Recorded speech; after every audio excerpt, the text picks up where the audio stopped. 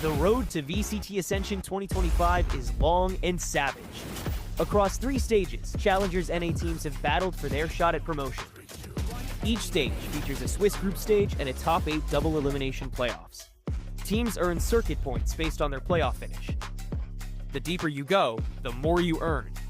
First place qualifies for the Ascension tournament. Then 80 points for second place, down to 30 points for 8th. Consistency is key. Every point matters. At the end of Stage 3, 2 teams will move on. The Stage 3 champion qualifies directly. The top team in circuit points takes the second spot. If one team claims both, the next best in points ascends. Consistency, dominance, clutch factor. That's what it takes to rise. Welcome to the fight for VCT Ascension.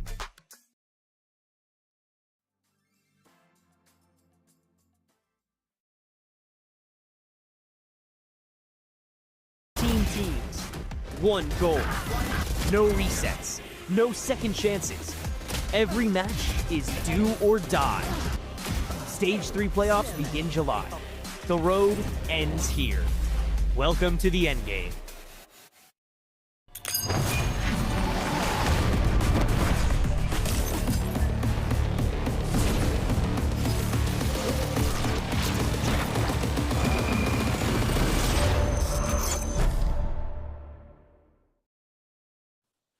Hello, everyone, and welcome back to another wonderful day of VALORANT Challengers North America.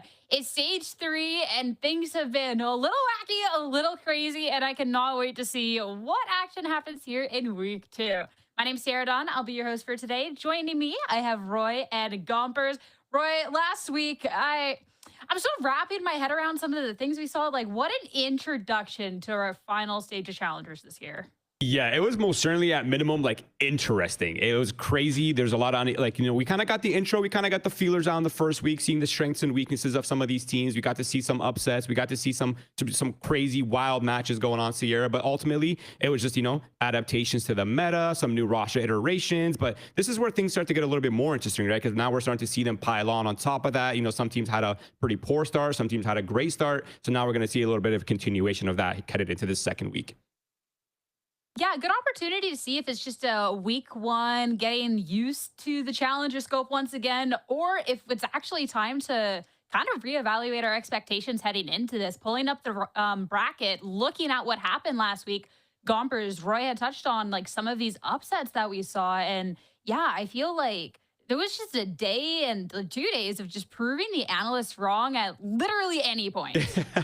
No, it was. And we all had our votes aligned on the desk. It didn't work out the way that I think we had all hoped, which again just goes to show like what the lengths people will go are. And it's quite difficult, honestly, to kind of know where you're going to be headed. Like TSM, we had that game where, you know, NBG just took it and we were all taken by surprise. So it is quite surprising to see these teams that, you know, aren't considered the underdog to be taking the lead. And it's actually kind of exciting. And I feel like it gives a little bit more of a push to teams and players that, you know, should be performing and should be kind of like up all the way up on that scale.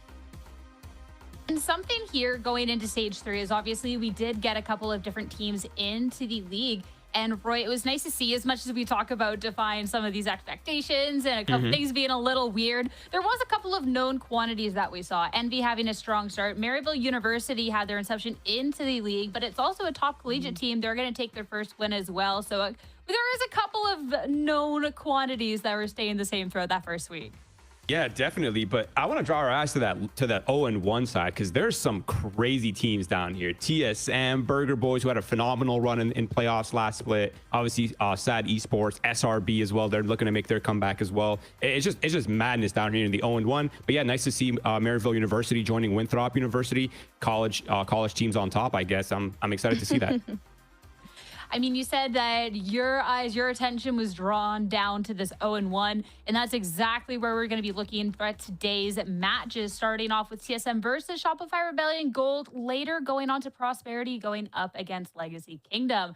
This very first match, this is definitely one where The week one was a little surprising, to say the least. Shopify Rebellion Gold going up against Envy. That was a really tough draw to start things off. But TSM, they have consistently been one of these top teams, Gompers, that we've had within the Challenger scene. Went through a couple of roster changes, looking at that roster now. And it was a team that I don't even know where to begin on what happened with week one. It was very hard for them, I'll be completely honest. And, you know, like, obviously you kind of take a loss and now you're at that 0-1. It's not looking too great already for you know, stage 3. And it's a little bit scary to be put in a position where now you're kind of like the secondhand people and you're down at the bottom and people are looking at you differently. But I do feel like that kind of gives way to motivation, to be honest, because this team, they have fundamentally good players. They have a very, very good head on their shoulders. And of course, like, you know, it's just time to come for that improvement for TSM. And I think losses aren't really the end of, you know, the entire scope. I think if anything, people who succeed the most tend to lose the most as well. So for them, this is just another stepping stone that they really have to get past. And I think they can do it with the roster they have. Yeah, I completely agree. I mean, it's completely normal to have like a level of nerves, right? Some kind of mental blocks headed into that. Some of these players, you know, this is their first time getting signed to a real organization. So like there's definitely a little bit of mental baggage when it comes to that. But and also there's like the addition of personalities and kind of like different play styles into the mix. These things take time, guys. They're really just not an easy thing to overcome. But ultimately, like, anyone who's losing faith in this roster is definitely jumping the gun a little bit. I think ultimately they do have great talent. I think this week they're going to be showcasing a lot of that talent. You can also actually kind of tell too, like, they're adjusting. They're trying to change the roster up a bit in terms of what compositions they want to play, how comfortable are they getting on certain sites. And you can see it, right, with obviously them trying out Waylay on a map like Lotus. Did it work out the way they wanted it to? Absolutely not. But it's all a part of that process of, like Roy said, finding themselves. And I think all in all, for people to be able to do that and feel confident still in their own, you know, potential and keep the roster, that just shows once they do finally find that step forward, they are going to be phenomenal. I definitely, you put it a lot nicer and you have a lot more positive thoughts about the Waylay than I do, because I see really talented members joining the team. I'm like, you know what, let's put them on an agent they're gonna shine on. I don't know. I've been a Waylay denier from the get-go, but I do like this current iteration of TSM once the pieces start to click. And for that to happen, looking to some of the old core actually to really be able to help this mesh. And we have to talk about Seven first, because Roy, when you look at Seven, this is someone who's been here like from the get-go and always has had this level of consistency to him. Yeah, I mean, I genuinely cannot stress the importance of this player enough on this roster. Like, he's just so flexible. He's so consistent with his performances. It seems like he's up to the task no matter what role he finds himself on within this team. And I think the fact that, you know, he's been a veteran, he's been signed for such a long time, while he's still a Zoomer, guys. This guy is still a Zoomer, and to call him a vet is just crazy. But I think he's going to be a very important piece to kind of get the vibes on check, because he is ultimately a very positive player. He's a very positive energy kind of guy. And I think that sort of like energy shines really well when you're bringing in fresh talent into the mix, when you're bringing in kind of like new blood into the roster. It helps alleviate a lot of that mental stress and just kind of keeps things nice, fun, and lighthearted. Especially too when you're talking about how the dynamics of a team can really change when you bring in these different personalities, different voices. To have somebody who can just be kind of like this vibes, more calm little backbone team, I think is going to be really important, especially too if you're looking at a TSM, to keep the spirits high after that loss within the first week. Because yeah, you know, there's a little bit of a buffer, but ultimately this is a team that does have to make playoffs and get a lot of points if we want to see them return as an organization to Ascension. But talking about these new pieces, I was really excited to see these two new pickups. First, Alvin Boy, but Timotino is the person we wanted to highlight for today, because this duelist, Gompers, what we got to see him do on core was just absolutely phenomenal.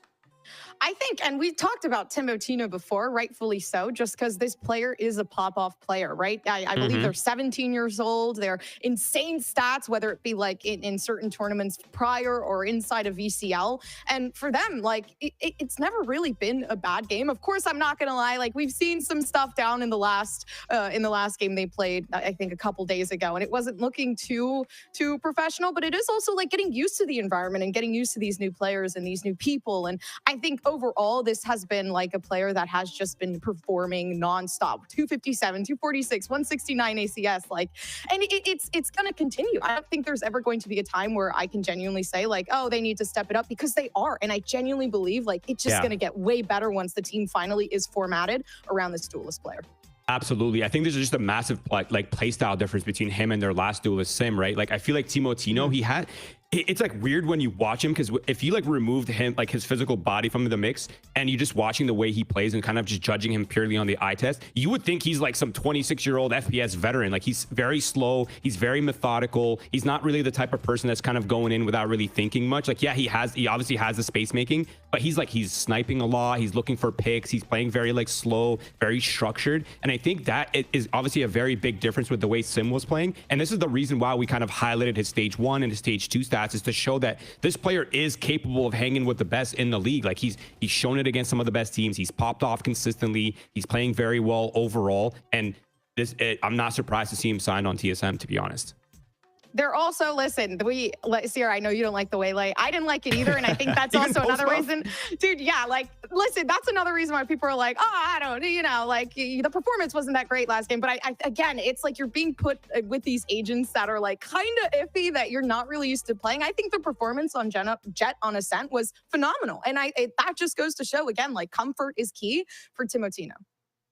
I mean, that's what I want to see going in today, is agents that are a little bit more with the grade and not quite against with the Waylay. But now going on to the other side, the opponents for today, we highlighted TSM in that first week, and it's time to talk about Shopify Rebellion Gold. This is a team that made their way back into Ascension here, Roy, a team coming off of a victory in Game Changers. They had a rough draw at the very first week, having to go up against Envy, but I also found a couple of these ideas that we saw, and I'm excited to see expanded upon today.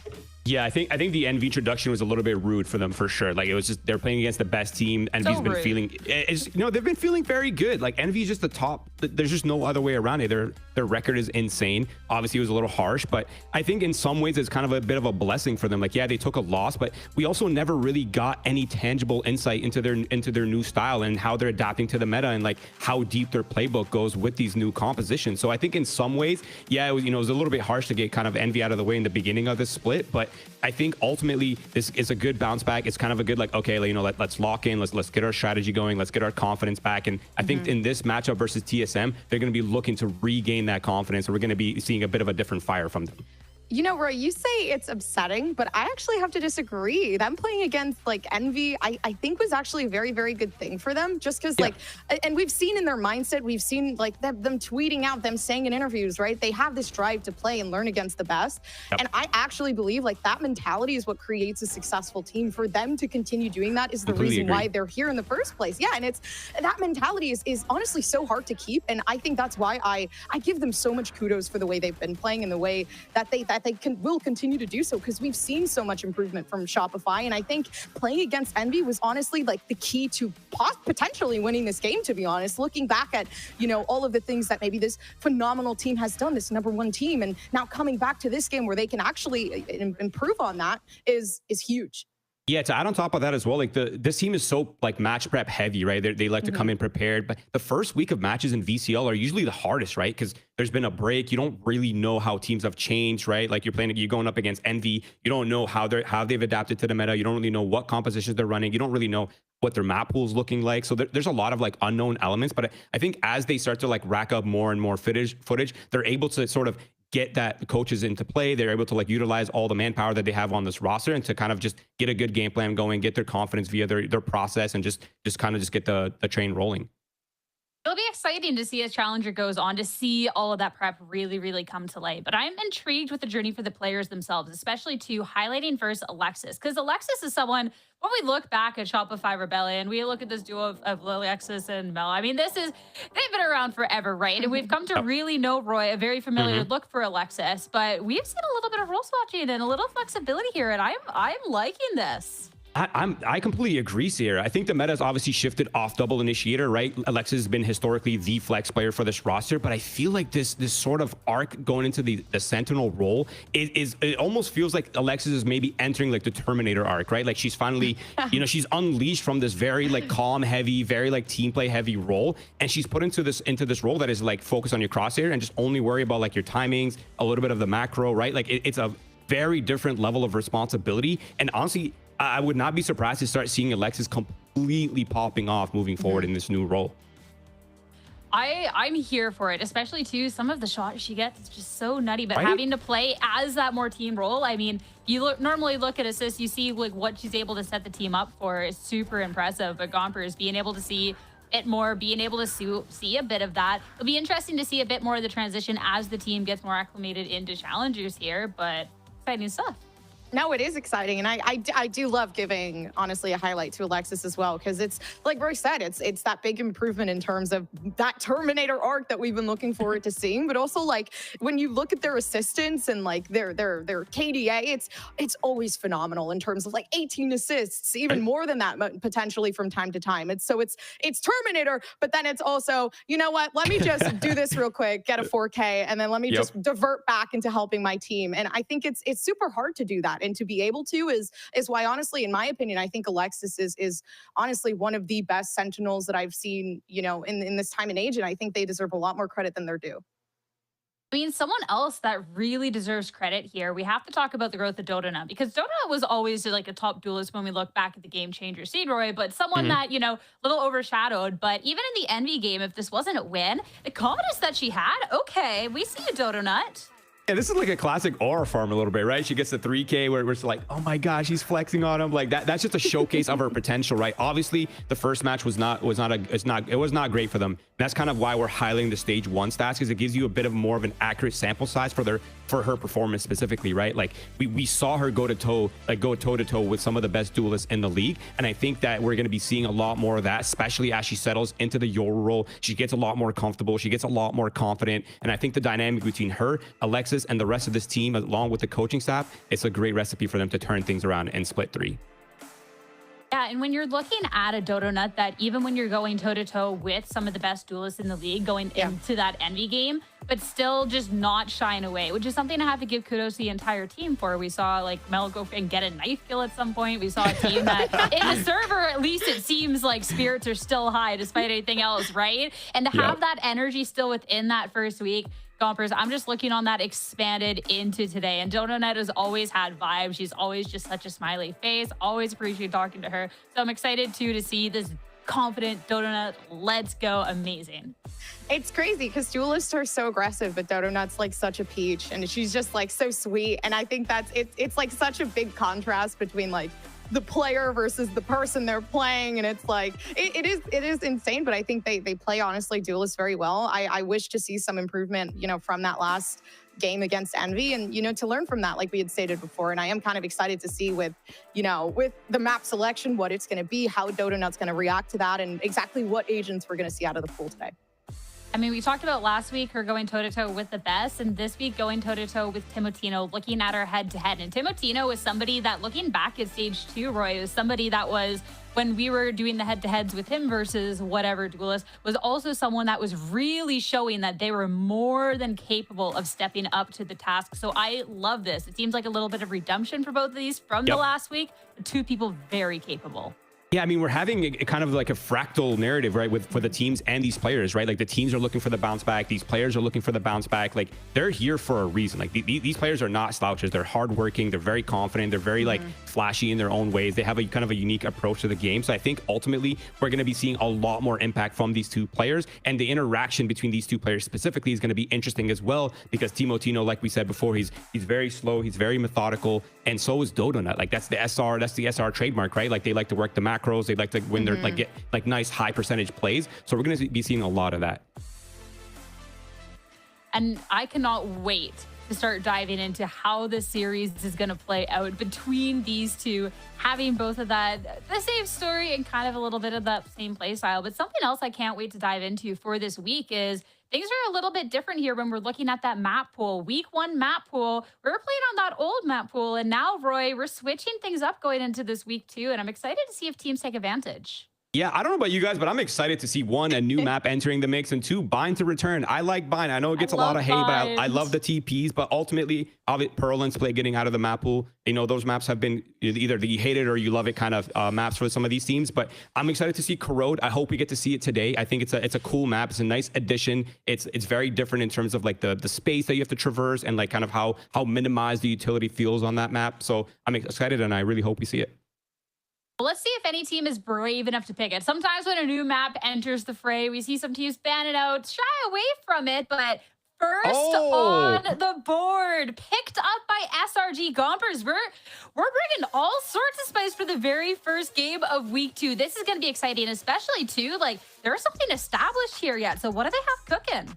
You know what? I really respect it. I love Corrode for the first pick. And I think for Shopify Rebellion Gold to kind of put themselves in this position, it's not only for the opportunity to kind of like, honestly, just test out a map, you know, in such a professional setting, but then to also, you know, just kind of like take advantage of the fact that a lot of people are still figuring out what they want to do here, what the meta is, what they're looking like. And I you know, to have that confidence and feel like I got enough going on to the point where I feel like I can probably take Corrode and you know, make this map mine. I think that in itself is very, very telling to how they want to start off this whole entire series.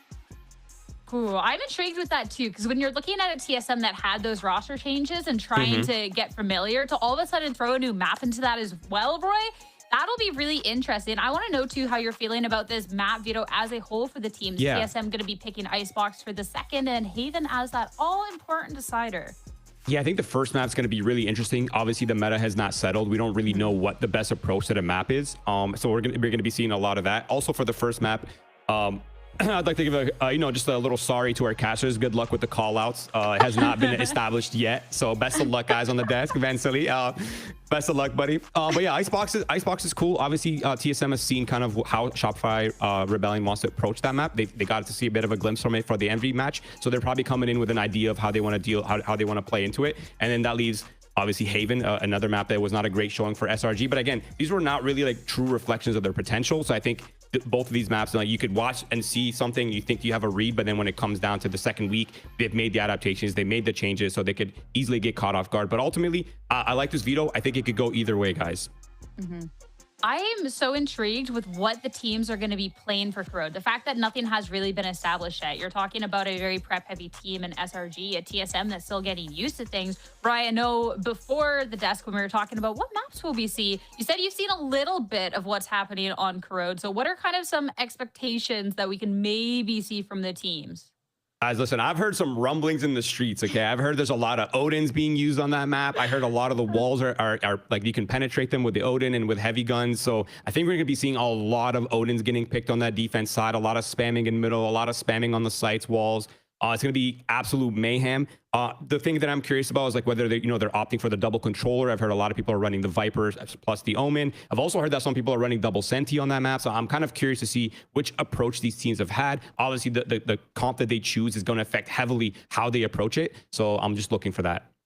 I know there's some people out there that hear the Odin spam and they're like, "Oh no!" So yeah, it'll be trauma. It'll be a fun day for you guys. That's for sure. Yeah. But before we get into Corrode in the first map of the series, time to see on the desk how we all predicted for today. And only okay, this is a split little group here. Gomps, talk to me about this. I don't know. Shopify has always caught my eye, and I owe them like a ton of respect for, I love their mentality. I think heading into the game, I'm always expecting improvement. And for me to feel that way, for a team is super rare. And I think they've gained my trust enough to the point where I am 100% agreeing with the idea that they could run away with this series just based off the fact that they've had the time to prepare with Envy. They've had the time to look over everything and kind of just understand, what went wrong down in the last maps. And now they're going with a brand new map and they're feeling that confidence. And I'm still walking away with this thinking if Shopify don't win, they're still going to improve. So regardless of what happens, I think this team is going to be the overall winner for sure.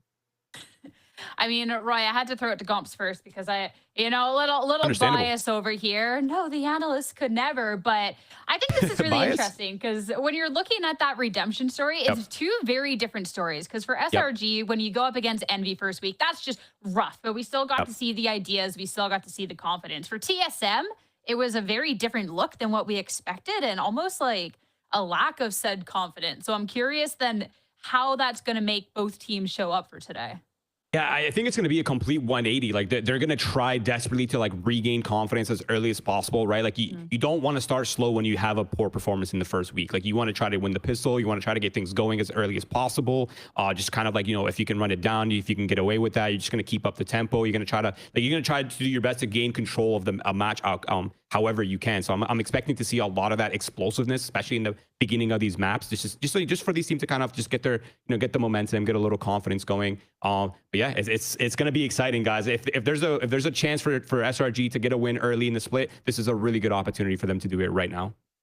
Especially too with Corrode. Let's get into the agent select. I don't want to delay this any longer because I need to know what these teams are thinking of heading into the first showing of Corrode that we have here within Challengers. And Timothy, okay, I don't even know where to start unpacking it, but Gomps, let's start with TSM because we had the conversations about the Waylay. Timotino's picking that up. We get to see a chamber for 7.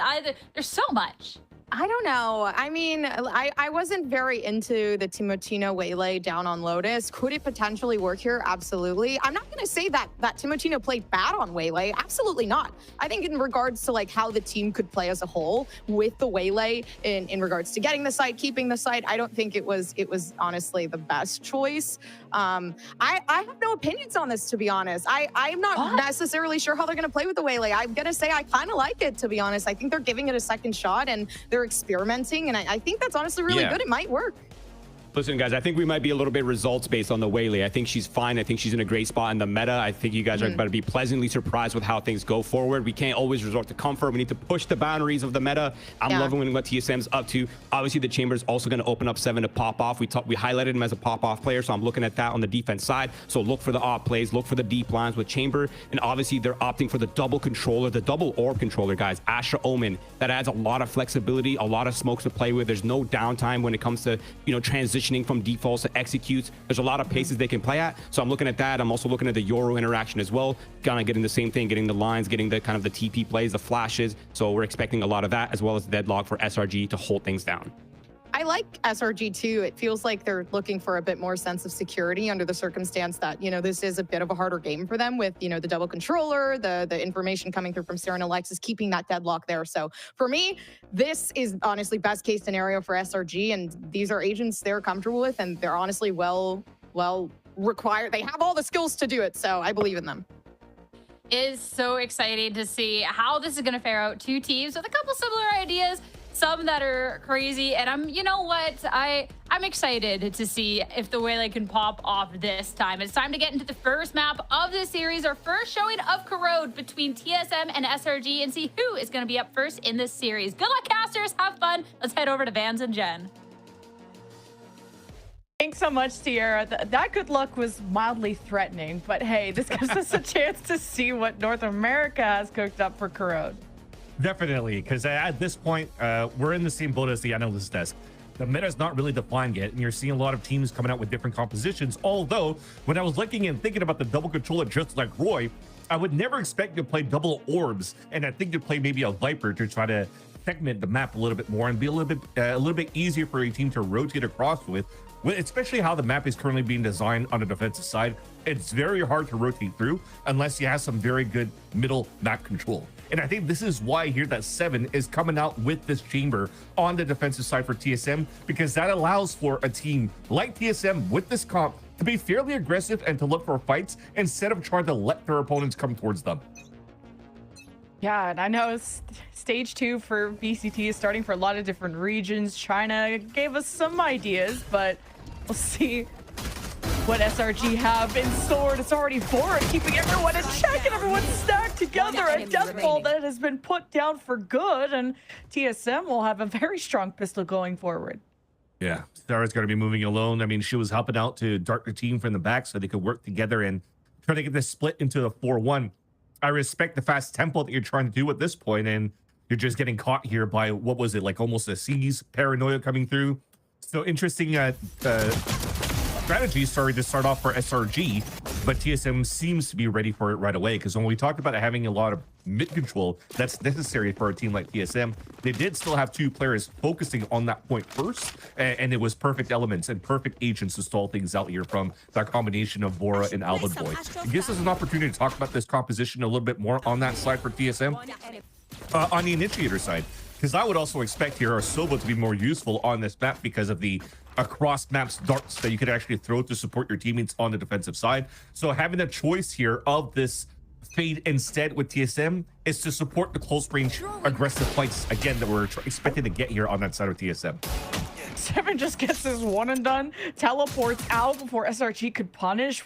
Quick reactions. And Seven's always been one of my favorite players on TSM. Just the way he's been able to flex. He's been one of the best initiators, I think, and a huge part of their success. And this is a rebuilt TSM, and to go on a new map, as the desk said, is tough. And the anti-eco 7 it's hunting season. Yeah, and just has 7 keep moving down here. I mean, having him or having Timotino going for the chase and to try to find that last frag is quite important for TSM too. Because now when you think about it, the retake sites with Timotino's ult on this map is actually going to be very good for the side of TSM. That said, though, it gives me a chance now to switch over back to SRG to talk about their composition, though, about what's good on their side is the addition of Donut playing this Yoru. I think Yoru is perfect for this map as well, to be able to rotate as quickly as you can when it comes down to the defensive side, but also be fairly aggressive with the amount of stalls that you have, especially with this double controller that's coming out from TSM from the get-go. You have an opportunity to disrespect the smokes, fight in the smokes, and pop flash out of the smokes to fight. So you have to make sure at least, though, that somebody like Mel or Noya is going to have to move in with Donut for these trades and fights. Be an important round for SRG just to get some momentum going. Like 1 kill. Now first rifles. And hearing that orb be tapped. 7 with the 4K last round. It's going to keep same Marshall and just patrol over to the right side. You have a 2-1-2 split for TSM. Yeah, and it's slow too. For TSM side, I mean, it's the aggression on the extremities to find information. This, though, first one falling down, is basically just a push and prod kind of thing for SRG. They have their own 1-3-1 on the default, and this might allow for them to split into B. Right, middle of the map is theirs. And Donut has been playing a lot of Yoru, so this has to be a strong map for them. It favors their playstyle, but not without Noya, not without their lurk, but at least B site, and the objective will go down. Spike planted. Timotino falling down first. He was able to make the call here that it was just a solo play from Noya. So respect here from Allen Boy to continue to push forward and fight that through. And you're starting to see the numbers fall down for SRG. Everybody's trying to go for hero plays and getting dropped 1 by 1 as well. And this is not going to be looking good for the hold on pulse plant. That was going to be 2 duels, TSM. We're going to watch through mid. It is Vanquish. Vora will push forward, and then the chamber from 7 is going to get the sniper in position at top site. And it's just TSM outnumbering SRG at every angle. So it's a tough start for SRG's map pick.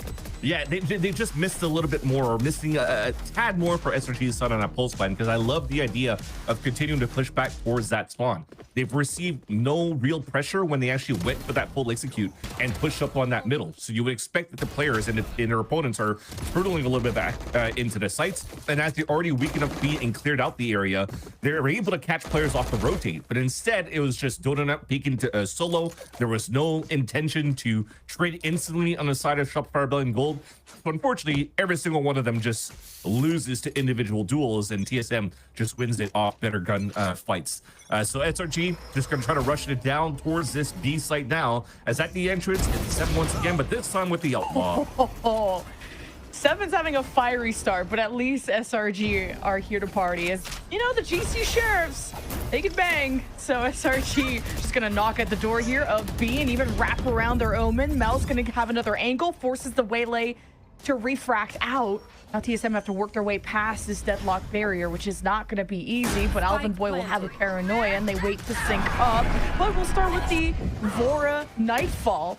And SRG are just kind of spread themselves thin on the perimeter of the site and try to take their duels, but haven't had a good read on how the TSM approach is happening. Very nice from SRG, though. You'll take that at the end of the day. You forced out Fate ult. You're able to get a plant for your team to add extra money, and also adding the extra orb and the extra pip onto Sarah. And they need this to start snowballing a little bit more quickly in terms of the available ults within the next few rounds, so that they actually start coming back in this game a little bit more quickly than anticipated. So having Sarah being one away now from her ult while Alexis is already at hers gives them this perfect opportunity really to kick things off and to have the ball rolling here on their attack side, which is why potentially here you see this timeout being called out now by their coach. I was gonna say Loic, but I forgot his alias.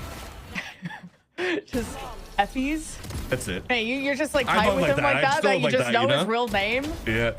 Canadians really got to stick together. I'm feeling it. And speaking of that, just this team has stuck together for so long. Like, no roster changes. When you go through difficult times like this, it's a lot of teams will make those changes, but not SRG. They have some next level trust in each other that this is a long-term project, that they've already, you know, GG game changers, and now challengers is next. And it's about just kind of avoiding relegation and building up on what you already have. Yeah, and this is a second chance for sure for SRG. And everyone's supposed to be in this situation, so to be able to get at least a first dub will be a great opportunity and a great relief as well for the side of Shopify Rebellion Gold. And knowing that they could take this opportunity to come back within split 2 and then hopefully get some results out of it. But see, will be discussed on the side of SRG. You see a lot of pings coming through. It looks to be fairly aggressive on this split once again, but leveraging potentially these ults. Controlling the orb as well on A main should be super important on their side, so that Sarah could get this Hunter's Fury to open things up. Ella's been a huge playmaker for SRG. I'm already seeing just the way she splits off. She's trying to be the captain of the ship, and she'll be the one who pulls out something wild, or at least separate away from the flock. You know, different definitions of wild, but after seeing some smokes, I'll still use that element of mystery to just see if they can spot where also that chamber is. 7 has been pretty insane, and now the first confrontation as TSM step up their paranoia. They do get pulled by the Annihilation, and it's Alexis that holds her own, and the rest of SRG can march. Good trade in the end. I mean, the Annihilation missed, but thankfully the players swung at the right moment to swing. So they won that 5 versus 2 battle in the front, but they've lost all control of entering towards this B site. SRG that have to swing. What? What was that? This made it look like a practice range. This is 5-0 for TSM. I'm growing concerned. Well, that's the thing that's unfortunate, because you've lost the 2 players in the very beginning, which is going to be Donut and Noya. That's no more smokes going into the site. You can't have flashes going through either. So trying to get some leverage off a recon dart, Hunter's Fury. The Annihilation's gone for the entry as well, because you had to use it on that fight of the 2 players pushing outside of TSM. So it gives an opportunity for Vora to play a little bit out in the open, crosshair placement at the perfect spot, and then you're able to get that triple spray down in the end against SRG. So a little bit of unluckiness coming out from SRG, but great timings out of TSM on how they're pushing these fights. Okay. Hey, half the battle is actually trying to get the refract off, but man, just trying to stand. Timotino is still chased down by SRG, and look at this upping of pace by this team, from dialing to molasses on the last round to just kicking everything into gear, and finally a round goes in SRG's way at the beginning. Doing the pistol round strat, and this time with the G2 buy, so the Stingers actually did help a lot, and they're able to get some great value out of it. But Alvin Boy's already on this flank. Gonna wrap all the way around. That might catch here. Yeah, it will. Alexis. One enemy remaining. It's gonna leave Donut on an island, but hey, if she can convert the ace, this is the Donut you know and love. And in the duel against Alvin, from boy to man, standing up to Donut, it's the ace for the Yoru in the first round for SRG.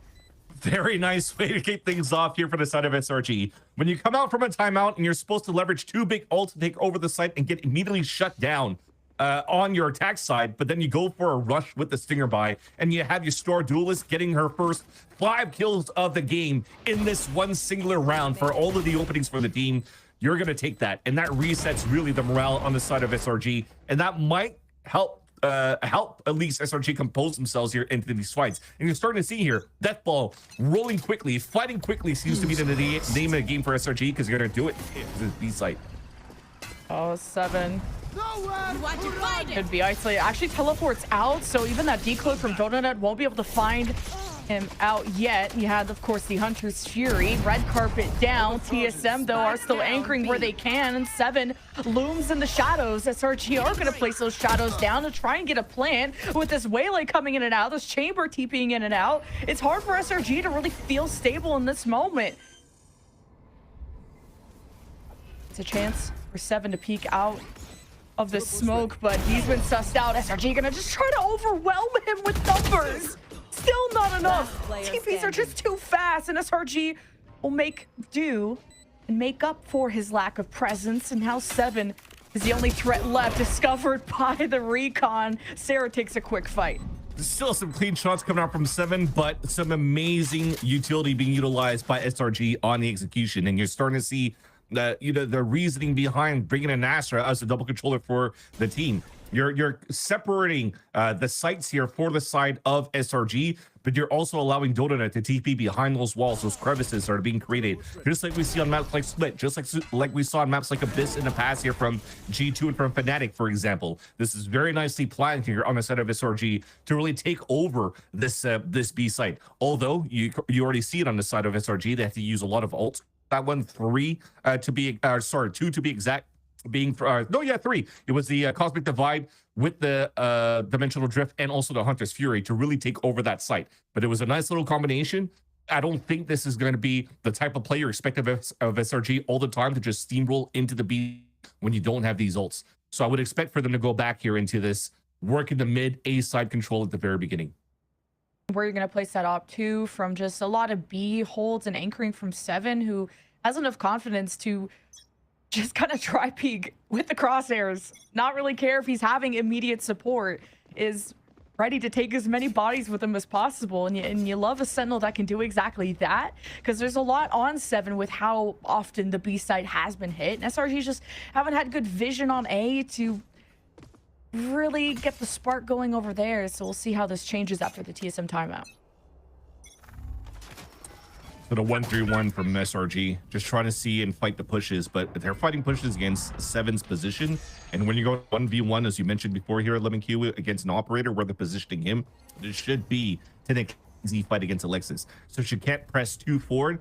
So she's going to have to rely on SRG right now on the middle of the site to pull these rotates, to force it through so that she could lurk. Okay, Alvin, nice to see you. Discovered from the Burger Boys, who had such a good stage previously, and kind of to be brought on last minute onto this team. It's having a good impact so far. 5 HP is going to need a band-aid, but that's what 7 is here for, putting more bullet holes into SRG, swapping from B to A. That's called SRG off guard, and it's not going to be very fun to try and push into that op, so Alexis has to reunite with Noya, who's just been kind of listening into what's happening at B. And that's the tough part for SRG, for trying to walk up middle, trying to play the contact. You don't have like an extra smoke or util trying to like open up that long B corridor to the top middle. So with that, it allows the Alvin boy to get some easy picks. I mean, technically he should have been traded. He survives it at 5 HP only remaining. So his shot landing more than the instant trade that was expected coming out of SRG. And that really slows down the whole tempo and doesn't give a chance here for any of the extremities to get any value done, especially on the side of Noya. And on on Noya, sorry, to try to make a move on that A side. So 10 seconds a little left. bit tough.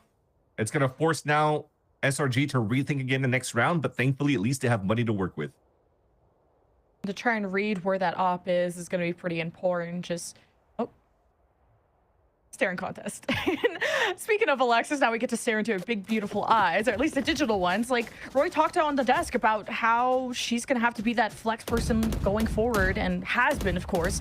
But so important in this meta now that there's less initiators, going to be more smokes, going to be more sentinel, and as a deadlock, you're probably not going to see her shine as much, or at least in her role on attack, which now TSM are able to trade more rounds. You're going to need SRG to really pull through on the attack, but looking forward to see how this deadlock works on defense too.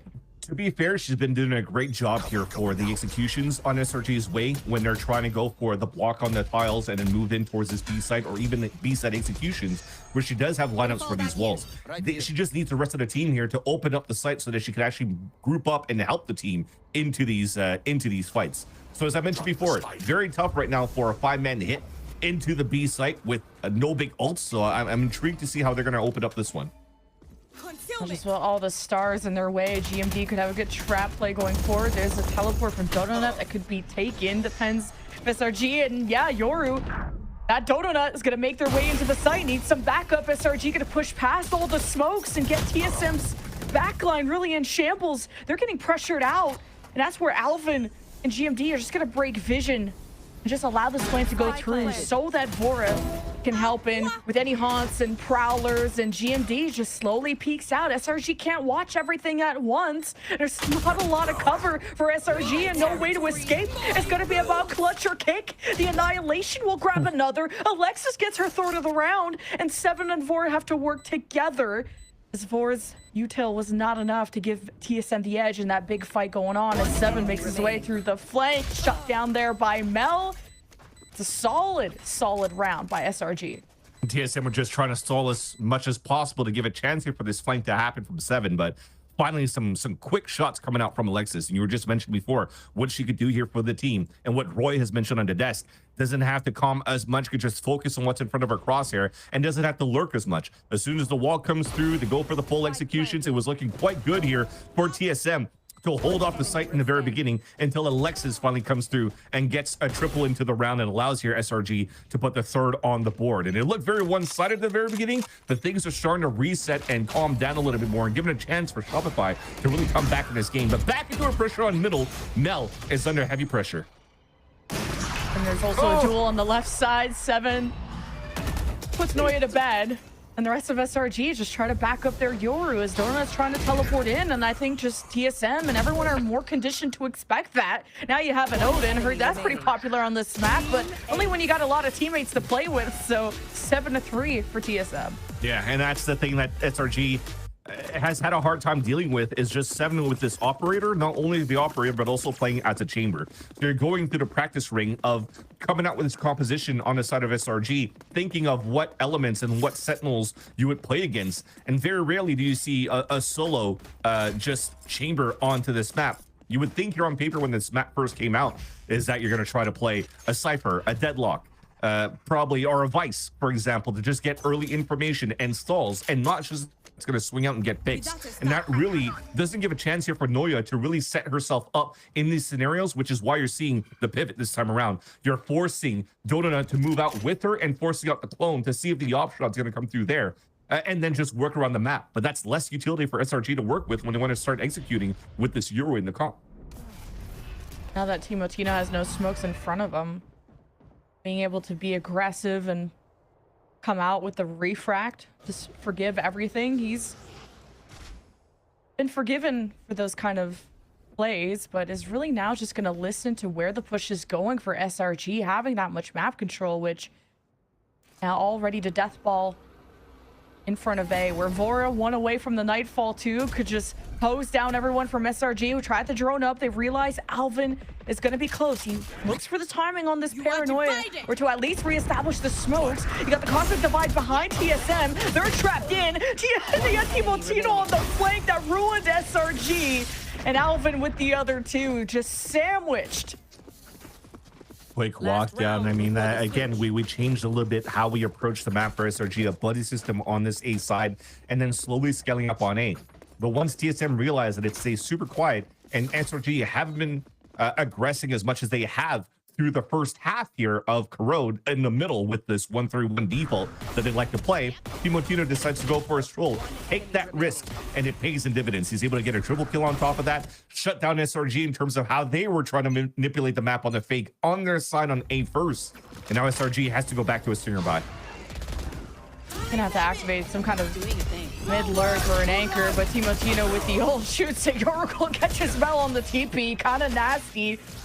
And SRG just play off their Hunter's Fury to kind of suppress TSM, and how obviously fiery their start was in this round, and now kind of dialing back to the normal 9 to 5, drone up through A, see what she can get, but it wasn't a drone that got deep enough into A.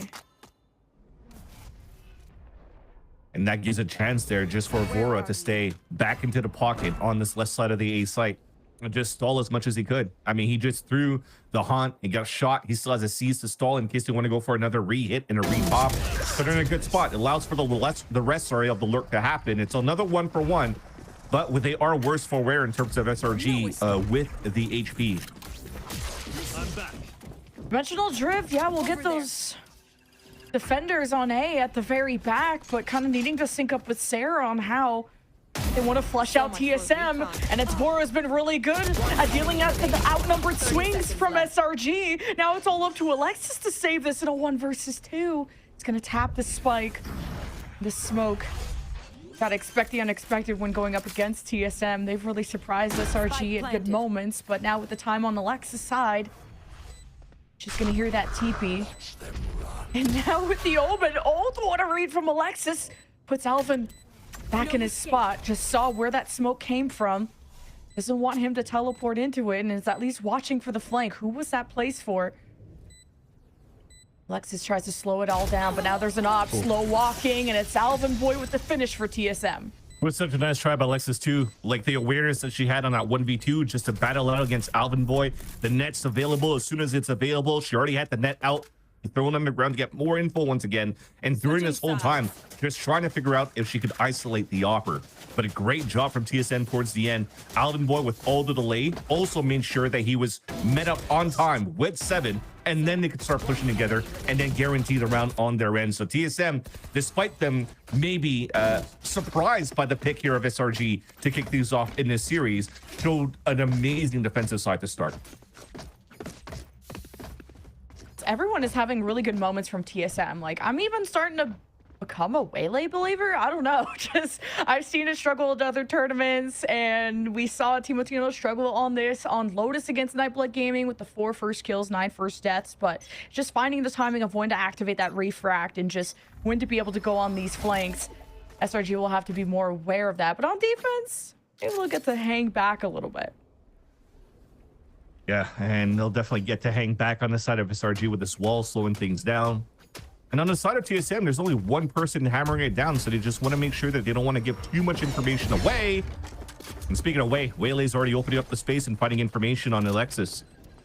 That smoke allows Mel to cross over and join Alexis's side, and now SRG take their angles, and it's the frenzies that pop off. 7 in a 1 versus 1 to hold back the rest of SRG's reinforcements coming from mid, while the rest of TSM take care of business at the front. And it's just a bloodbath with TSM left with just 1, and it's Alvin once again, the lone wolf. Yeah, beautiful in the end, though, from both teams. You see all the X's instantly before the spike even gets planted on the side of SRG.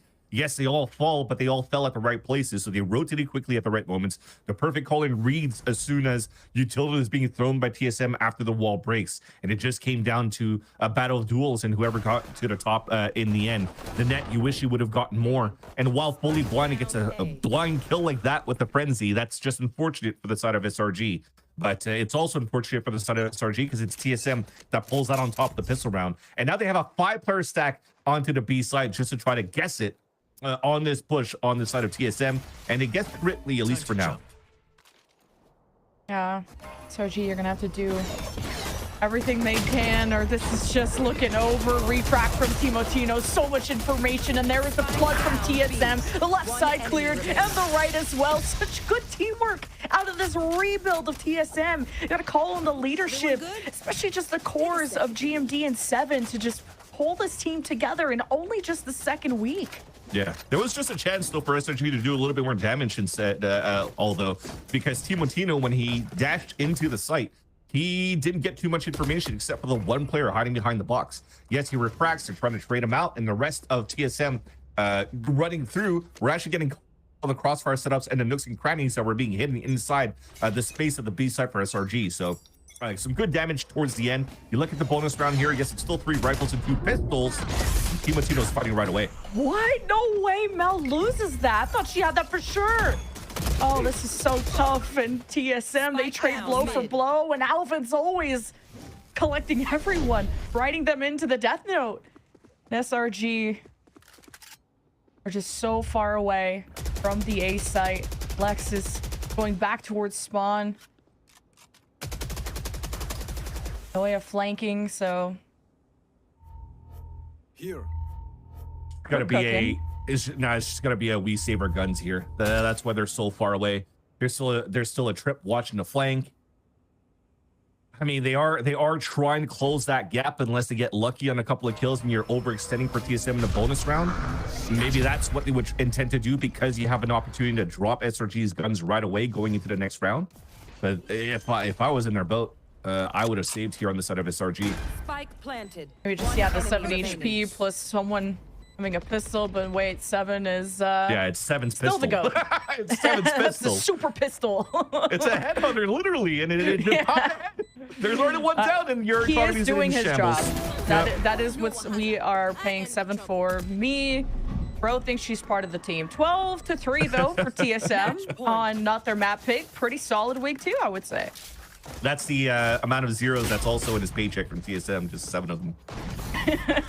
That's how much I would give. Yeah, that said, SRG, I mean, like I said, you had to save, or I would have saved the last 2 weapons at this point, and you're forced to buy into half shield, regen shield, and guardians, and you're hoping here that the long range is going to help you out.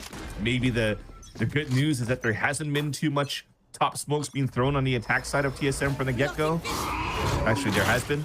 So it's really hard for you to play that distance now against TSM with these guardians.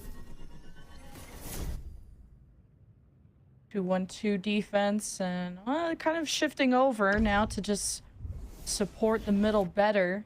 This is perfect for the Sarah Guardian. We're even seeing some exploration from Dodona just to take as much map control as they can as they set their smokes farther and farther forward.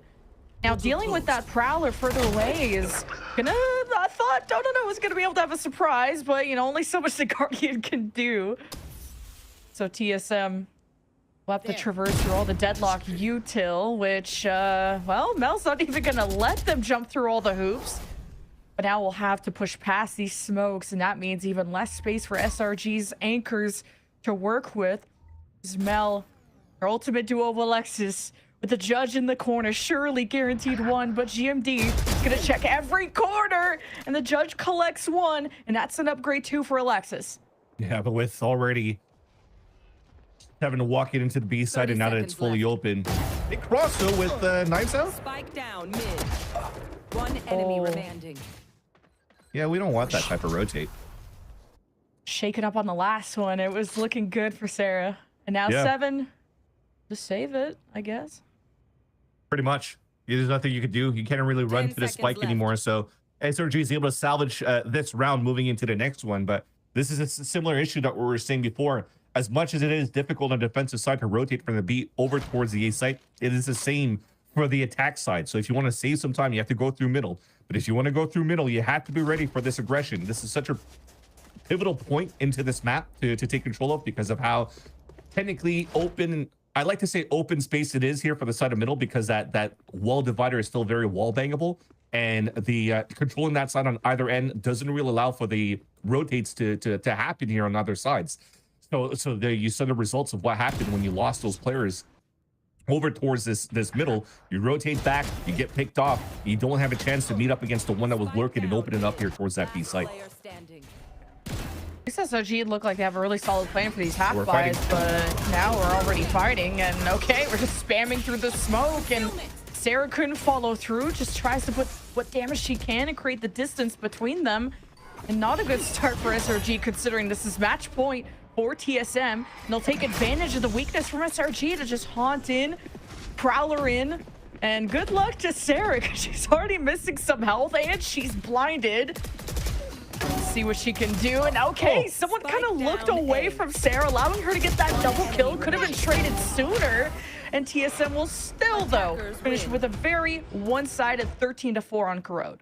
Yeah, a very nice map towards the end from TSM. I was just laughing a bit too, because you saw in that final round, Tino trying to double dash into the site, but just hits the top of the wall into the entrance of that the B area. And it shows a little bit how they're still trying to figure out maybe these new roles and agents that they have to play now on the 2 newcomers into the side of TSM. But outside of that, the synergy is still very much there on their end here for TSM. You give them a couple of more weeks here, and they're going to be able to look quite clean if they want to continue with the waylay. But on the side here of SRG on this first map, though, Lemon Kiwi, I still like the approach that they had here on their full sites executions with the ultimates. But I think it was realized like how they were defaulting these 1-3-1s a lot, and then Sem was able to take full advantage here of those extremities as the op on the defense to slow down or either Alexis or Noya on either ends. It's just, yeah, super impressed. You kind of pointed out already the chemistry from TSM, but to incorporate Alvin just only in the second week of July, he's already been such an important anchor for them. And then Seven, who's just stepping up for the team when they need him to the most to really bounce back after week 1. Looking forward to what we're going to be seeing on Icebox coming up next, so don't miss it.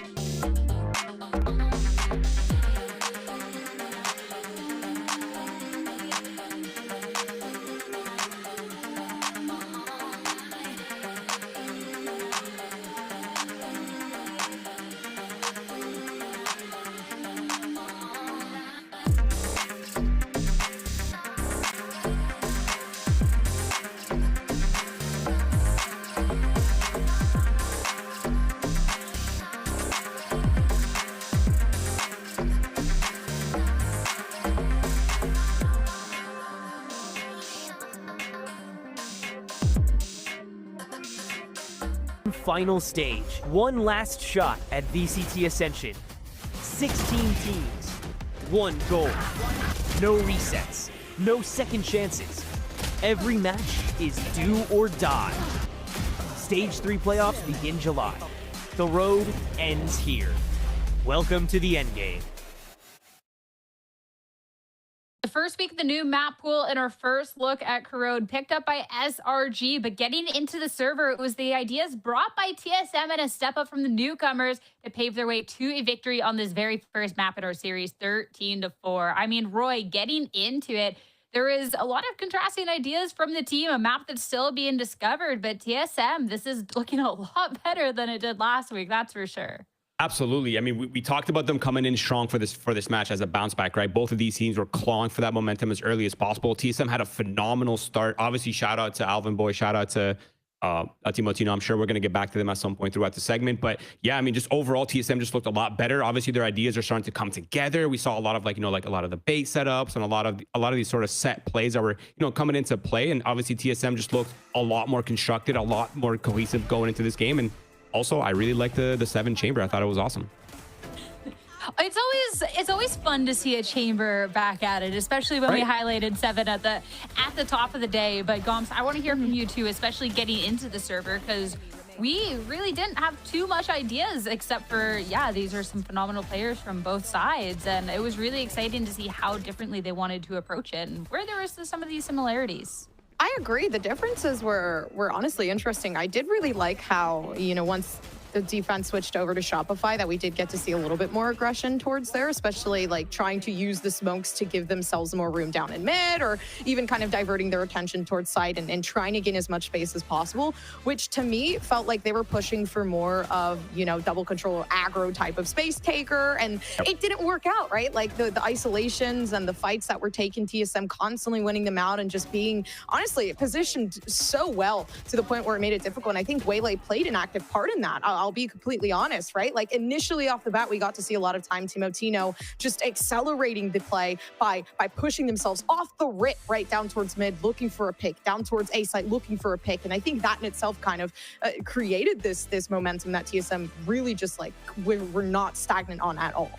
Yeah, I completely agree. I think there's like this really cool element of Waylay where like her dash can kind of break a lot of the timing interactions, right? Like especially towards mid, like we saw a play where instantly he was dashed up, he was up short A, like they're immediately up there within like split second of the round, bypassing all the utility. Like a lot of those sort of plays with Waylay are awesome because I mean, worst case scenario, you feel like you're in a disadvantage, you kind of just TP back. But I think that's part of the reason why TSM had so many first kill successes. They had a lot of these set plays, and the Waylay as well as the chamber were able to just get away from all the util combos and kind of all the trap plays and just sort of unfold a lot of the ideas that SRG has. So ultimately, I really like the way TSM looked. And I also really like the double controllers on both of these teams. I think the double orbs add a lot of dynamic pacing to it, and there's really no downtime with how they want to approach the map, and it was just kind of go, go, go, and it was really nice to see. No, it was phenomenal. I do like, honestly, I think maybe we've found like a meta of a double controller composition on this map. I'll be completely honest. I really like it. And I think it is a little annoying at times. I feel like to be in the position of SRG to play against like TSM and constantly have to try to figure out a way to gain information, especially through Sarah. I think Sarah did a great job at trying to give this team as much as possible in such a little duration, especially like with Roy said, right? Waylay kind of changing the tempo a bit. So now they have to try to adapt to that. And Deadlock honestly felt a little lackluster, I'll be honest. I don't think maybe that might be, the composition to follow with the Deadlock. It felt like with the Waylay, it was almost being countered every single time, and it just created a lot more difficulty behind that. But I did genuinely think this game was a Corrode learning experience. The map is a bit complex. Yeah, it was a nice intro. It is. It's so complex in terms of like what's going on, what people are figuring out. But I think TSM are slowly on the way to kind of giving that development there. Agreed. Hey, look, I am still a Waylay denier, okay? Like, I'm not going to change my ways, but I will say that Timotino on this map was undeniable. Nice. Yeah, exactly. Yeah, he made it look nice. This newcomer duo, talking about Timotino and Alvin Boy, was just frying. This is such a different look than their introduction last week, which was so needed, especially too, Roy, when we've highlighted how skilled both of these players were on their previous rosters. I think it was just a matter of time. They hit that stride a bit more in this week too. And if this is what we're going to start seeing from these players more often with this TSM squad, TSM starts to look very terrifying again. Yeah, I'm going to start with Timotino first, because obviously what we saw from him was kind of as expected, right? He was sniping a lot. He was, playing a lot of the aggression. He was kind of in their faces the entire time, as well as, playing the sort of set plays that we sort of discussed prior. But I want to kind of draw our attention to Alvin Boy, because I feel like the impact of very flexible players who can pop off on any role you put them in, honestly cannot be understated. Like, you don't really realize how golden these players are until the meta shifts and you're sort of scrambling to find a composition that works. And you have players like Alvin Boy who can can just go from Sentinel to playing Omen and still drop 21-7, still drop 225 ADR, making it look so good, making it look so effortless, and on top of that, having like almost flawless utility. That's when you really realize how much, how valuable players like Alvin Boy are in team dynamics.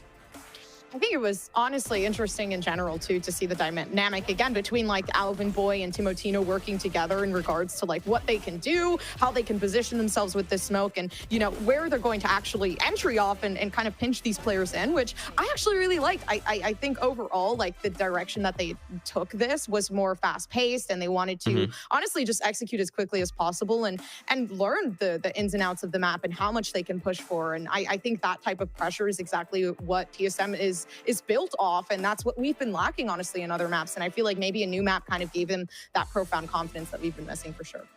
I mean, it was a pressure to confidence that led to a very strong map one in the series. And now heading into map vetoes and looking at the second map, that was SRG's pick that they managed to steal off of them. Heading into Icebox now. Couple of layers to this one. TSM did have it in their second phase of bans last week, but they also got to see SRG play this up against Envy. So you have this information. Obviously, Icebox is something that's been around for a while, Roy. And if they're going to be keeping that confidence and it's another Timotino and Alvin just masterclass, like this is a scary prospect for SRG. Definitely. But on the other hand, Sarah, sorry, I almost called you Sarah. Oh my God, Sierra. I've been watching too much Valorant. I will take the compliment any day. Yes. Sarah's awesome. Hey, yeah, absolutely. I want to be Sarah as well. But yeah, Icebox is kind of like, yes, there's really not much going on that map. Like, yeah, you can sort of opt for the no duelist. You can kind of go for the double controller. But like ultimately, it is going to come down to the A hits, the A holds, the B hits, the B holds, right? Like, and how well you can kind of play the lurk role in the mids. Like, the formula for this map is so laid out. It's so very obvious. It's really just about how these teams are going to be utilizing that formula to their advantage and how to put themselves in favorable positions. And as well, when it comes down to it, just hold down the fort, because that's really all it is you either have to overrun the enemy even though you know they're stacked on A, or you have to defend the site knowing you're about to get wombo comboed by a bajillion amount of util. So either way, like whether you can anti-strat, at the end of the day, you have to shoot the gun, you have to hold the sites, and you have to attack the sites as well. I think it's kind of odd too, because well, for Shopify, like this isn't necessarily a map I'd say is one of their strongest. For sure, Icebox is something they've been testing out compositional wise, right? Switching it up each and every time and trying to find like a set play. But it's kind of the opposite for TSM, right? They feel so comfortable in the composition that they've had for quite a while, right? The Gecko, Harbor, Jet, Killjoy, Sage, watch them change it and I'm completely wrong.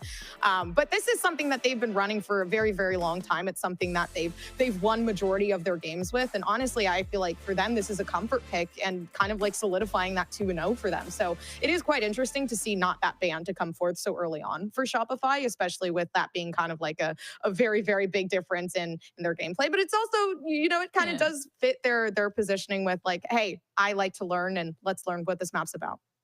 Hey, TSM have changed some things with their team heading into stage 3 when you're looking at the rosters. So with the agent select ready, time to see if there's other things that are changing as well. We've gotten to have a look at SRG pretty recently on this before going a duelist, going for that double senti again. And it looks like we're going to see a bit more of the same, but on the side of TSM, Roy. Yeah, we actually got to see the no Viper TSM Icebox last bit, and honestly, I was kind of a fan. Like, the mid orb is just so overrated in my opinion. Like this is just an A simulator no matter which way you put it. I think the harbor walls are a lot more dynamic. It kind of opens up a little bit more with how they want to approach the site hits and how they want to scale on site. And I think the Sage also adds another layer of like being able to kind of force plans, as well as obviously starting on the defense side. They're going to have those sort of the cove plus the Sage wall to kind of force, you know, they're going to have the barrier to force the defuses, to force the retakes, put a ton of pressure on SRG. So I'm looking at that to see how they use that utility to defend and to retake, as well as SRG, how they're going to be using the Omen smokes to sort of manipulate and sort of make the B main hold a little bit awkward for the TSM side. Yeah, sticking to kind of like, again, the OG of the compositions of which they've played prior an Icebox, which I really like. I think TSM, the reason why it works so well and why I'm excited to see it again is just like, I don't know, I'm a big fan of Harbor. I don't think Harbor gets as much slack as they should. It is a pretty big fill-in for the Viper, in my opinion. It doesn't have that decay, and you know, the ultimate is very different, but it creates that diverse situation where it is a very big area of effect, and you can actually move these players along the way that you want to and kind of keep them moving and keep them distracted. And I think that's a big portion of what Harbor and Seven, GMD and Seven, are going to be able to do here, and kind of just diverting that attention to somewhere where they want it, zoning these players in the positions that they want them to be. So for me, I feel like this is honestly best case scenario for both of these teams to kind of keep to what they know. We have a tall task ahead of us for SRG, down from the first map. Have to claw back now against the newcomers on TSM that are starting to heat up. Is it enough to take down Icebox and take us to a map 3? Let's find out with your casters, Lemon Kiwi and Vansili. Thanks so much, Sierra. Yeah, there's been many great divides within Valorant, K-pop, different regions, but one has been whether people like Harbor or not. And what side of the camp are you on again, Vans? I thought you were a hater. No, I think I was for that. Are you pro Harbor? Yeah, I think I Okay. remember when we had a conversation of what I liked or didn't like, and I was split with Wyatt, was if I liked the Sova pick on Lotus. Oh yeah, you guys argued about that, yeah. Exactly, but if not Harbor on this map, I'm still quite fond of still. Although I do like Viper, Harbor does bring whatever they need to. The only thing is that they don't really have like the Viper or either the Sova that allows for you to play that util behind the cascades that you kind of like to do when you're trying to add some aggressive pressure on that side. But at least it can still do it and leverage somebody like Timotino. Why use utility when you have Timotino to do it? So let's see how that's going to be played out, though, on their attack side. But on defense, it's a wall to come up first. Solo play by Bora gets immediately get picked off here by SRG, although not broken in time. So that's going to waste a lot of time on the side here of SRG, giving a chance now for TSM to rotate around. Two stages about to face off, but Bora's gonna have to fall back away from yellow because the TP4 and Mel is on the chase, and around the corner is Alvin trying to do their best, and SRG just run them both down. I thought this was gonna be a slower comp, especially without a duelist, and they just play like 5 duelists. So a fantastic start for SRG. 3 for Sarah this round, and it was a pistol that they pretty much got flawless on Corrode. So love to see SRG's bounce back here.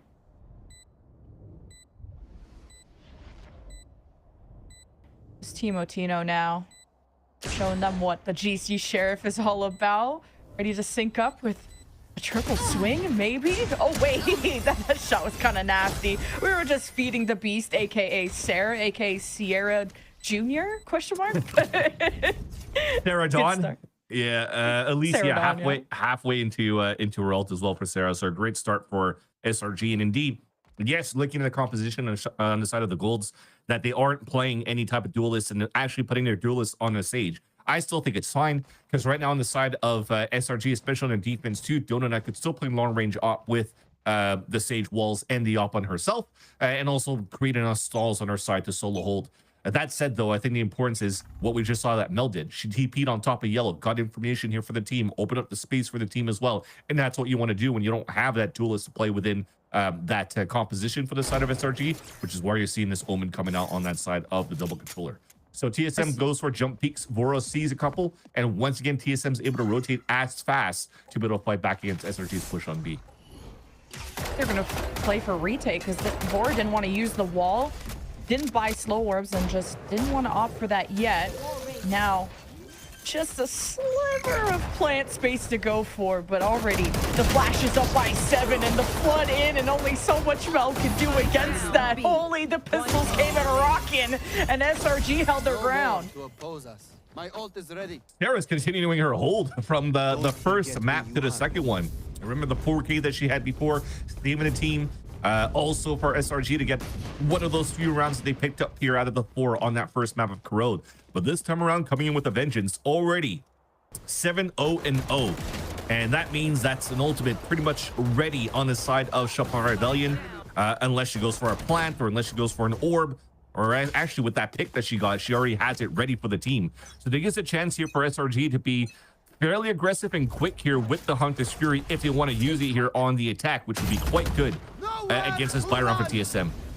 Hey, Hunter's Fury, this is my site, not yours, but Mel is already missing, so TSM can feel confident just playing off their Harbor Cascade, and they have a lot more to use behind smokes like that. Like 7 just being able to flash on the other side. That was kind of how TSM were able to fight against SRG. It's just SRG shot better in that moment with the anti-eco. So first rifle round for TSM has been fruitful so far. Not even have to play for the retake. It's forcing SRG to pivot. Yeah, it might stay that way too. I don't know what happened there for SRG that forced Mel to turn around and look at her teammates while she was still trying to call. I don't know if there was maybe a dart that wasn't broken in the very beginning, that they thought that pipes was open in the first place, but Team was just able to jump up and get a pick and fall back right away. So that really foiled the plans here of SRG. So they tried to be fairly quick with their Hunter's Fury on the execution on the A site. Now, at least it seems like they should be able to get a plant for the side of SRG on that side. Nice lurk though by Noya at the same time too. And you love to see Noya activate like that, and it's just not going to push her luck too much and rather just try to keep TSM distracted. And meanwhile, got the Sage Wall in place, usual one for SRG. Plant goes down, and with all the time they had to set this up, of course they could take the high ground and take extended angles, but Seven, just a beautiful triple converted, just being steady. He's not panicked, he's not pressured, and SRG were still trying to explore around mid, and it's just Seven that foiled all of their plans. Nice little attempt though for SRG. Yes, with the first lurk by Noya, but at the same time the boost to get Alexis on top and getting a Guardian kill on the top of that B side was actually quite nice. Although unfortunately she was low HP after, couldn't get the surprise kill in the back of Yellow to allow SRG to get behind and pick up an extra weapon there. So the other weapon was kind of out of reach. And there's that first kill we were talking about there by Timo. That should have been accounted for. Maybe SRG didn't notice that maybe a dart didn't break, or maybe they didn't shoot it themselves. I missed that detail myself. But that said, that small mistake really foiled here the plans of SRG to try to come through. Although bonus, not too bad, you know. Just a bonus. And also just Timo having a good series overall. And when you're the only duelist here, you are going to shine a little bit more, being able to use that verticality, which Mel is trying to match. And this is just Timo on defense. Imagine when TSM go on offense, what that is going to look like. But those are such big shoes to fill for the guy. Like Sim leaving, I don't know if he's taking a break or something, but you had these last minute fills, and Timo wasn't on my radar of like top 5 best duelists and challengers. But this is what challengers is all about, is rising to the occasion, making a name for yourself. And sometimes you just land on that team where you mesh in so well. And the desk talked about the difference of play styles that TSM have had to adapt to, where Timo's more methodical, he's slower, he's smarter about everything, and that's different than Sim in terms of the level of aggression that we see out of both those duelists. And it seems like TSM already in week 2 are accustomed to that already. Yeah, I have a little bit of a different opinion about Timo for me though, because I was able to see him play at a local LAN, QC Val, a couple of years back here in Longueuil in Montreal. So everybody has been talking about Timo when he was just 16 years old playing in this LAN, and everybody was circling him. Even Kohler played in that LAN, and I'm going to roll the years back if people just heard the name Kohler. But he also told me, you got to keep an eye out for this guy, for Timo.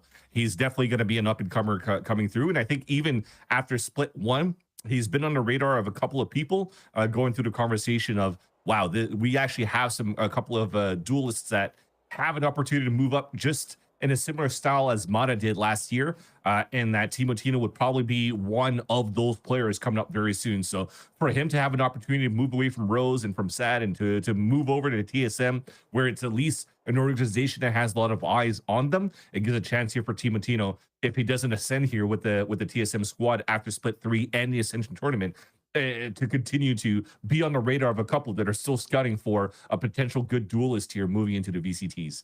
Just like Penny, for example, just got.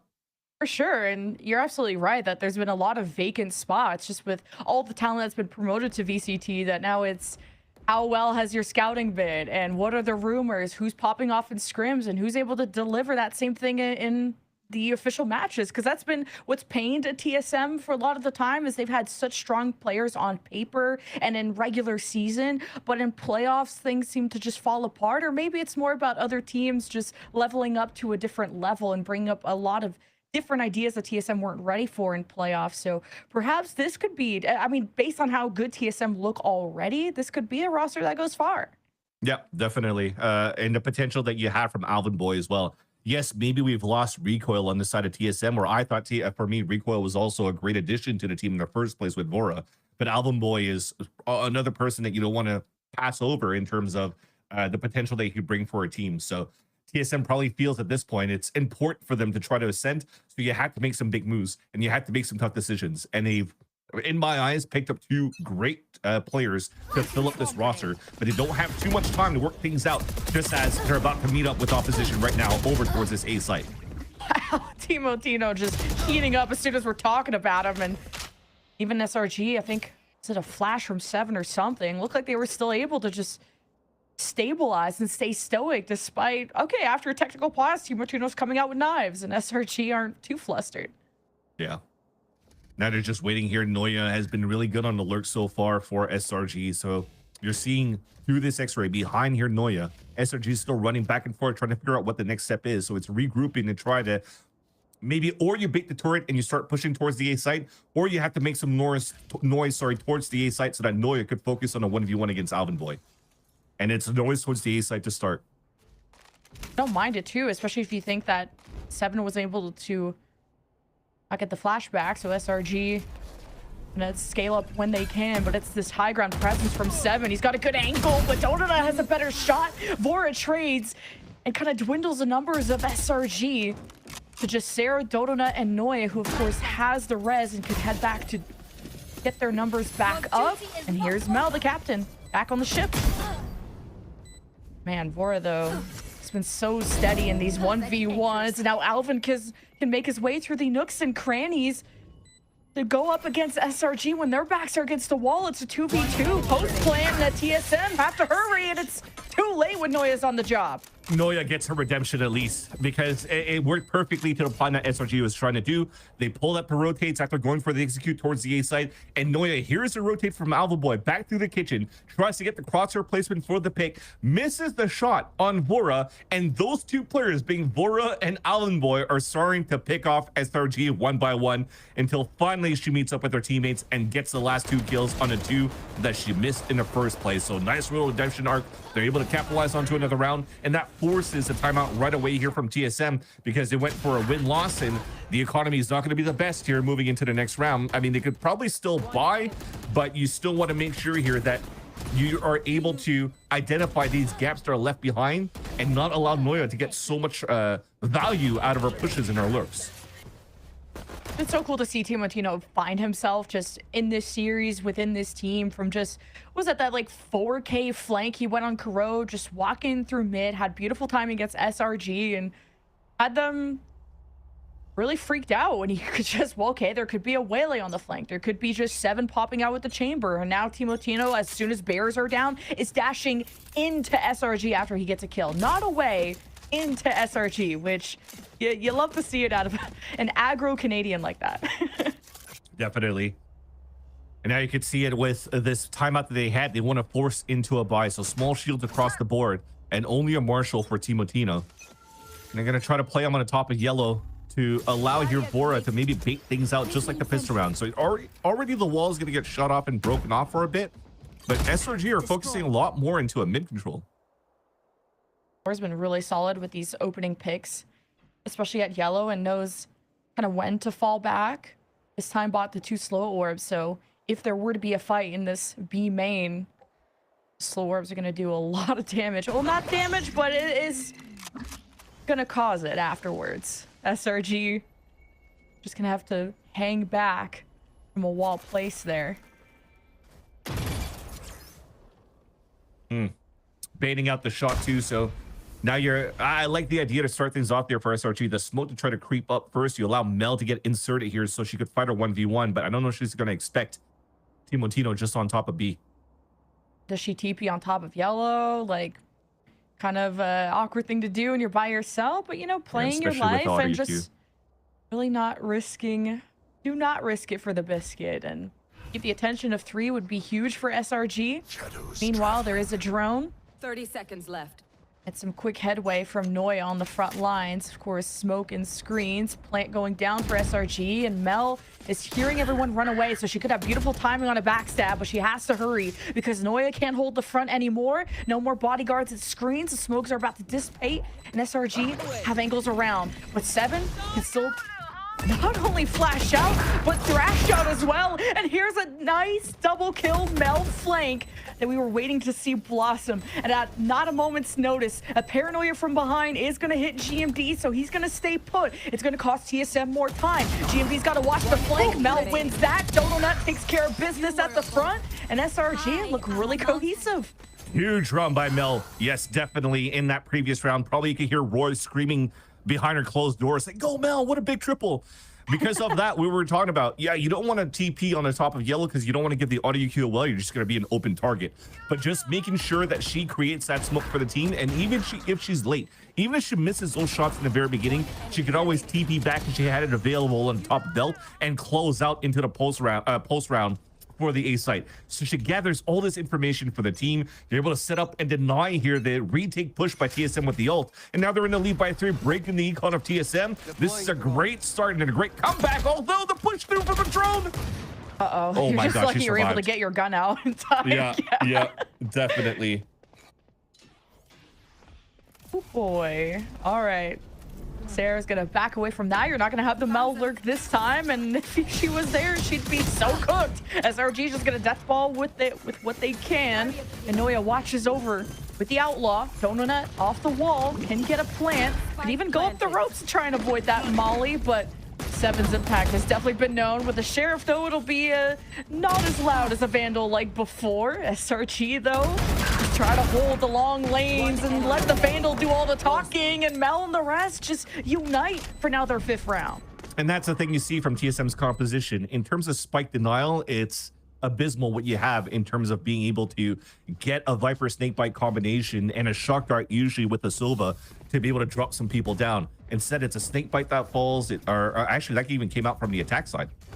Nonetheless, though, from TSM's side, you can see from the composition that they are focusing a lot on high tides, coves, gecko diffuses, walls to really help out TSM in these moments. So it's important for them to kind of just stay alive, especially when it comes down to those moments where you're giving up sights. So you can't really allow these lurks to happen on the side of SRG. If not, it just spoils your whole plan with the flood retakes that you're trying to do here on the side of TSM.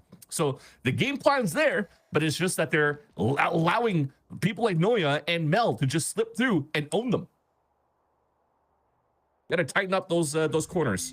Well, Timatuna also owns an op and was kind of shooting the air at the beginning, so must have been the wind. SRG are going to decide not to go towards a scary loud gun, but this time have Mel. I always love to see when she goes for TP plays towards spawn, and Vor just read her like a book this time, so SRG won't get that backline pressure they were hoping for. Now have no idea what's on the other side of this Viper wall. Hunter's Fury from Sarah will keep everyone in place, and then you send Donut forward to clean up, and it's just janitor duty. But Spike has not been planted yet, so it's been a little awkward. Here's a Cascade retake for TSM, and GMD has an opening pick. It's a stabilization too with 7 watching over all the smokes, and now there's no fuel and kind of physically and metaphorically for SRG, and the spike is down. This is tough. Told the players it was hard for SRG to come in for the plant too. Yes, the Cascade started things off, but not before even the Reckoning came through. You can't really sit still and try to go for a plant. The other ones are kind of dancing around, just like what was mentioned here at the desk by Gompers. You're throwing out that Reckoning. It has such a huge AoE that you're actually now funneling players to trying to find some safeties behind yellow. And while they're doing that, they're just out in the open, knives out, and just getting picked off. It worked out for that first kill with the Hunter's Fury, but after losing Mel to try to cut the rotates from the back of a TP, I kind of beat themselves to the play here for SRG. And now TSM has a little bit of breathing room. Not losing that many players in the process allows here for them to build up the economy and try to come back here in this game. Here's a high-low from SRG just to counteract that TSM walk down that jump scared Sarah. She's just trying to drone out of a room. So I like the adaptations from SRG. And then you kind of wait to see what Noya is able to do. She spotted the turret in kitchen before, so doesn't want to deal with that turret elsewhere. And she's been deep into mid, so she can make a play too. Oh no! Oh yeah! I cursed it! Yeah. Welcome to the caster curse. But on the side of SRG, despite losing Noya in the first place, SRG was just breaking that wall in the B side, but Sarah's not using that drone either, so they didn't want to make too much of a presence towards that B side, faking that they're playing the contact play, which is why it's being pinged out here from the side of TSM. And the drone very well used this time around as they're trying to re-hit towards the A site. It doesn't really spot the operator. Oh no, he missed. He snuck behind it. He snuck under and got the pick on Mel. That's unfortunate. What a timing too from Timotino. And the op is still there, and SRG would have to re-clear, and they just don't have the time, and you just can't even get another angle around it. It's just Sarah now. And you would love to save this gun. You would love to do a lot of things, include win Valorant, but now everyone's gonna push you, and there is no route to escape. Flawless for TSM to get themselves back in the driver's seat. And coming back in this game since the timeout as well. So TSM making sure here that, the win con is not necessarily, well, actually, yes, they did try to make sure that they isolated Noya on these lurks. So Alvin Boy wins that 1v1, even though Noya got first contact and technically was supposed to get that dual win. So they're able to isolate the lurks coming out from Noya, but the other big win con here is now Timotino out from a Marshall, finally having enough econ with how the rounds have been going here on the side of SRG to kick things off in the first half.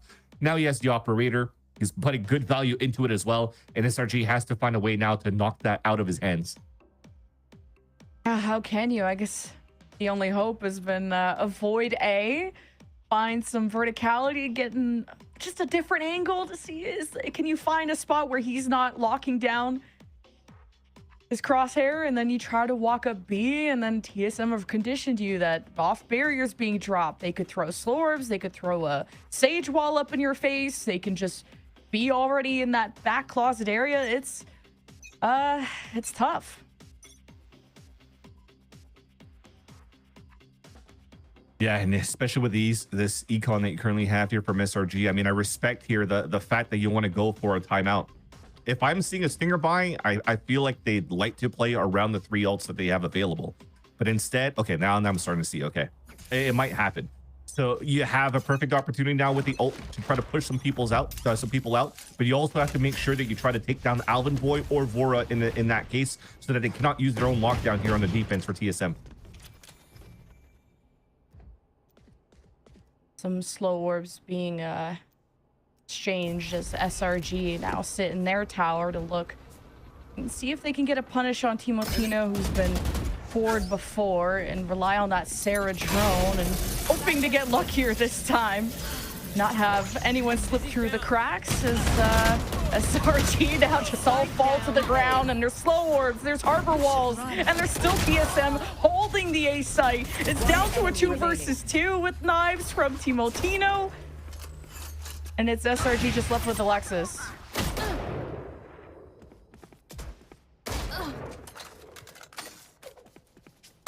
One versus 2, and now it's kind of a high-low that you're facing, so unless Alexis gets lucky with a headshot, it's not looking good.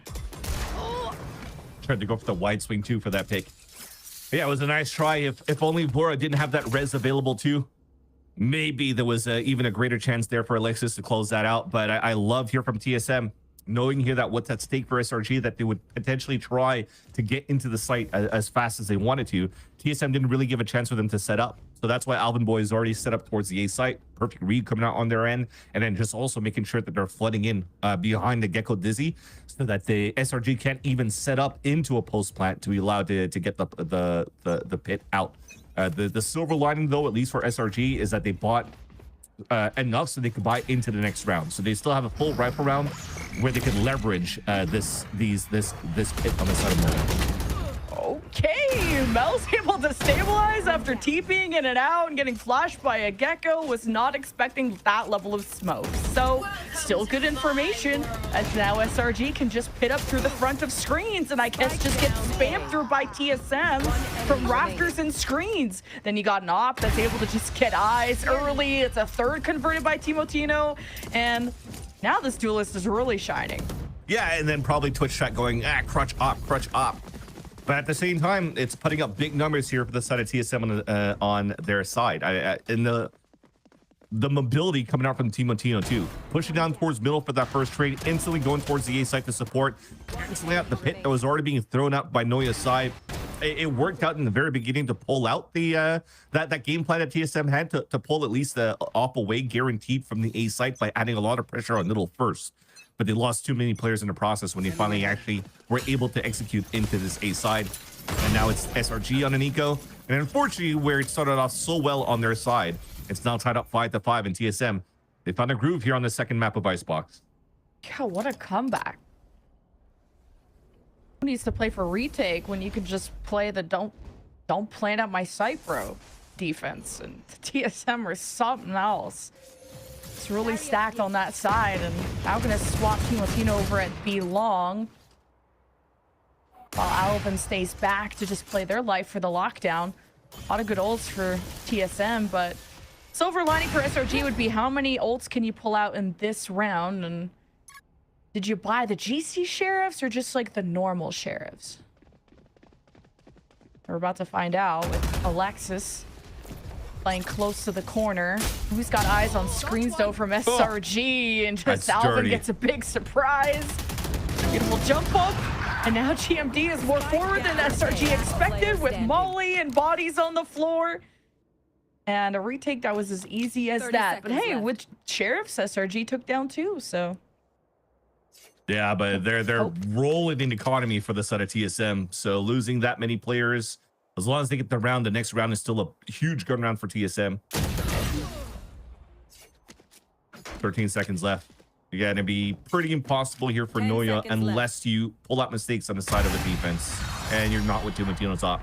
Yeah, so that said, going into this last round is at least a res available for Donut to allow for SRG to be as fast tempo as they wanted to. They were being very good at being proactive at the beginning of this half as well. But now that is so dirty. He goes into the ground to be able to break the boom bot and then come back, or sorry, the alarm bot, and then swing back up for a one buckshot of the shorty. Nobody's shorty does that in outside of pro play. Yeah, we got to call it tech pause because, yeah, no one does that in pro play. This is challengers, guys. Everyone calm down, especially you, Team Latino. What's with this 17-7? Like, you're going crazy. And this is the Jet map forum for sure. And this was what? This is TSM's map pick, right? So you got to feel good on it.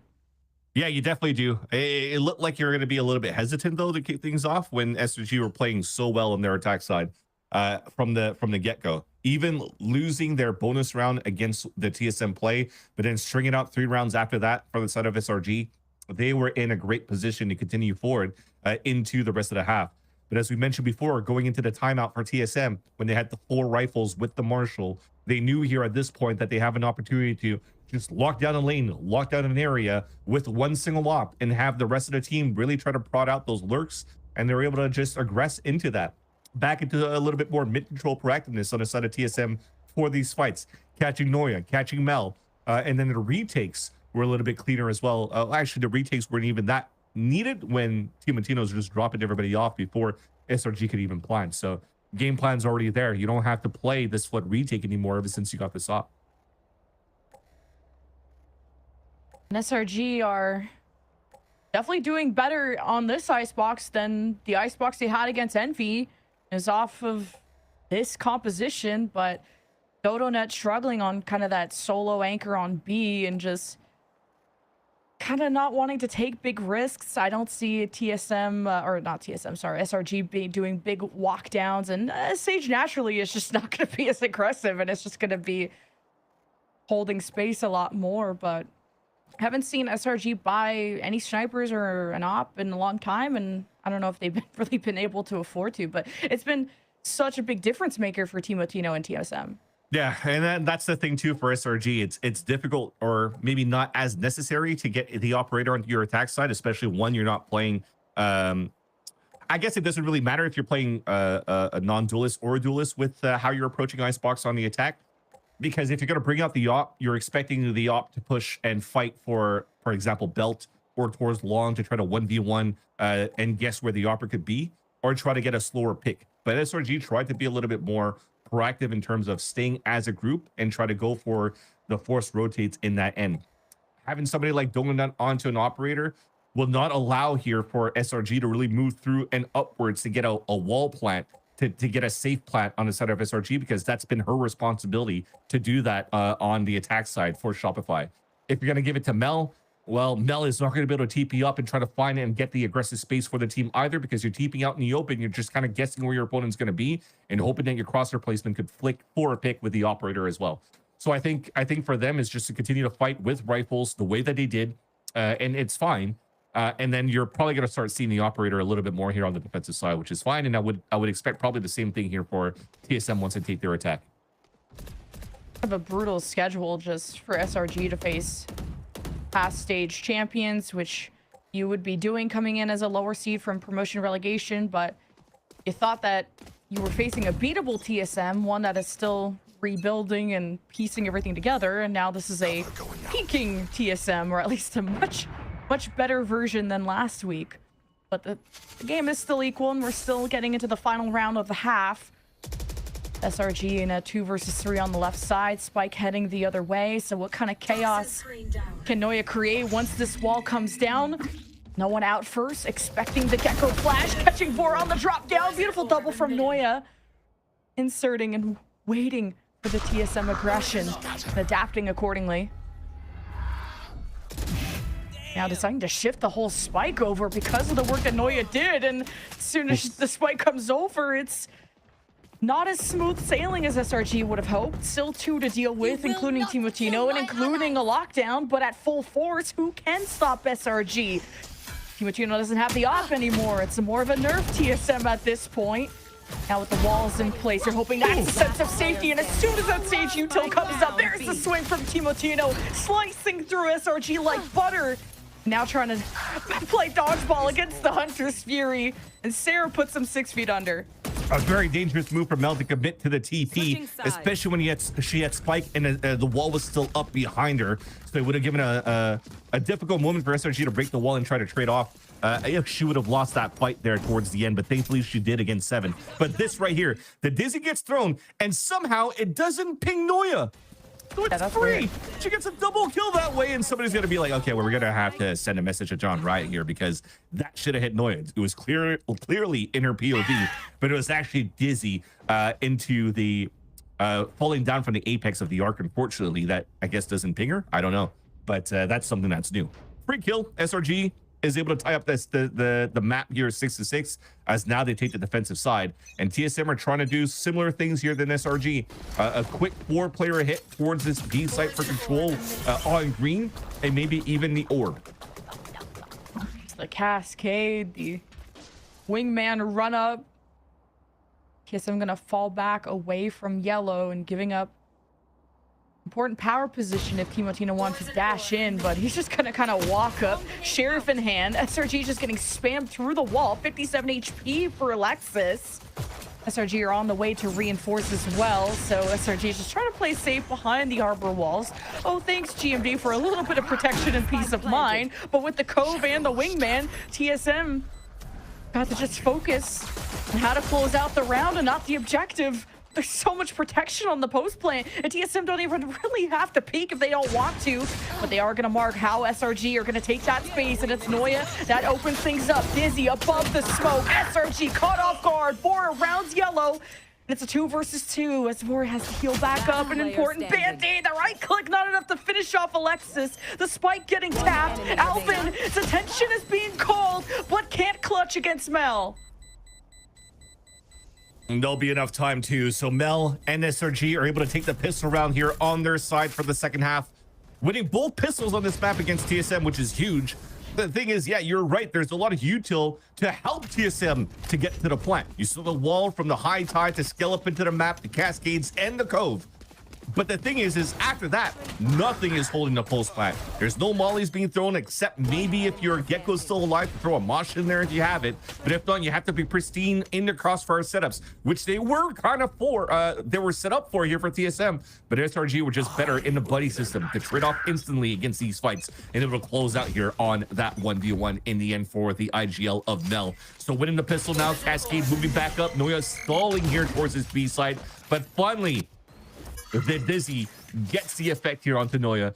She forfeits that position and it allows TSM to collect the orb and play objectives in her eco, but also insert GMD right in the back pocket where Noya got value a couple of rounds ago. Yeah, Noya was ready to take a close fight with her buy too, which would have definitely put some people down. It's quick to regain her position in yellow, but also quick to realize TSM are nowhere to be found. You just always got to expect, where's that Dizzy coming from? And SRG have to play counter flash against that, and Donut's ready to boost herself up, potentially, or at least get the one free pick if they're rotating close left. Good crossfire, too, from TSM in case SRG. I want to try and figure out where this hit is coming from. You just heard the drop down, so Sarah has a recon to check things out, but it's just gonna shot close and produce some movement. And there's Donut seeing some action, getting the one pick. The crosshairs in place. And SRG gonna forfeit positions to just find angles around TSM. And it's just Vora with the spike now having to call upon the lurk of GMD, but no chance. A flawless for SRG.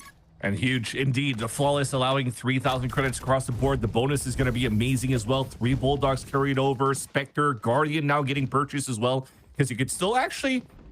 This is what we're trying to guess before too. If you're going to go for this type of investment for your bonus round, you might not be able to get an operator later on. And for her to keep just a sheriff right now for Donut, it gives me an inkling that they do potentially want to try to go for the operator on Donut on this stage. So let's see if at least the Bulldogs could get some value here on the side of SRG. Most of it focused on this A side to get some information to start. And it's only Allen Boy that's going to create the full sense of presence of TSM on that side. Timotino still has dash too, so you just have to really respect how fast that duelist is going to be able to take space and what you're sacrificing when you aren't running that duelist. So SRG is just going to pepper as much util and smokes and sort of one ways that Noise trying to benefit from. Now with the high tide in place, that is SRG kind of forfeiting that, while the lurk of TSM opens up some options with that first blood on A. But SRG have to reestablish, fill up the gaps that lurk left behind. And now with the spike planted, all thanks to the coves and the walls, it's SRG with such a really difficult task ahead of them, of breaking through all of this vision and then doing so while walking into a bunch of spam. And TSM are getting a lot of kills, just shooting through their own water, their own smokes, and SRG haven't even seen the threat. And as soon as they do, Timotino's front and center with a headshot. It is TSM with a pretty big comeback happening. Yeah, a very nice round here on the gun round for SRG, getting no value off your bonus round, unfortunately, on the defensive side. But I want to highlight the wall there from Bora being thrown by Danger. I really like that spot. Usually here, when you're looking at how good the Harbor or a Viper is on that map, is to section up the B site to allow for you to get a plant on B. But as soon as that ticker of the wall comes down, that's an exposed position at Danger. So adding that stage wall allows for you to buddy up on a system, have one person stay behind there to fight as an obstacle, as a headshot angle, to continue to watch on top of Heaven. But not only that, you're funneling everybody out towards this small area that's coming through, that's fully opened up here on the side of Green to fight back again. So SRG, they have to realize that into the later rounds of the retake on the B side, that they have to break this wall sooner than later so that they actually open up that space for that retake. It's an orb grab from TSM and ditching the scene of the crime. Picking things back up. The SRG are just going to rely on their Viper wall to retake and kind of almost giving up this whole site and just leaving Mel. And it's fine too. You see how she's playing her smokes, delays on smokes, first off on Nest, trying to see if there's going to be any util being thrown, if it's a Dizzy being thrown, you won't even ping anybody. And then you get into pipes just to make sure that you're forcing now TSM to wait things out, or even force more util out to try to get some map control into the A side. And TSM, they just waited the whole time. They're just waiting for that last second pop. Waiting for the Hunter's Fury, and that's why Sarah's playing far and away, and she gets the call, pulls the trigger, and so do the rest of SRG. It's just a no man's land, and TSM don't even have a spike and have nothing going for them in this round. The trap was laid, and TSM stepped right into it. It's just good stall. So you got 14 seconds on the first Omen smoke, 14 seconds on the second Omen smoke, and then as soon as the second smoke's gone, then your timing on the next smoke is probably going to be like 10 to 15 seconds left. You start pulling out the ice orbs, the slow orbs on the ground of Donut, the Viper Wall on top of that on the other end. So you're scaling through so much utility on the side of TSM just to try to get into the site. And as you pointed out here, Lemon Kiwi, the cherry on top is that Hunter's Fury that doesn't allow TSM to go for that quick pop like they wanted to. Maybe unexpected on that side from the IGL. Should be GMD back on the IGL helm this time around, and just a missed call, unfortunately, that they pay the price of in SRG are back in the lead by 2. A deep cascade gets TSM halfway into A with the Donut ready to watch close right, or her right, you know, perspective left. The and other now right. it's Timotino. Yeah, just one of the rights. And well, this is looking pretty right for TSM, but the spike did get dropped, and you just gotta focus on the war, not just the fight. But Donut, you just can't dislodge her. Now finally coming alive as the Sentinel chooses her path carefully. Can't win the 1 versus 2, so that's a plant for TSM's side. But watch this flank from Noya will be marked by the turret. As GMD shaking things up. Alexis having to poke out and can't get the second one. And it's Noya that still has all the time in the world to try and go and defuse, and it's going to tick down very fast. And her position is not known. GMD is watching screens. Surely, with how long this is taking, he's got to expect a flank. And Noya, before some movement with the Molly, Spike being tapped, thinks he's in screens. And wait, it's the Molly that gets the kill.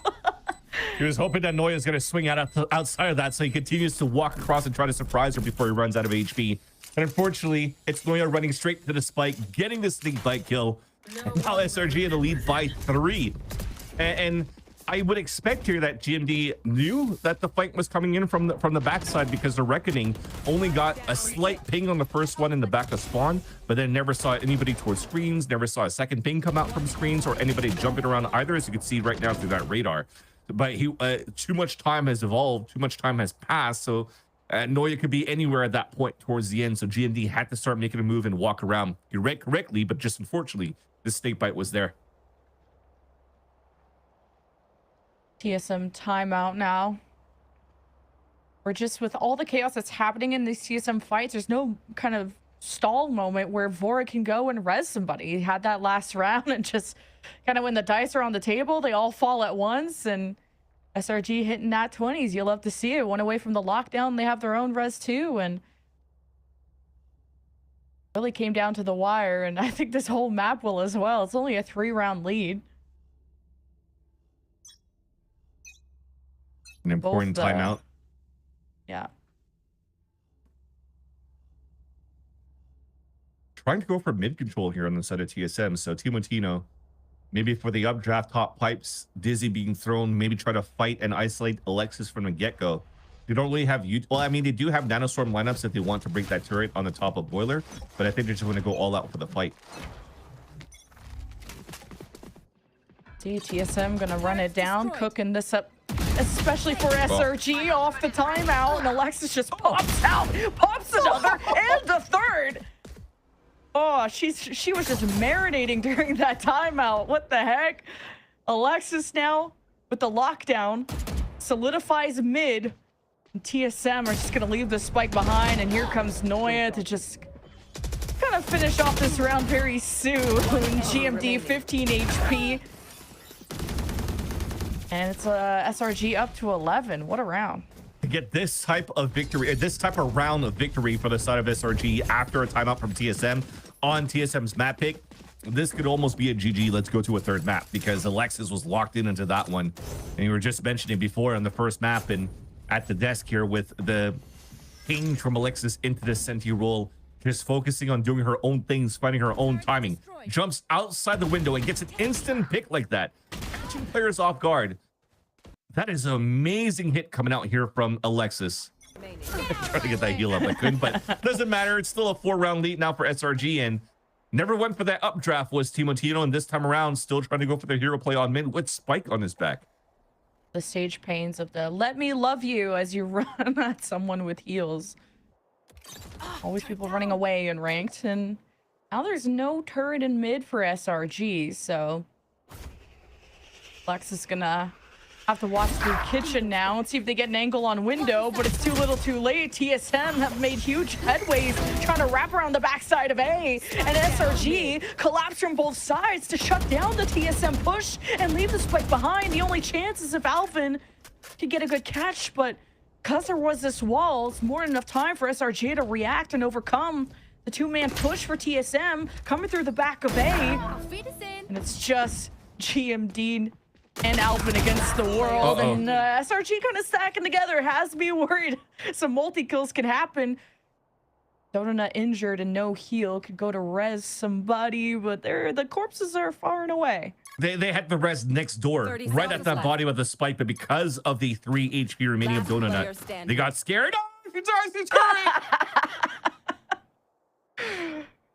Oh, man. Oh, no. It's a 1v1 and you have ult to work with and 2 nanoswarms for Alvin Boy.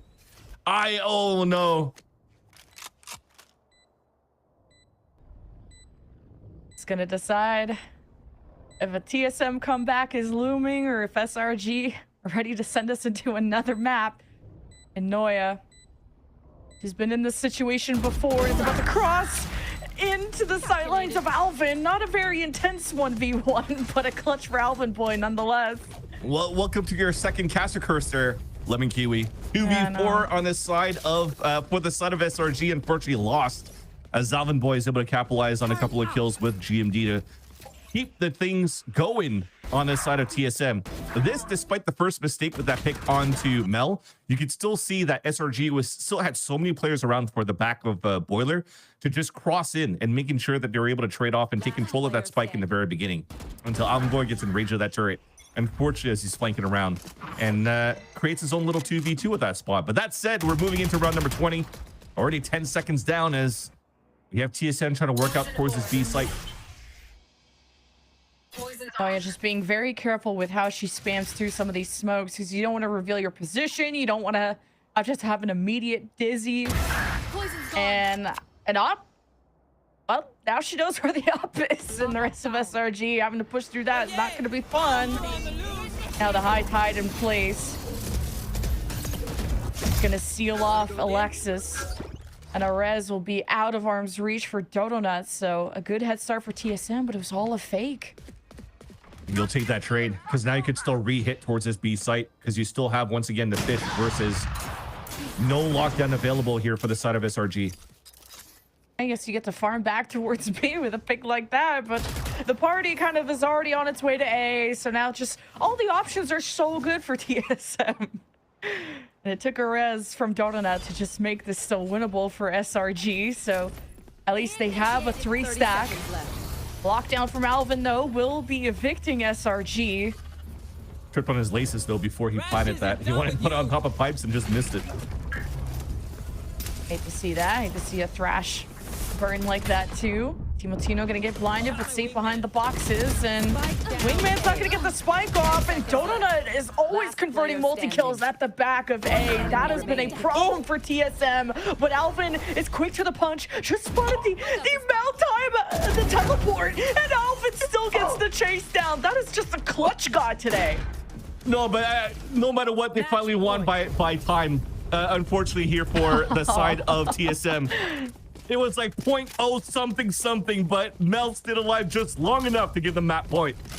That was insane. Alvin Boy was booking it. I don't know if he had Nike shoes or the old school Reebok pumps, but he made sure he pumped those in to try to get the kill, and unfortunately couldn't in the end. And SRG foils the plan of TSM on how good they were on their attack side to kick things off. But before that chaos on that 1v1, it was a beautiful flood retake by SRG with 10 seconds left on TSM to shut them down.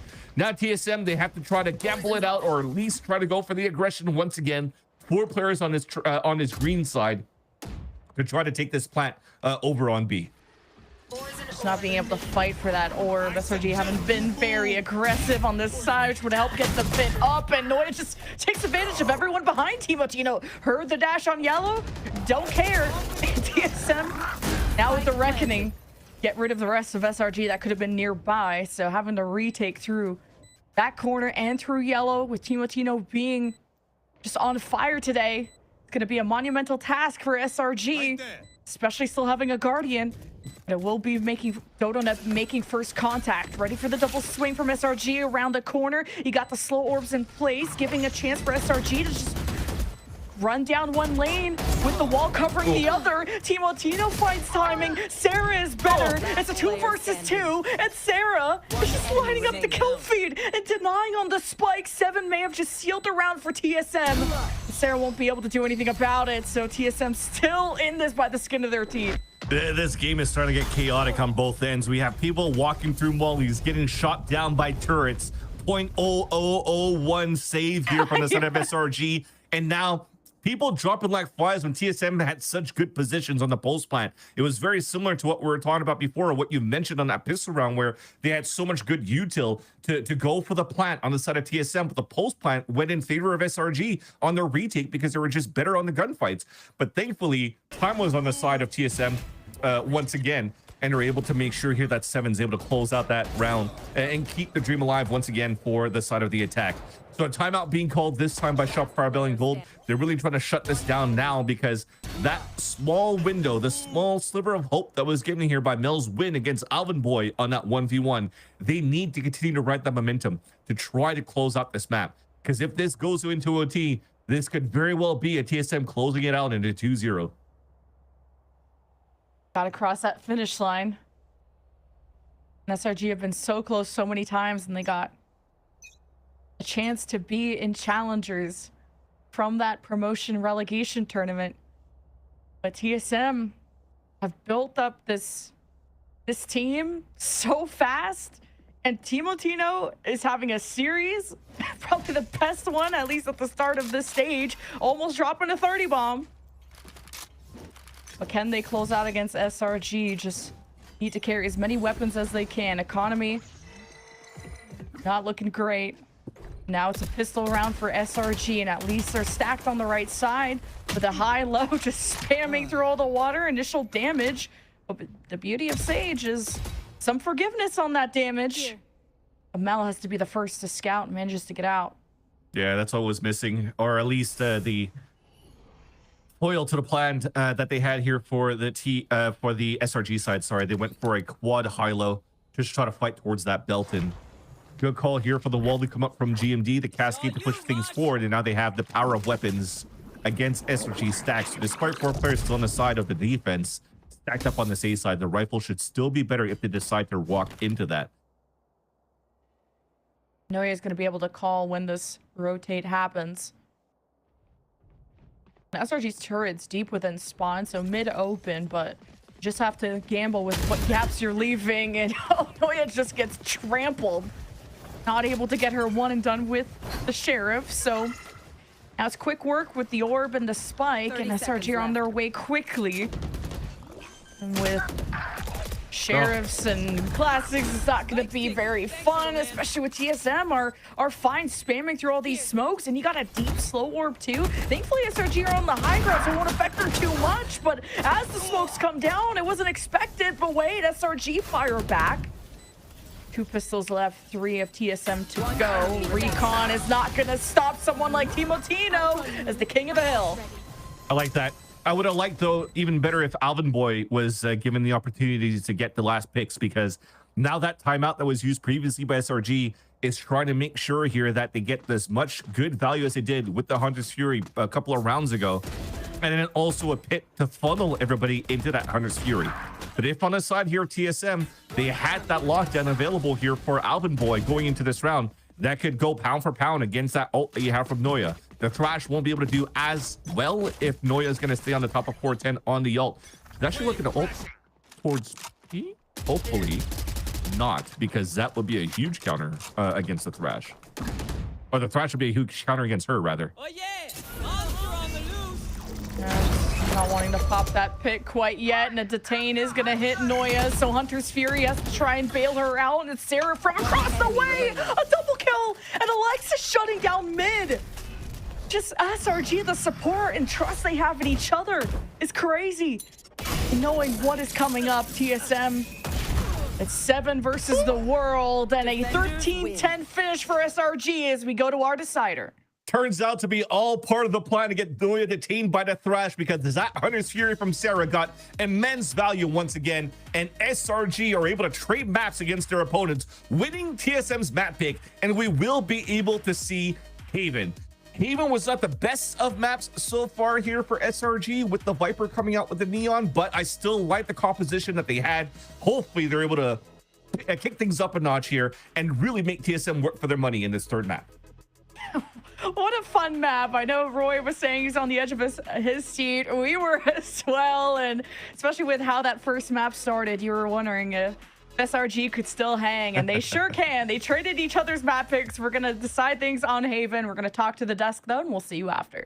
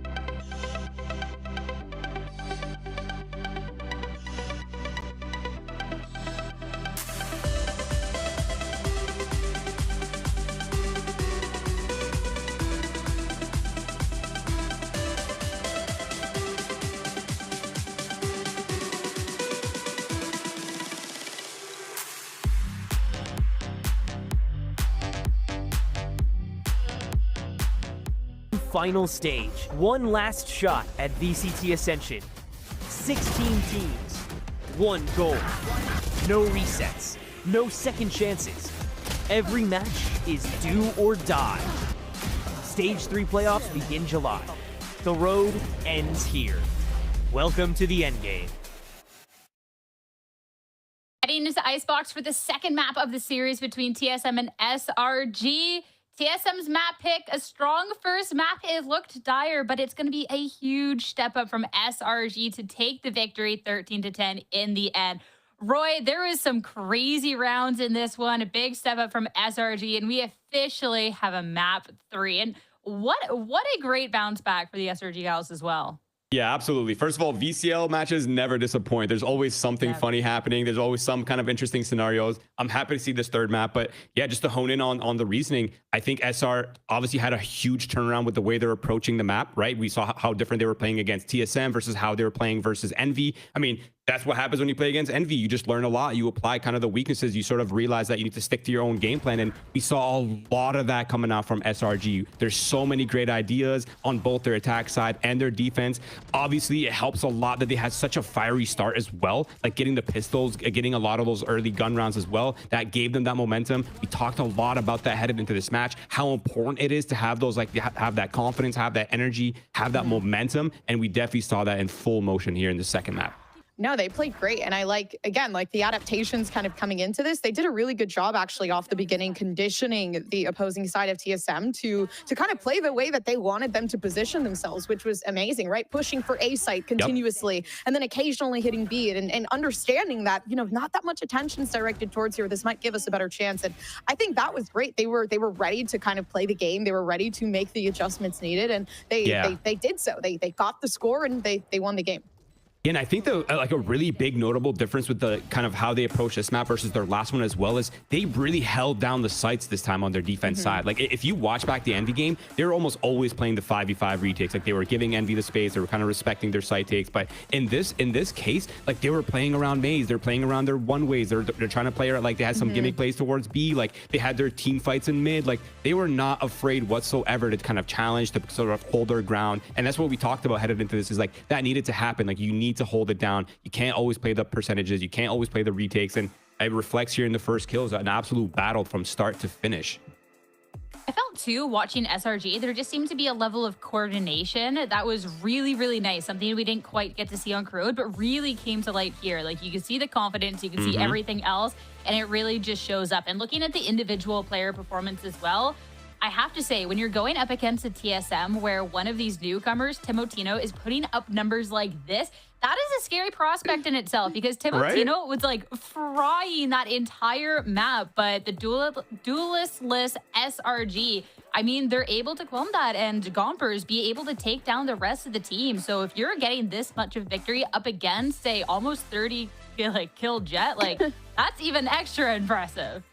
Incredibly difficult to get past Timotino, and we've seen like weird instances, right, where the shorty comes out and you're top smoke of Icebox, and all of a sudden you're getting taken down. And I think it was just the confidence really radiating through this player that kind of led SRG to the position they were in. No, absolutely. And when you have a good duelist and, you know, the team's setting you up for success, you don't need everyone else to be fragging like you are. It really is like, you know, just set me up and I'll do the work for you. But I think they handled it the best they could. I think, like Roy had kind of mentioned before, the synergy with the smokes and kind of coordinating, keeping the site, I think, and we had talked about it in the groom room, right? Like the sage wall with Mel's smoke up towards Cat or whatever, and on their you know, side. kind of and allowing themselves that space and kind of actually like closing off the area to kind of let them feel that insecurity on the side of TSM and back Timotino off a bit. I think that was phenomenal on their part. I think they did a really, really good job at keeping the space and playing that post plan, and we got to see a lot of that come through from Sarah Cat. They were just shooting everyone down like left and right. So it was really great to see.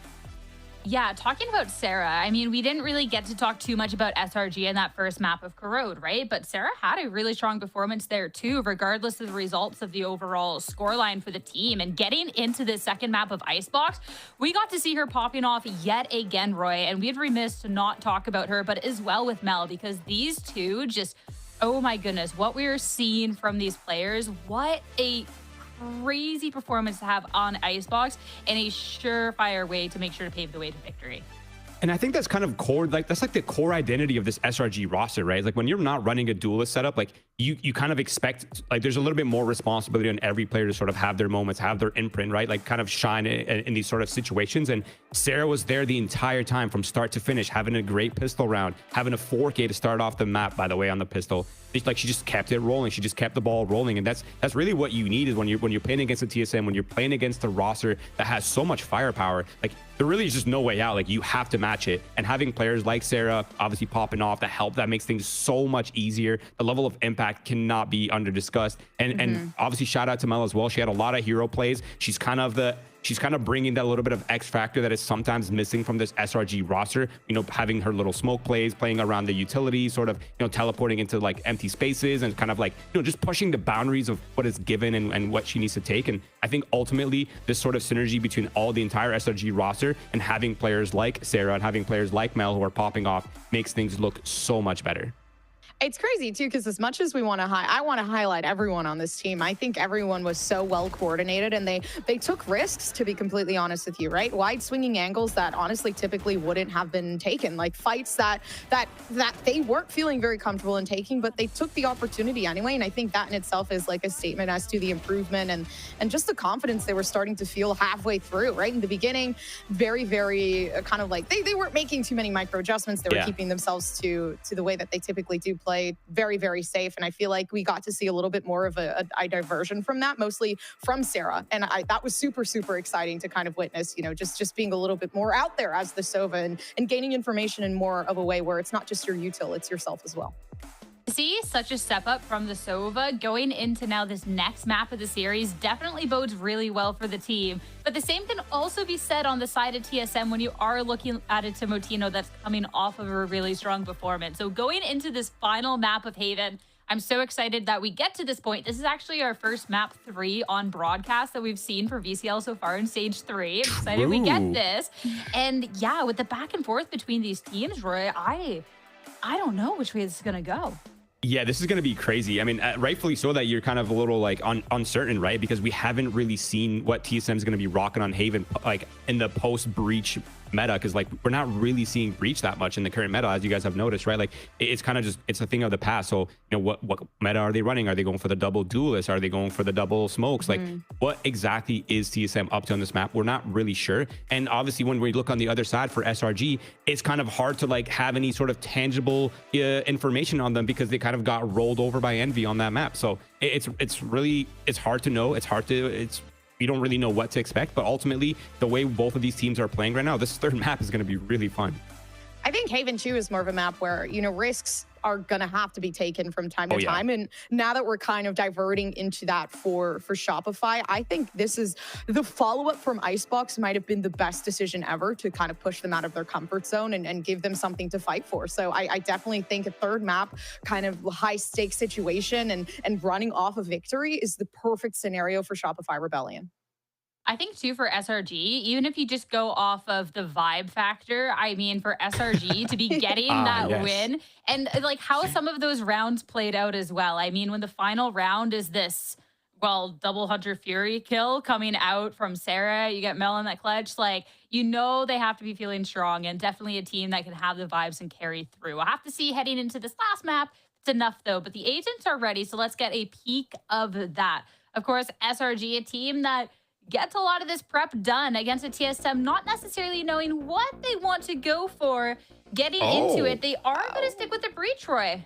Okay, that is really interesting. I mean, the double controller comp with Viper kind of evolved as a sort of counter meta to the breach, but there is a counter within a counter that TSM could play, right? Delaying the breach util, not really expending it early on their A control, just kind of holding the stun, kind of keeping SRG guessing with where they want to challenge, not really allowing SRG to have a quick read on where they're at. And my eyes are on that dynamic, as well as Timotino, who hasn't really had the most supportive util and still popping off. Now that he has the breach, now that he has the Sova and the Omen to work with as well on this map, I'm expecting him to be popping off on this third map. And I really am appreciative that they're keeping Timotino on the Jet instead of, I know before they were kind of like comfortable with picking the ISO on a map like Haven, but kind of just keeping to the basics, right? Letting Timotino do their thing and keeping that comfort, I think is phenomenal, especially with the addition of the breach. This is like hands down the best setup for TSM to kind of, again, push Timotino in the position to get maybe potentially another 30 bomb. I mean, you're looking at SRG on the other end, though, and Sarah has been electric all series long. Mel coming off a really strong performance, and an SRG with the momentum. It's time to see going into the third map, though. Both teams have redeemed themselves from the week 1 performances, but only one can close out the series today, put themselves 1-1 in the league. Haven is ready. Your casters are as well. Let's head over to Van Silly and Lemon Kiwi for the call. Thanks so much, Sierra. Stoked to see the new era of SRG post, you know, first map win of the stage. And on a composition, I just know them so much for their double initiator. And they really popped off just being able to have Alexis be a stable person for the squad. So we'll see if TSM can change things around, though.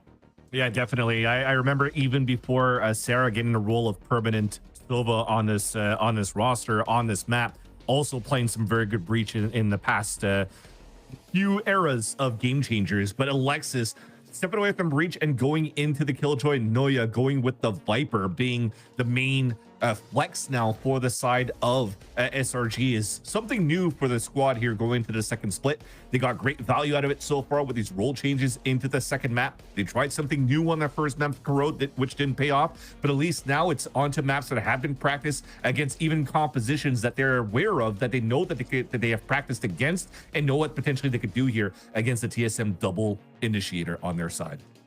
I just worry about Donut just not having to do it all on our own, because there is a Sova and there is the Recon, and you can kind of put those two together and explode onto the site, but it doesn't hit the same as a Breach Sova, and it doesn't hit as maybe other initiators. But Donut, now she has to go from playing Sage on Icebox too, where she's kind of like a slow anchor style, to now ramping things up to 1,000 on the Neon, while Timotino can just build off of the 30 bomb he just hit on Icebox. So it's gonna be interesting.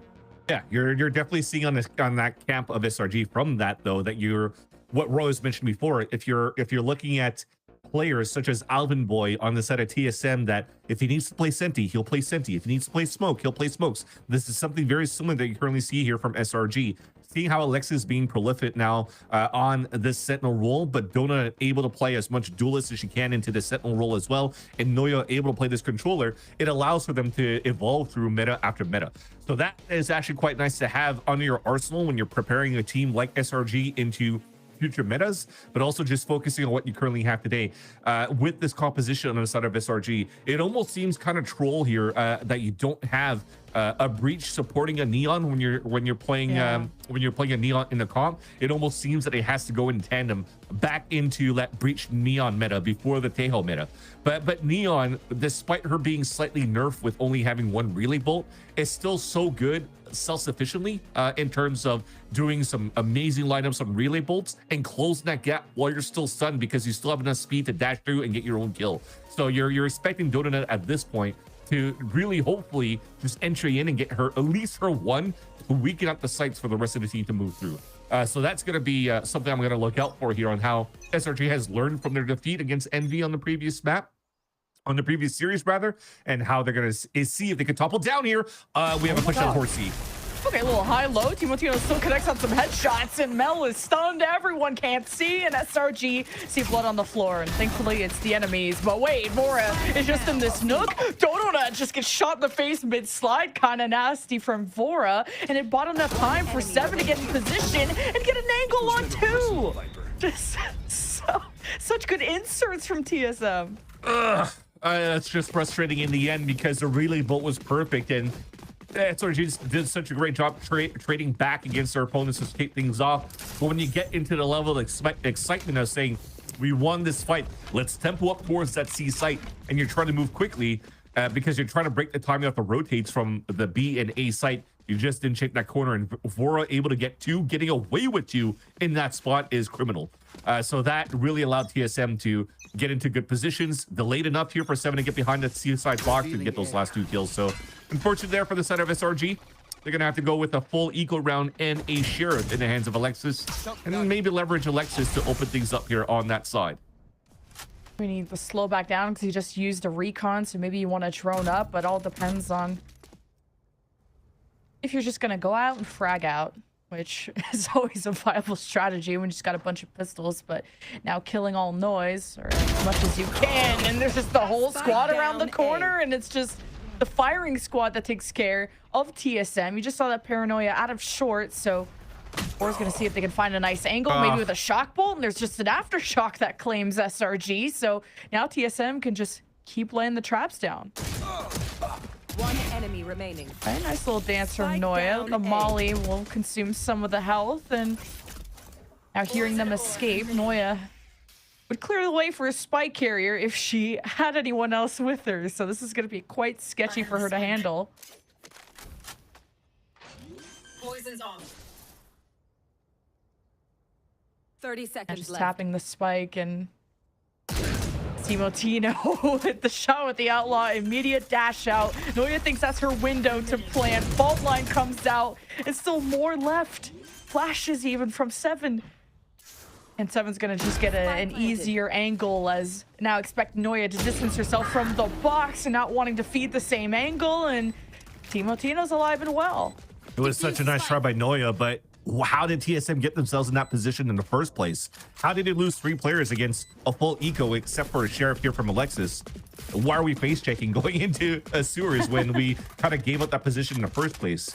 It is your strong side. Your stack was pretty good. You already had 3 guys over on this A side, and you have trips to find all that information for you on that A side. But I guess they just wanted to try to figure things out when they still had a player on C and B watching long range kind of stuff with Timotino, and they almost paid the price. That could have been a much better bonus round going into TSM into this round number 3. And this gives actually a window of opportunity for SRG to just turn it around back in their favor and tie things up on a 2-2 right away. Back on Corrode, TSM won all the pistols. They had such a strong 13-4, and the tides have turned, and Timotino now dashing away, not finishing off what he started, but definitely getting the fear in the eyes of SRG, and mainly getting that damage into Dononut. Is not going to be able to be as loose of an opening duelist as she would hope to be. So Lexus can make first contact there with Seven, who's definitely going to respect this smoke.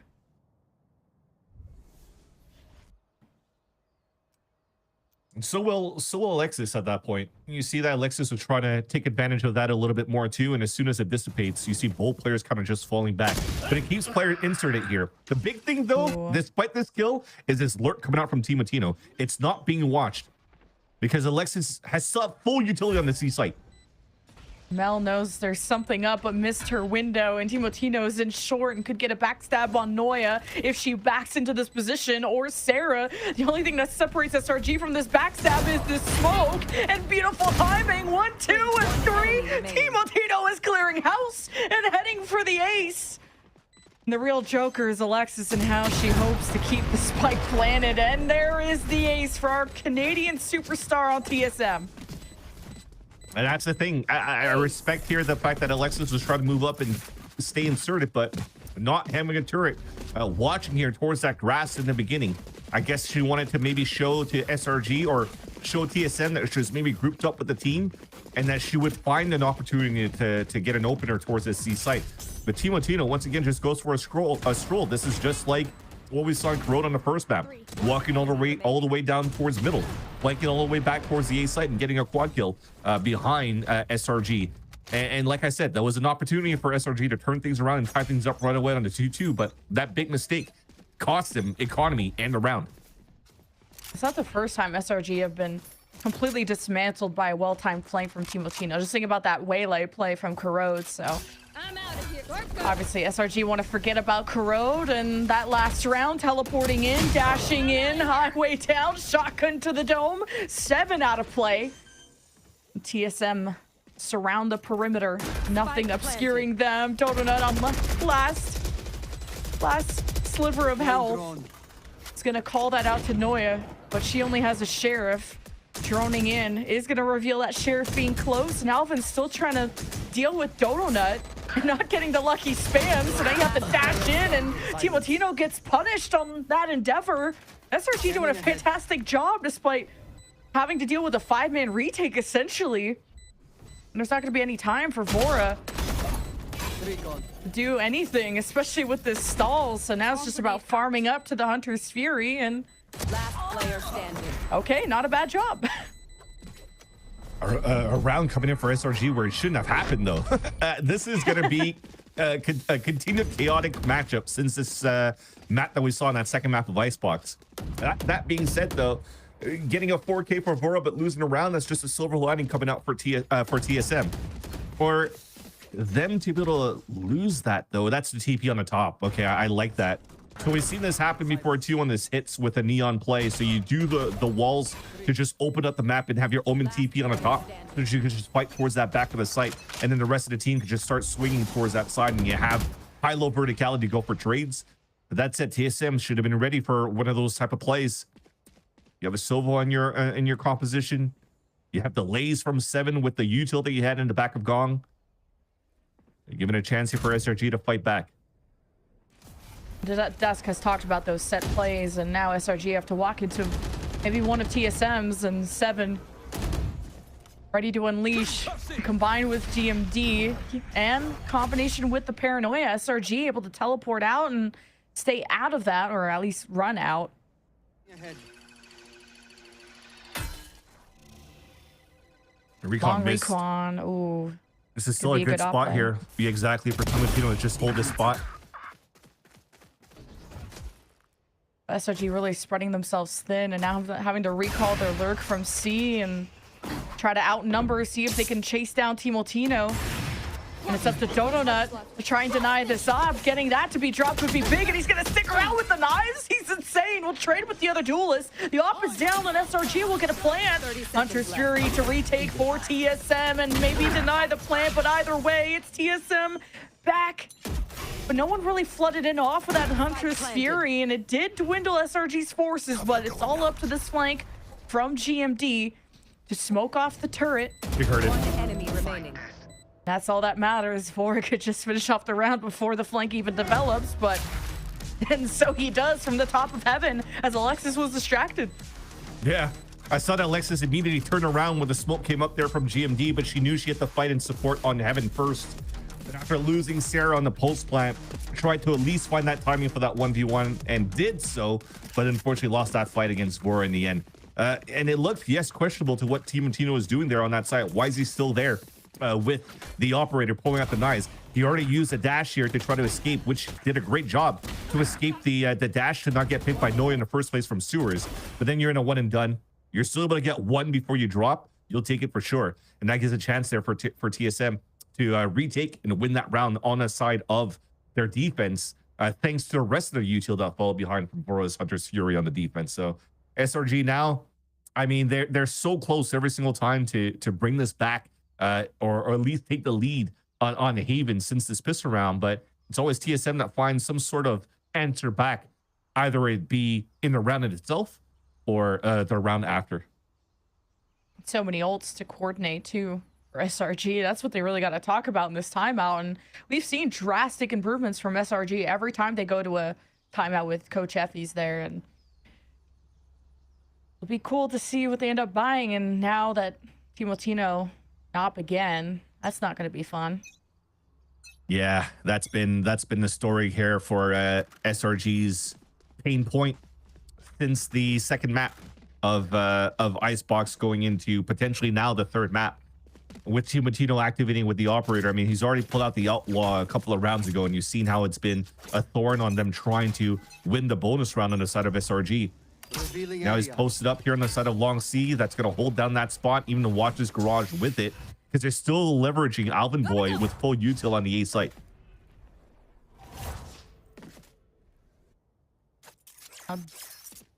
Dancing with a hero vandal.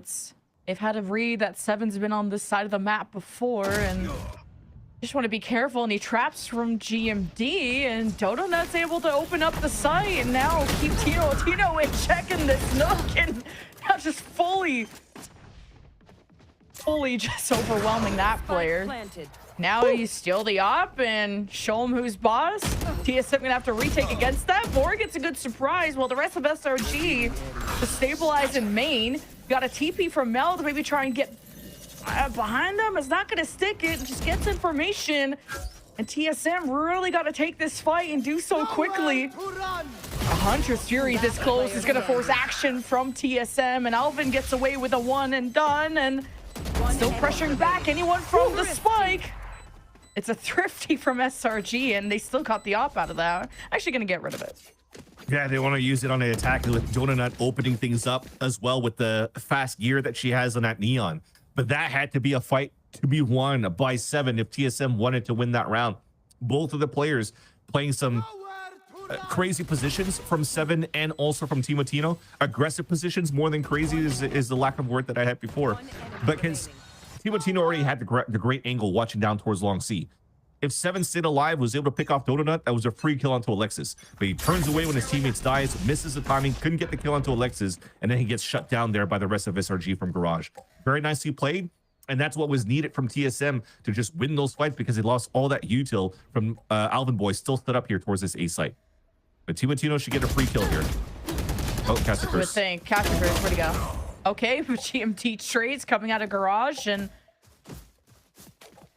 Seven can just try to hold everything back with a Rolling Thunder if he decides to use it this round, but good punish from SRG nonetheless. Yeah, I mean, although a second time here that TNT was able to walk down and stroll into the window and would have resulted in a free kill because he saw the barrel of the gun sticking away and falling back here from spawn, but didn't expect for SRG to walk back into his crosshair, and it was probably like, I'm looking at the minimap moment. Hey, Alvin Boy's not fully backing out and could have had maybe the right corner, but he's going to be ready to step back in. See if he can catch SRG off guard. The Rolling Thunder to reestablish the defense. Sarah's in a lot of trouble and her team's playing in main, and you got to have Alexis stand up tall from short, and it's just all of SRG falling short. And a beautiful paranoia buys SRG a chance to just duo fight back in. Great job from Mel. And that had to be a moment from Mel that turned away from the flash and turned back and saved her teammate because her teammate was fully blinded. If they were both dead, that was probably going to be an easy kill for a player like Seven, who's been very good throughout this whole series so far. And that said, the Rolling Thunder to try to stop the plant and try to catch some players off guard. I love how you kind of had a sacrificial lamb moving in solo, and the rest of them try to stay outside of the range of their of the Rolling Thunder. Sorry, so they kind of understood what they were up against here for SRG siding. Look at that. Yeah, that was the first big mistake. But after that, SRG did a great job staying away of that Rolling Thunder, fled back in, catch those players off guard that are trying to swing out because TSM also didn't have any smokes for the retake because they already lost GMD. So TSM's attempt here to fight the way that they have been on Icebox with a different composition, with the flood retakes, with this double initiator role, has not been paying out too well when they've been losing these players in opportune positions where they should have won at least a couple before falling down. Definitely appreciate SRG not stacking as much, and ever since that timeout, they're 2-0, so the ball is in TSM's court. How they're going to leverage the Hunter's Fury. Just be able to flex GMD around, who's been holding down double doors and garage side with Seven, and not as much C action, but look at this heavy stack from TSM. Trying to get the 4K Marshall from Seven once again from Corrode. Yeah. Fortunately, he won't see anybody there. Everybody's focused here towards this C site. Nice little lineup to break shock darts too, so easy entry now for SRB to move in. Hey, taking a lot of damage. Just got distracted by shiny things on the site. Would have loved to see Donut really kick things in the overdrive, but Welcome to my now fighting through the pit. Surely that locks things down for SRG, but TSM have spammed through all that smoke before, and Alexis is dealing with all the flanks and is now calling out that there's going to be 2 more on the way, and now gifts her gun over. A chance for GMD to make some waves. Is the TP as well for info, but it's just gonna kind of unite with the team and SRG get ahead of the game and close it out with 3 rounds going into the, or 3 rifles into the next round. And that's very nice pivoting coming out here from Shopify Rebellion Gold. So yes, Alexis was under heavy attack. He's able to take 1 for her troubles, but realizes here that she was getting swarmed down by so many players on the defensive side that SRG decided to flip the map. Despite the spike not being planted for them, you just trusted Noya to stay within her pit, hold out garage, and the other 2 could push back towards that spawn. It was supposed to be a 2 versus 1, but TSM rotated 1 player very quickly to try to help out on that side. But thankfully, it's SRG winning with better rifles, and the idea was still quite good on their side. And Odin by 2, just really suppressing SRG. Hunter's Fury 2 will do just the thing. Your star player now gone for SRG, but hey, still having a duelist is always good. And no, Mel's about to find out the hard way who's holding down garage. And how does Donut take the damage out of all that? Mel gets away with 1, escapes without a trade before made his way back in through the front. And this means that SRG just won't be able to plan at C all along. I mean, it was such a nice try by Mel, pushing out the smoke with that timing when their teammates being pinged. You would expect the players would be focusing on the players being pinged, so she runs through to get that pick onto 7. I love the heads up play. It's a 1 and done, but it gives a chance here for the last 3 players to hopefully open it up here on this A side, where they have to play against a Cypher setup.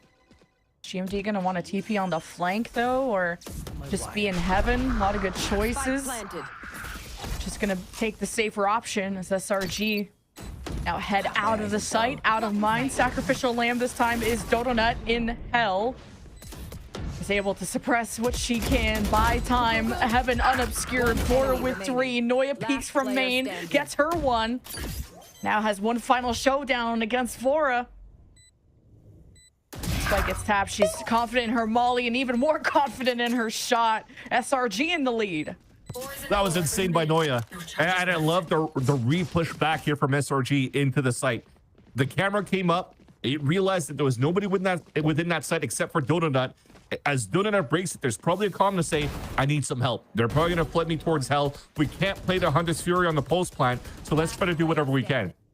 And look at those trades that came through across. Everybody's so focused onto Donut fighting down towards that hell that the re-push from the top of sewers from Sarah allows here Noya to just fight a 1v1 towards the end. And SRG is back in full strength. 4 rounds won in a row, back in the lead here in this series. There's a Hunter's Fury on the attack, the dash away. Hey, there is some pings. There is a dancing Timotino half hell trying to get away. And then SRG just flood in, flashes, and I don't know if it hit Mel. I don't know. We'll have to replay. That round went really fast, and somehow TSM anchored up and didn't lose anyone despite Timotino getting pinged. Yeah, he got pinged. He got hit by a Hunter's Fury once, but what was really important for TSM was throwing the site smoke within that site. That allows other players to just play around the boxes, making sure here that they're able to support Timotino. And as soon as the Hunter's Fury is gone, you don't have a chance to draw it in. You have no information you're playing against with SRG. And you're just going to try to swing out here for TSM. And they swing out perfectly to get all these picks as SRG was still trying to set up within the site. I mean, look at what happens here. There's just so much spam coming through with the Odin that they're trying to dodge bullets, dodge everything. And then everybody else is swinging through the spray. I mean, I love the re-aggression coming out from TSM with SRG trying to change the tempo of that previous round. There's so much chaos there. I swear I saw Mel blinded, but maybe just the hood was on a little too tight. So never mind that. We'll see. Now that's being stuck, and Mel just forward at B, and now they're getting spammed through the Odin that was carried through. Paranoia is gonna hit Mel right in the noggin, and wow. It's just a bullet hell that SRG are happy to mostly walk away from, but missing out on your duelist, having to push any other site is going to be really cooked. Neural Theft 2 from Alvin Boy. We'll see where the hit is next. Don't get too much heat already. I mean, everybody's running to meet up with Alexis, making them think that they're going to just try to pressure into this A site. Mel just has to win this 1v1, but it won't happen. Alexis, sorry. Yeah. Good fake though, got a lot of attention, but man, even in these isolated spots, TSM still are just cutting and biting at the heel of SRG. We're gonna have to turn around a 2 versus 5, including with an Odin. So unless Sarah can get really good timing here, GMD's gonna, wow, I guess they just know Sarah is there, and with the crouch, Sarah can't convert that onto GMD. Float like a feather, still die like 1-2, and SRG don't do too much damage here, but the leads are going back and forth, man. Yeah, definitely. If anything, though, SRG did try to just regroup with Alexis on the A site to fake here with the neural threat from Alvin Boy that you're just going to desperately run towards the A site. And then after that second ping, you're trying to pivot back towards that C, and TSM, I love that they just continue to walk down. They realized there was no pressure coming through here. There's no audio cues coming out, so they could try to re-clear with the buddy system because it was a fake from the whole time. And from the pings, knowing where Alexis was, she was pretty much in that position where she can't fall back with her team. So you've isolated that cause and allowed here for TSM to just play that beautiful flood retake towards the end again. It was a nice try from SRG on that 2v4. You were hoping the Paranoia to hit a little bit more to allow, I think it was Sarah to swing out there to get those picks, but not enough. 1v2 for Noya. Meanwhile, the drone from Bora gets shot at B. So you kind of let them walk into sight and Hunters Fury them. So TSM have a safe play for retake, but all depends what Noya can do with just a Guardian and outnumbered situation. SRG drone up are not going to see much or get deep into C. just want to point out that it's funny that we're seeing 7 with the Odin when he's playing Breach instead of having Vora scan Odin that 7 likes to do in the past when he was playing that role. Oh, yeah.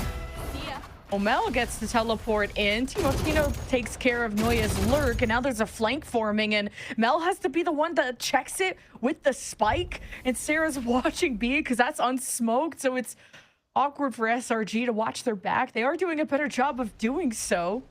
30 seconds left. Huntress Fury is really going to ruin things as soon as SRG even think of planting the spike, and the trigger is pulled, the bow is drawn, and the Huntress Fury is going to dissuade SRG, and Timotino is nasty with the ult. One enemy This remaining. Challenger push SRG to the edge before, looks for the ace, while stunned, Mel denies, and GMD finishes for a 7-5 half for TSM. Tried to go for a highlight reel ace by being an updraft right click onto Mel being stunned when it could have been a free kill. And instead he whisks it, loses the ace, but at least TSM still gets around in the end. Nothing you could add on to that one though. Again, another one of those moments where Timotino is able to get the flank, not being watched, get some free kills with some backstab shots. And then that's TSM now looking to close out the series. But the question did come through for me as we ended that second map. How much would TSM will have to fight here for this victory? And they're definitely getting the run for their money here to try to close this out against SRG. SRG have found their footing since this round number 6. And now on the defensive side, they still have a chance here. They've been pretty good in pistol rounds so far. Timotino has had higher highs and bigger pop-off moments, and to Donut's credit, she's using speed. She's just getting headshot by TSM, who are just walking lasers today. The overdrive not doing much in that first half, but let's see how the pistol converts. The timing, the double jump out. Donut with one, Mel with the other. Their friendship can only last for so long. The rest of TSM come in to kick him in the teeth, and C is TSM's sight now. Yeah, that was such a nice try. You were just hoping here for your shots to land. The trap play was perfect, but unfortunately, there, give a chance here for GMD to react, come back, jump peek, and get the last kill. And for them to stay on top in this post-plant. Converting this pistol round. Wait a minute. We'll let him cook. Recon's going to get them distracted. Sarah swings and Noya at the same time. A huge clutch for SRG to save this. And winning that pistol could pretty much get them back into the lead. Can't forget Noya with the pistol rounds. Can't forget Noya or Sarah, as a matter of fact, when both of these two players have been quite good since the whole series, actually. Noya had pop-up moments. Sarah had some multi-round kills here on Corrode and Icebox. And the last player that we haven't had a chance to mention yet here in this third map is Alexis, who's been quite good on Icebox as well. So now you're starting to see them activate on the defensive side. A wall here on the defensive to allow for them to push down, or at least fake the illusion that they might want to try to add some aggression here against TSM. This would force TSM to play a little bit more. Oh, and as it gets smoked out, that should ask for the wall to come up right away. I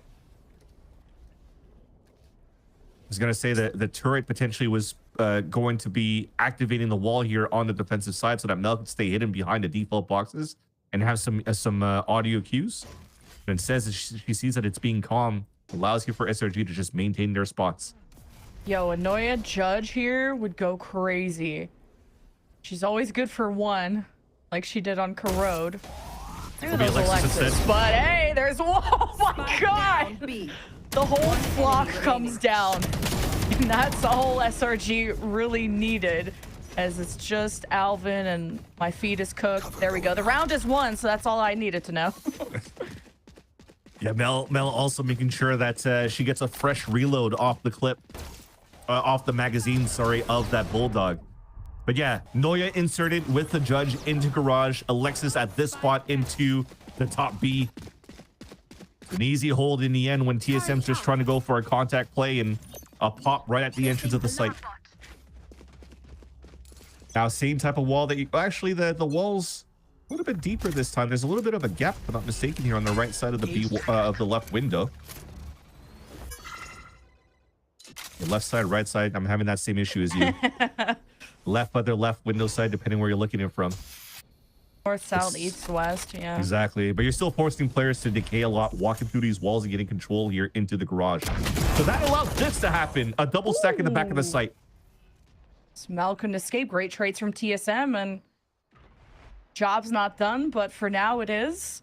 As you're waiting to see what Alvin was able to hear, and if he spotted Dodonut, they're like, wait, that judge did the Lord's work last time. Let me see what this can do for me. And the drone is gonna see Dodonut, so she escapes in time. Is gonna get pinged though, so fault line isn't gonna catch her yet.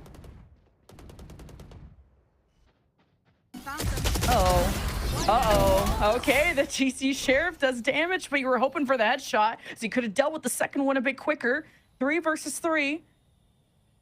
It's not too bad considering the poorer buy that SRG had. 30 seconds Yeah, left. exactly. It's their bonus round going into this one here, and they're making it pretty even on a 3-3. And the fact that Noya is still alive with the wall that's going to make it difficult to resplit the C site, you'll take it. Although that recon gives her position away. Ooh, the wall isolates Garage, and 7 steps up. Noya is the GOAT as usual. 9 seconds though. Can GMD be the GOAT for his team? He's gonna get this plant off just in time, and you hear the sneakers running by, and Noya gets a chance to shine, and it's tied. This map could go either way.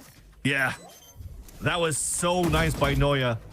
And again, when we talked about a couple of rounds ago too, on the first half, that position that Sen was playing when he was facing off against Dodonut, that had to be a key portion, a key spot for Seven to win from the top of that platform. And that's what happens if you don't. Noya at that spot is able to get 2 beautiful kills and not allowing here TSM to get that split into the C site and for SRG to just finish that up. And this is what I was mentioning before. The amount of util that you have inside the garage for the stall from the alarm bot and the walls of the Viper, it just allows for more players to stack up behind those walls to support the B site hold when most of the KJ util is going to be angling and holding off the garage. So I like here how SRG are positioning with these type of with this type of composition that they're coming out with. Ooh, an outlaw shot and a TSM that's looking pretty divided. A team on Gina, GMD. Forward and away, hoping to get 7 in position to kind of enable them to take A main, but there's threats looming in A short. And a drone that's not going to see much there for Sarah, and there's Team Otuna that has to carve their way in. Mel tried to, it's always that wild card, that X factor, the playmaker, and won't get away with first blood. She got a lot of them last map. TSM just kind of stay put to see who else is willing to push them. And this time it's Dodonut with an outlaw, and the rest of SRG close down the option of B. And TSM are left in the dust. GMD has ulti here. So he's just trying to escape first. He's just got dinged through a wall. I mean, you're picking up at that spot.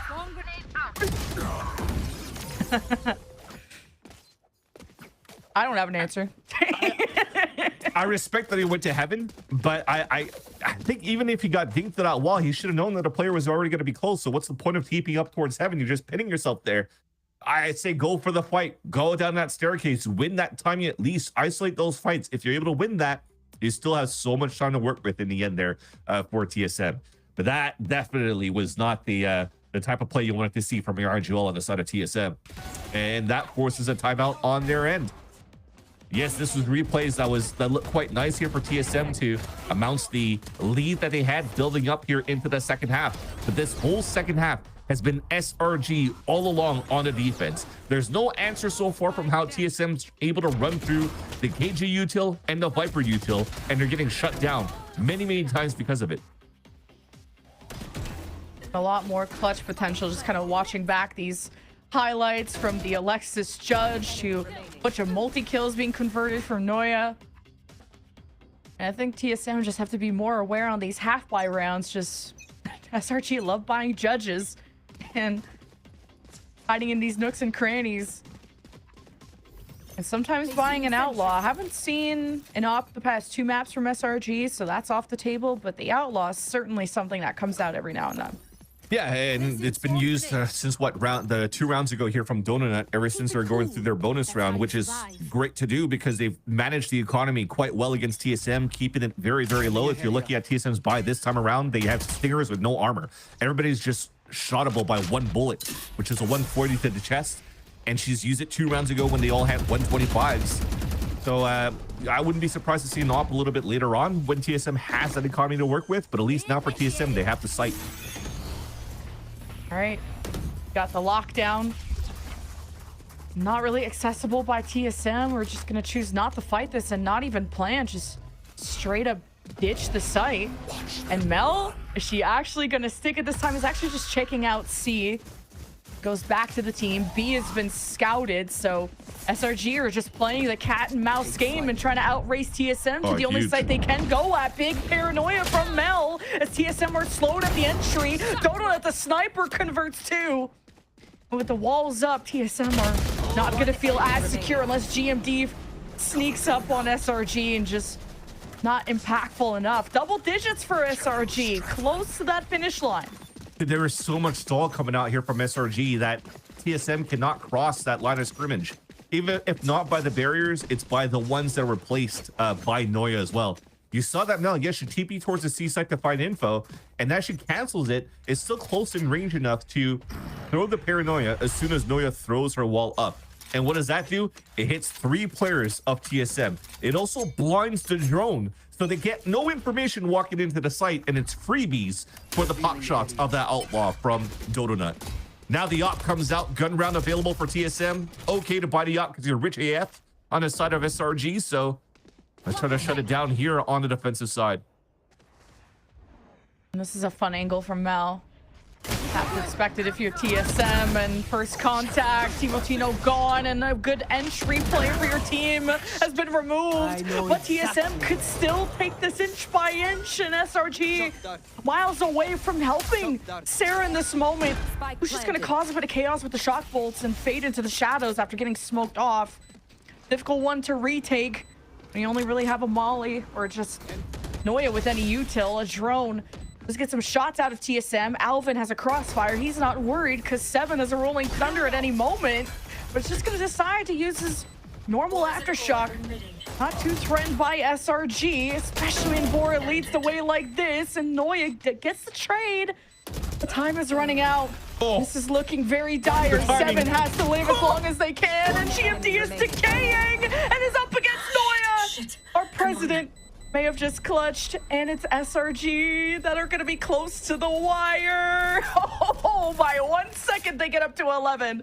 How do you lose that for TSM again? You mentioned a rolling thunder available for 7, but unfortunately, after the plant, I understand why you go towards hell. It's very hard for you to run back towards sewers or towards long when you don't really have smokes to protect you, and you're just holding your angle. I mean, GMD's still alive at this point. It was probably a way for you to be able to escape to get value out of that rolling thunder. But in that said, it probably wasn't even needed. You're basically holding 4 different angles from TSM, and you miscommed your utility to try to get value of the players holding the positions, and somehow 2 players of SRG is able to retake that against you. Oh, good thing he got the sneakers on, but Donut still got tagged, and dying in a spot where you can recover the op is always nice, but there's a ton of smokes, and Sarah has no space to work with. TSM, surely this is a round for the rolling thunder, especially with SRG being this close, but I mean, the fight and the action has come to TSM, and they're holding their ground and have a moment of security to plant. It's Mel unsmoked in heaven with Alexis coming down.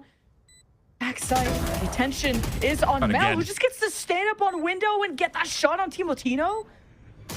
Vor and Alvin and GMD have to wake up and smell the coffee. Mel, the captain, doesn't want to lead her team astray, but her position has been revealed, and all the money in the world can't save her, so gonna take another angle and just look for exits. Seems like or just exit freebie. herself. Yeah, freebie spots though on the side of jumping out the window and getting picks into graffiti. But yeah, I think Mel not saving her weapon at this point is fine as well, because we talked about how rich this team was going into this round. They've won 6 rounds in a row. They've just lost one, was still able to buy an op. They lost this one, still able to buy an op. So they're still fine. It's just now they wanted to make the economy quite low on the side of TSM. They wanted to make sure that the buys aren't the best. If you're looking at Timotino, he could only go for Bladestorm with a shorty. Right here. And it gives themselves a fighting chance for TSM at this point to convert that last round that they had with that many players still alive. They didn't let that 4 versus 2 slip through like they did previously. But the defense is quite strong now for SRG. Pit already down towards that sewers, the op watching long. And now you have Alarm Bot and Wall to just hold up the front B site. You don't see a Pit there every day, but I love to see Timotino any day. But as soon as he sets up with the shorty, he's dead. And SRG, pinch from all angles. Still 2 left from TSM to get a plant down. Planted. Will be Alvin making sure there's no flank, and SRG coming through the right side with a paranoia. Has to be big. GMD wants to teleport out of the site and out of mine, and that's a big opener for Mel. And a paranoia right through the entryway, giving way to Dodonet with the overdrive. Now they've evacuated everyone from TSM to defuse. We'll get halfway. Dodonet can't protect Noya for this long, so eventually it goes the way of SRG. Oh, man. The entry was good there for the side of TSM. They had information when they droned out that it was 2 towards the A site. Yes, even if GMD got spotted here from the back of Gong to identify that there was 2 players there, and you still have an opportunity for a late lurk from Alvin Boy from the front of that B site. He was never accounted for. But GMD TPs outside of the site from Gong. What does that do?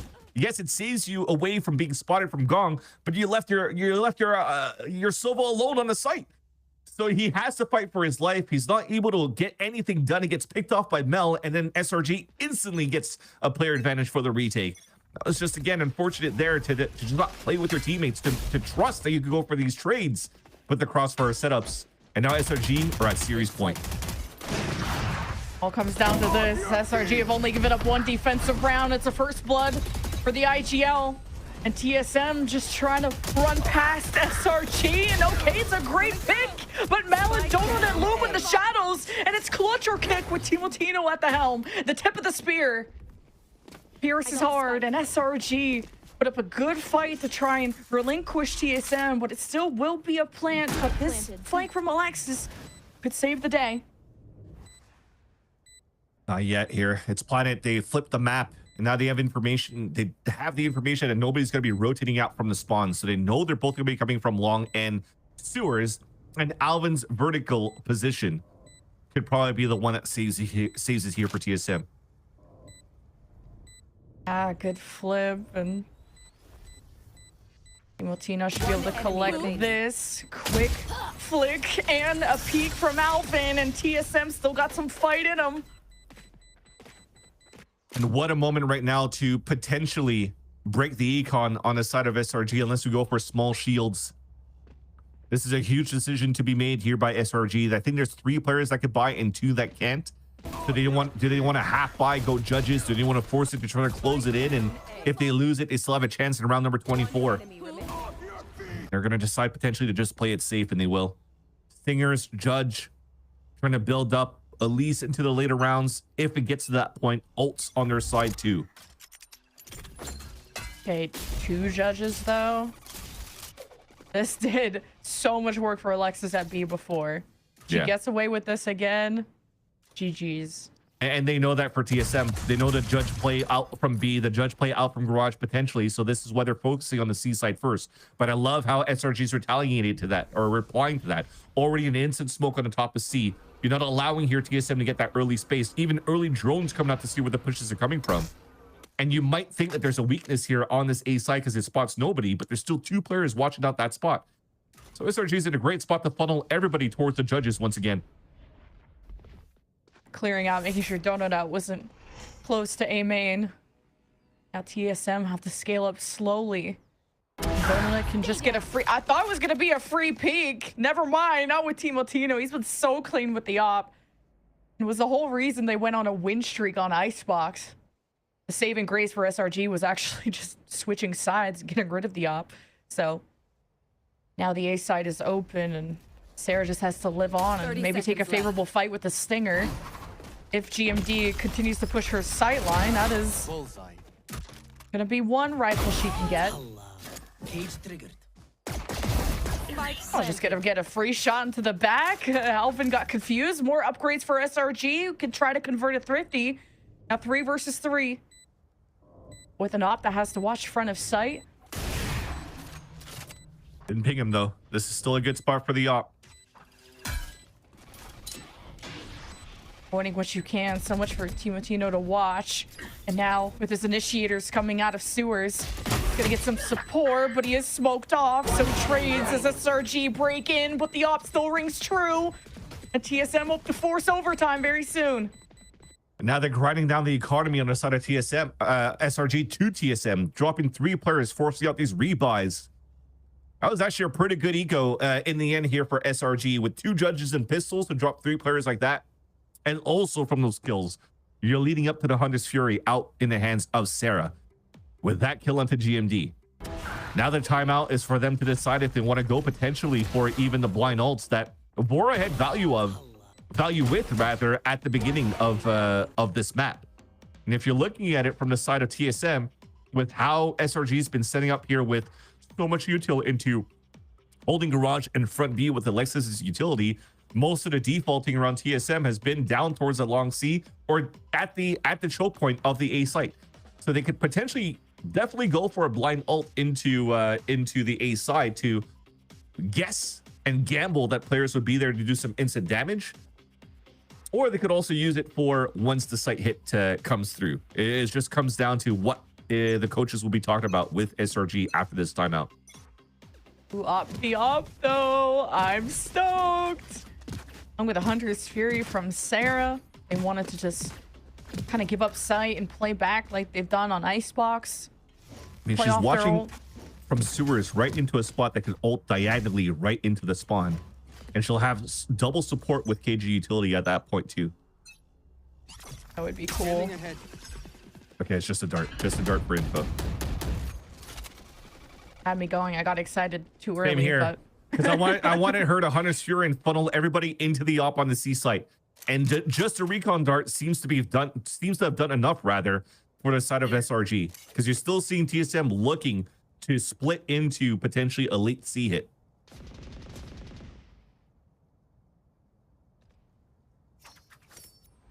So far. The op remains here for Dodonut. It's gonna have an important job.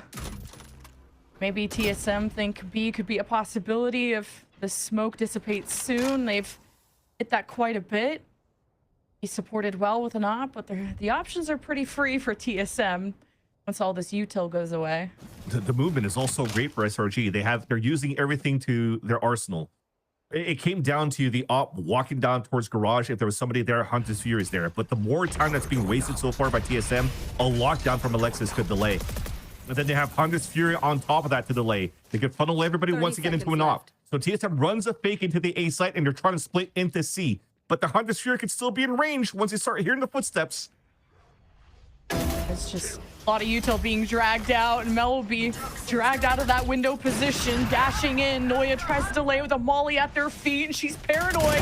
She's in the corner, and Mel continues to be insane in this round with 3, and Noya with the cherry on top. SRG with their first win in Challengers. And what a way to finish it for SRG. Coming out of the timeout was just trying to stay patient and trying to figure out what type of information you're getting and rotating around the map based on the non-information that you're getting at the top of that. But that's all based on Sarah's owl drone, the util that she's using, the pings that she's gotten, and making sure here that SRG are able to get such a nice victory. Their first one in Challengers since the loss last week against Envy. Or since the first split is what I mean, yeah. Yeah, and just to take the 13-4 on the chin on Corrode on your map pick, thinking you could have really surprised a team that was still rebuilding, that was still trying to kind of work with each other. And you realize, okay, TSM are starting to peak, obviously put a lot of work into their practice, and then the maps are traded. And Icebox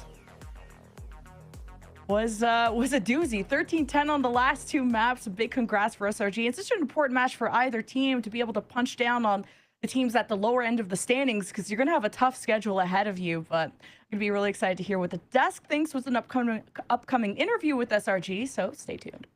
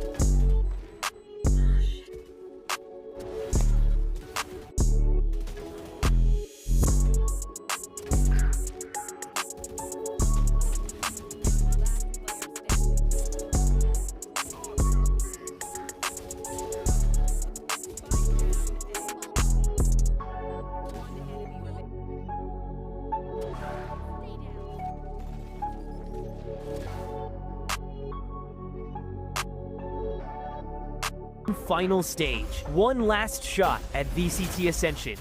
16 teams. One goal. No resets. No second chances. Every match is do or die. Stage 3 playoffs begin July. The road ends here. Welcome to the endgame. Our first 3-map series within the main broadcast of Challengers. It goes all the way to Haven between TSM and SRG. And SRG in the end to take down TSM 13-10. Roy, going into this, I mean, there's doubters, there's haters out there. SRG, though, that step up, especially after that first map, the coordination map 2 and 3, such a well-deserved win. There are always haters, Sierra, but honestly, the results speak for themselves. It was an insane series, first and foremost. Before we get into the specifics, that was so much fun. I feel like I wasn't locked into a match like that in a while. I mean, we've had some great matches on VSL, but that match was just like back and forth, so much action, so many cool little like plays that came down to like really cool timings. I really enjoyed that. But yeah, let's get into the specifics, guys. Haven was a great start for TSM. They got things rolling early into the first half, but it feels like SRG, they never let down. They were on it the entire time. They had so many great ideas coming into this. And obviously, we saw a really big change from how they were playing versus Envy compared to how they were playing against TSM. I think they're learning a lot. I think they're finally adapting to, you know, a lot of the pacing differences and the confidence differences that's happening in VCL. And overall, it was just a great showing. I think they also handled everything, like kind of like Roy said, to the best of their ability. I really did enjoy the Neon pick here, especially. I think it kind of gave to a, like, again, kind of like reiterating what Roy said, like a different pace of play to where it felt faster in a sense. And I think Dodonet was able to kind of offer that difference in a very, very spectacular way, to where we did see a lot of instances where, you know, a lot of players were rushed, but they kept up with the pace too. And I think positioning wise, they were so good with getting so many refrags, and the potential of just keeping themselves playing together and using that partnership system, I think definitely carried them in the end, because they didn't lose as many players as they took. And that in all kind of just led them to that 13-10 victory.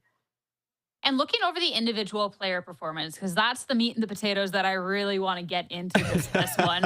We got to see a whole lot of individuals really popping off. I mean, Timotino was someone on the opposing end that we highlighted could be a pain point going into this. Bora also had a really good series, but in the end, you have to look at the step-ups from SRG and a coordinated effort across the board too, Roy, because it seemed like every other round, it was someone different that was getting a 2, a 3K to really be able to put SRG in a lead.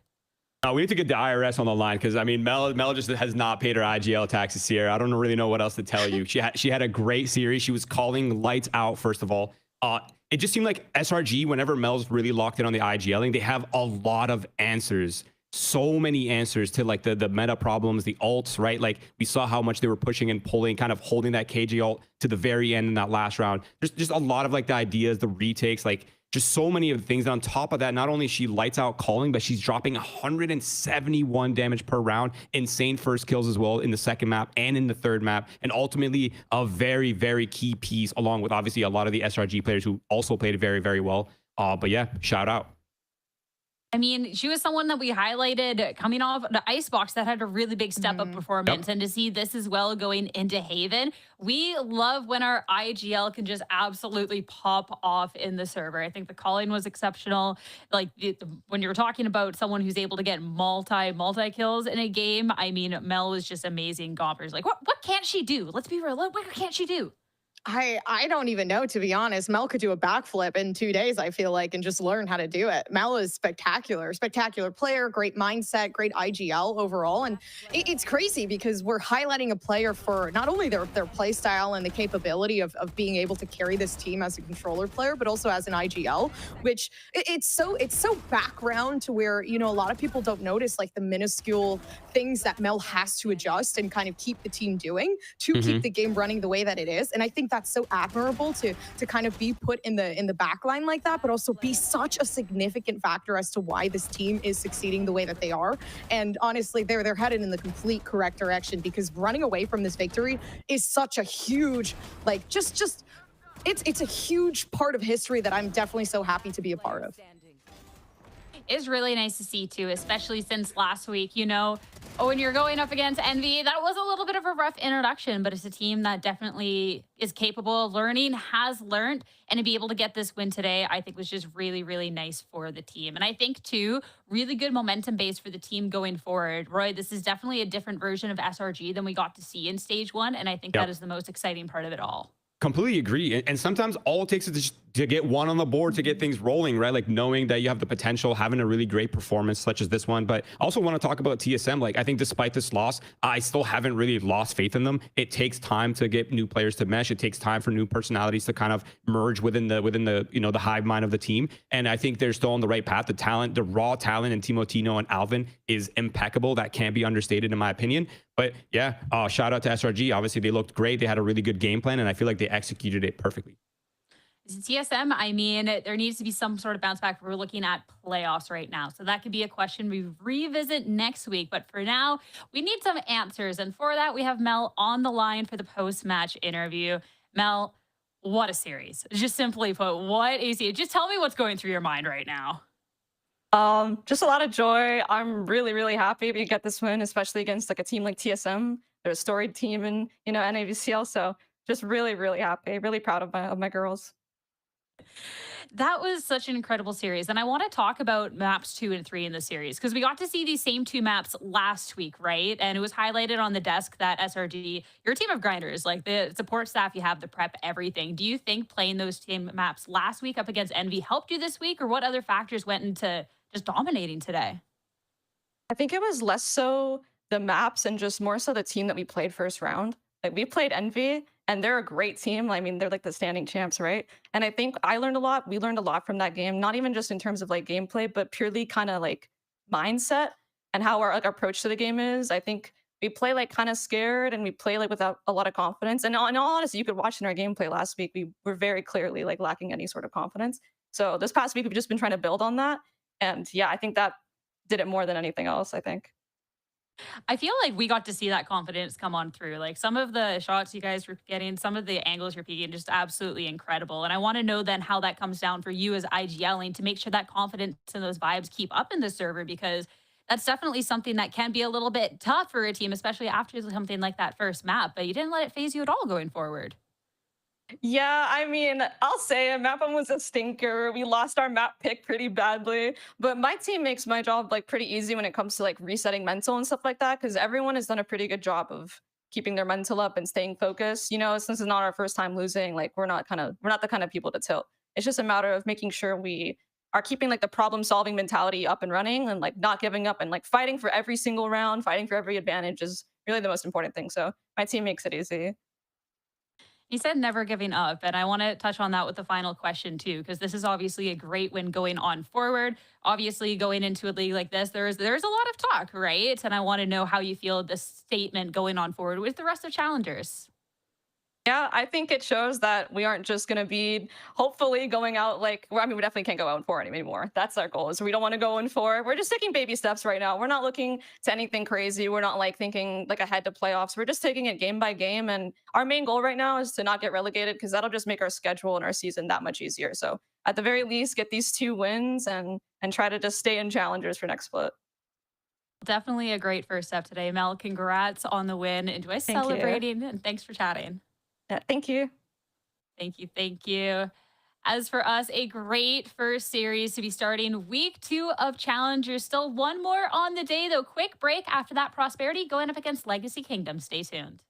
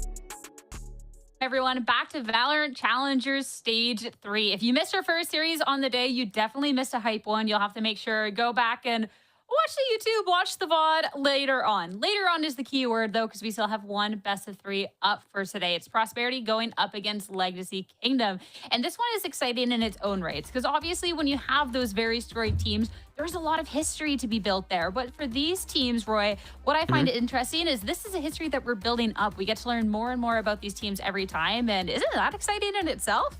Absolutely. I mean, this is like where future champions are created, right? Like, yeah, they might not be getting the results that they want, but ultimately that experience is going to be invaluable in what is a, you know, traditionally a very long career for many players, right? So I completely agree, Sierra. I think this is awesome that we're seeing new players. I think it's cool that, you know, obviously these teams have not had great results in VCL prior, but this is the redemption arc. This is where they get to showcase that they're, you know, they belong in here and they've earned the right to be here and compete against these teams and show their growth and show their talent and just like ultimately market themselves in what is tier 2. Show the growth is the biggest part there. And let's talk about Prosperity first, because this is a team that we did get to see within Stage 2 when we're looking at this Prosperity org. And it was a team that you're talking about a little bit of that redemption. That was a little bit tough for them. But looking over at this team, Gompers, I mean, they have been putting in the work. You can see it in all the third-party tournaments they do. So I'm excited to see with what energy they come out of this gate swinging with. I'm assuming they're going to put everything that they can into it. I mean, the name that we see here is the Deleter, so I feel like we have to. I love that you point that out because I'm sitting here cracking That's up over aura. this. No, that's aura. I feel like we have to appreciate that and kind of like understand, like it's radiating right now how much they want it just based off that. And I mean, like you said, the tier 2, tier 3 tournaments that they've been playing in, it's just been non-stop trying to challenge themselves, and I think that in itself kind of shows how much, you know, they've been practicing and preparing for this moment. Stage 3, right? Of course, they played Swiss stage against Winthrop. That didn't go too well. I mean, Winthrop in itself is a very strong team to go against, but they held up a really, really good fight, and I think that in itself kind of shows like the amount of potential that this team has. Yeah, and honestly, I'm kind of seeing that Kobrig's in addition to this lineup. That's actually a huge pickup for this roster. I think he brings in a lot of opinions on how to play the game. He's a very vocal player, very positive energy kind of guy. And I think, you know, his experience and ultimately the fact that he is super cracked at Valorant is going to be a massive addition to Prosperity Esports and a happy sight to see, to be honest. And looking at this team too, there's a couple of different players with the Deleter being one of them. Being able to see some repeats from that Stage 2 are the players that I'm going to have my eyes on the most. And this is where we can talk about Yuki first, especially to what they're able to bring to this roster. Because, I mean, when you're looking back at, you know, maybe a Stage 2, you know, the stats aren't going to be like, we're not getting like 400 ACS or something. But this is still pretty solid considering the team's record. I'm excited to see where we can top that going into the split. Yeah, I mean, historically speaking, guys, this player has been pretty like a reliable performer for this roster. Yeah. You know, whether it's through their results, whether it was, you know, they went winless. There's no way to beat around the bush. But this player has been consistent, and even in tournaments outside of VCL, he's been a very reliable player for this team. And it really helps whenever you have an initiator player or also a flexible player who can kind of jump around in roles while kind of keeping that confidence and keeping that performance. So I think it's a very deserved shout out to Yuki. I'm excited to see what he's going to be building on going into this match. I like it too, because in general, like, they are very, very flexible within any role that they play for Prosperity as well. And they play it very well, whether it be like the duelist. I've seen them on Initiator, Sentinel, Controller. Like it is just varying throughout the comfort of what the team is feeling, of what they want to adapt to. So I think Yuki is you can tell that they're just going to perform no matter what happens. And, you know, regardless, they're going to be able to aid the team. And the next player we wanted to talk about, another returnee having to fight back up to make sure they could get their spot in Challengers. Talk about Manny and what they're able to do for the team here, Roy. Especially too, you look back through the socials, like, we get that energy, right? Like, we're back in Challengers, let's go. Talking about performances within these third parties. So I'm excited to see that energy translate into the server. Me too, and I don't know about you guys, but I love seeing like super cracked like Sentinel players and people who are kind of like very mechanically strong in a sort of lurk position, because it really does change the team dynamic completely, right? Like, so many of the mid rounds open up whenever you have a ultra confident, you know, Sentinel player who's like willing to take the 1v1s, who's kind of, you know, who has like a good IQ in terms of timings and macro. And I think ultimately this player has been that person for this team. Yeah, and now talking about the next team, talking about the opponents going on into today. Another team that is going to be familiar if you were here for a previous iteration of Challengers looking at the stage 2. Even if the name of the team doesn't resonate with you, these players definitely will. Gompers looking across, this is former Havers, and yeah, this is a team that if you're looking at people that have put in this work, this team's definitely right up there with the rest of them. They have just been, honestly, you see the names and you can already tell the vibe that you're getting from this team. It's a strong team with strong players, fundamentally amazing. I mean, Jonah is kind of stepping in as well too. Yep. They haven't played ever since, I mean, Challengers, they've definitely played in like tier 3 tournaments, the Fun Haver stuff and all that, but they haven't played Challengers ever since like last year of 2024, stage 2. So they're kind of stepping into this role where now they have to kind of fill the role that, you know, this team is looking to fill and keep the victories coming along. They didn't face that well of a game against Blue Otter. It was looking a little rocky, but I think, you know, in due time, it really does take time to kind of get that perspective and understand what the team's looking for. Yeah, I completely agree. And also, can I just say that Legacy Kingdom has like a little bit of aura to it? Like that is such a cool name for a team. Like that is, anyways. Oh, but yeah, I completely agree, guys. I think this team, honestly, on paper, they are insane. Like there's so much potential. There's so much talent on this roster. It's really just going to come down to how well they can mesh. And I think that's partly of the reason why Jonah 6 is on this team, right? He brings in that experience. He's played with so many different rosters throughout his career. He's been gaming for a while. So I think that extra experience, that extra vocality on this roster could go a really long way. I love that call out because I think the pickups for this team are going to prove so well. But first off, to talk about someone who we have seen on this team before that did get compete and talk about Blast, especially too when you're looking at this core of Legacy Kingdom that did compete before. Maybe it's not much of the most winning ways, but some really respectable games, including a very close one up against Winthrop, where they did manage to take that map off of them, push them to overtime. And Blast a really big part of this, Roy.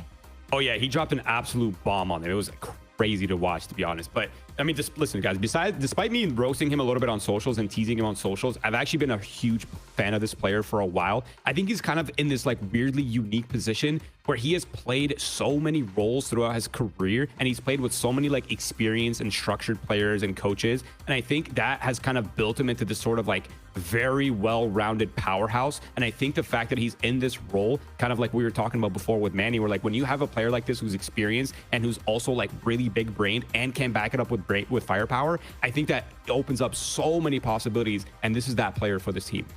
I agree. And I really do think the experience has led them to be adaptable to any team. I feel like every team that they've kind of been in, it's been blessed with their presence, to be completely honest. And I'm really happy we do get to see a bit of VIs, like the VI stats for this. I'm not sure if this is overall stats or if it's just VIs, but 103 assists under VIs alone in the past 30 days, I do want to mention. So it's not only just the KD that's really resonating with him, it's the assists as well, and being able to kind of fill in that role. And overall, like it does it, I think 20 times, by the way, played VIs with 103 assists is absolutely crazy. Talking about the next player, though, this is a player that I'm excited to see how they're going to fare with this team, and talk about Muddy, especially too when we're looking back at stage 3. There was the opportunity where Muddy went up against this core of Legacy Kingdom and had a really strong performance up against them, even being able to have a really strong ISO performance. So, Roy, I'm excited to see Muddy play with the team. Everything else, this should be a lot of fun. I'm excited because these stats are looking really strong too. It's not even just the stats. He like passes the eye test in every single way, Sierra. Like this guy is so flashy. He's so like zoomer pilled. He's insane. He's very like just kind of in your face, very aggressive, very confident, and just ultimately mechanically consistent as heck. And I completely agree. I think his first match against Blue Otter, I mean, despite the crushing loss, he still popped off along with Blast. And I think we're going to be seeing this player a lot more often. We're going to be singing his praises. I'm very confident in that, guys. And now, the last but not least, have to do a little bit of a head-to-head when we're looking at these teams and compare Manny up against Blast. That's the head-to-head that we have chosen for today. How we think that these two are going to be Manny versus Blast. I don't know if I said Manny or Muddy. The teams are, they're all sounding a little too alike here. That first series is still on my mind, but Goms, when you're putting it on paper, I mean, there definitely seems to be a little bit of advantage on one side. But again, these are from two teams with very different paths here within the Challenger scene. So this is just an idea of what picture could be painted today. Yeah, and it's crazy too, because in terms of like you're looking at the experience within the teams, kind of like the past history between both of these players, Manny's resume is definitely a lot smaller. So to keep that in mind as well. And I think that that's still so impressive that you're keeping up with 216 ACS, and it's just going to keep getting better from there. And I mean, we've seen a couple times, you know, the potential they hold, whether it be on the controller player, Viper, or the Cypher, right? Playing into that Sentinel and filling in that role. I do think Manny is absolutely phenomenal, but when you're comparing it to Blast, man, like you really got to hope and pray, because they're stuck to one role and they continue to frag out. They continue to perform. It'll be a lot of fun, especially too when you're looking at these teams. Of course, today was the day that we're focusing on the teams that, you know, didn't necessarily have things go their way in that first week here. But this is the opportunity up against each other to really be able to prove they have what it takes to hang. But going into today's series, reminder, this is the new map pool. We got to see Corrode in the first series. We're not going to see it in the second series. We're not cool like that over here. Instead, we're going to be playing something a little bit more traditional. Gompers Legacy picking up Ascent to be kicking off our series. Look at the classic map. Ascent, I'm not bothered by. I like a classic Ascent. I think, especially now that we've been experimenting with more than just a Sova Odin, I have been vibing just a bit yeah, more. That's where you draw the line. that is where I draw the line. I'm tired of it. Fair enough. But I like it because, I mean, well, they've been kind of playing like what the meta has been looking like, with obviously the Deadlock starting to come in, the Omen, Sova, Yoru on the side of Legacy. But I think it's a comfortable pick, and it's been working for them thus far. Actually, no, it hasn't. I mean, they lost the last two, but you know, mark my words. I feel like when someone's picking a map that they're not doing too well at, I think that's where it starts to change, because we saw Icebox with Shopify, right? A map that consistently wasn't theirs, and they managed to win it out. So I'm giving them credit here. Goms, I like how you just community noted yourself live on the spot. Right, that's all I gotta say to that. I love it. Self-accountability on broadcast. You gotta respect that. No, I respect that. But on the topic of Ascent, I do want to like kind of a peculiar detail is the fact that Legacy Kingdom has played this map recently in a different tournament, and they seem to have swapped their comp. Like when we saw this in week 1 of VCL, they were attempting the double controller Viper on that comp with Yoru. Now they're kind of rolling it back a little bit to the Deadlock, to the Cypher. So I wonder if if they prefer one comp over another. We know whether they were kind of experimenting in a different tournament to kind of like not impact the results. So I'm curious to see which meta they've settled on, which they find kind of closer to their true playstyle, and it's going to be kind of interesting. But yeah, the interesting part is the fact that they picked this map, even though they're kind of in sort of experimental phase. So I think they've cooked something up on this map for sure. I'm curious with the cooking, because I definitely don't think this necessarily looked bad up against Blue Otter. I mean, Blue Otter is a respectable team, even callouts from other teams, as it is a sleeper team. There's this potential there. So I'm very, very intrigued. But how we thought the series was going to be going today, I have to give you guys props, because congrats on the predictions last time around. Heading into the predictions this time, it is the world up against Gompers. And for anyone who doesn't know the lore, normally Gompers is wrong with the predictions. So is that the Prosperity lore? fans, I'm But sorry. She's worse than me? She might be. Her track record lately. Let's go, Gompers. Yes. Did everyone just intentionally pick against me? Is this what's going on? I definitely did. I am so sorry. Are you serious? Listen, chat, you heard it here first. You heard it here first. My last prediction was correct. I'm cooking. All right? Okay. I'm cooking. I'm the protein in a bowl full of broccoli. You know what I'm saying? I'm the good part. So she's not even cooking. She says broccoli, bowl of broccoli, dude. Nah. I never said I was the chef. All right. Wow. I mean, I definitely think that there is hope for Prosperity here. And full disclosure, I actually voted for them until I saw Gompers voted, and then I 180'd. But I'm sorry. I'm sorry, Gomps. I love you, but like it is what it is. But whoa, I think you guys are gonna be regardless, so embarrassed. By the way, I'll take it. I think we're in for a 3-map banger. I think we're all going to win at the end of the day. So let's start getting into this first series and see what is cooking. It is Ascent. Reminder, Legacy even switching things up a little bit. So kind of intrigued with what look they're going to be pulling out on the day with our agent select. Getting into it, though. Okay, we got yours about Roy. Oh, talk to me. Yeah, we're seeing a kind of the old comp that Legacy Kingdom were playing going up against them. Yeah, like we've seen Prosperity Esports pull this comp out before. It's not really completely new, but I think Legacy Kingdom are in this unique position where they're kind of used to the strengths and weaknesses of the comp that they were running prior. So I can see why they've picked this map. They probably have a read on it. They kind of understand the ins and the outs. So I'm expecting a bit of an edge for Legacy Kingdom in that regard. Yeah, I'm liking this. I mean, they've been kind of testing out their composition for Prosperity for quite a while as well, kind of going back and forth. It's nice to see that now they're kind of sticking to something a little bit more solidified, as it's nothing too quite new.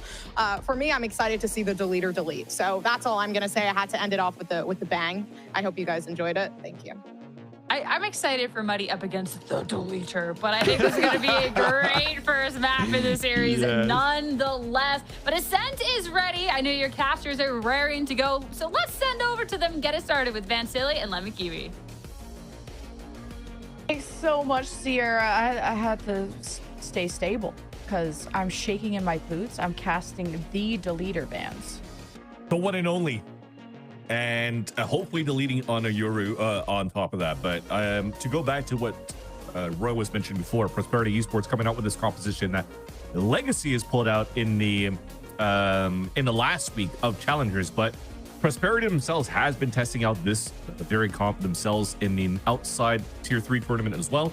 And unfortunately, they also lost with this composition, but it was very, very close against their opponents. So I think there's value into what Legacy Kingdom brings into their composition this time around, switching out Corrupt into a deadlock this time around, because they lost in an outside tournament as well against Maryville 11-13, while Prosperity with that loss 11-13 with this composition feels that they probably have the winning solution going into this game. So I think it's going to get muddy no matter what, because we do have muddy in the server.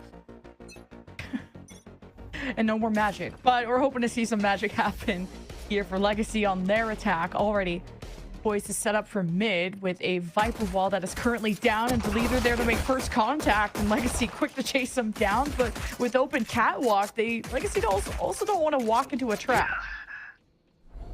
Already TPing away as well. So the value that you currently have from both of these teams running this Euro is the fast rotates and how you can actually stack. So whether they're currently playing this, adding a lot of pressure in the very beginning, blocking vision, using a camera as the tier 2 layer, looking back towards mid.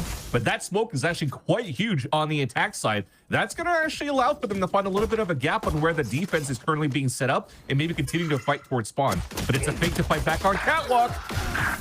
So far, so good there for Tim, converting 2. Nice touch shot. This will inspire them to get into trees. So Oberg has an important job of maybe trying to get a surprise here. Sitting in wine. Legacy trades and dances, and now the rest of Legacy can stroll on in. Even the wall actually it was broken a bit too, so it's being called out. So it's paying that there's at least one player rotating out through the spawn. With the window being broken, it confirms at least that player, but they haven't accounted the second one for PRS. So Legacy will still have to be quite safe, and they'll be able to do so because there's a camera on blast watching towards main and 3 players playing towards hell. How do you retake this? Most likely not going to happen. Okay, unless Isa just really loves caster cursing, and he's going to tap the spike and takes care of blast. Wait a minute, 2v4, turning around, Muddy low, Bruh. Jonah. And way to go, Vance. Way to go, Vance. Way to go, Vanny and Prosperity. Jeez, that was close.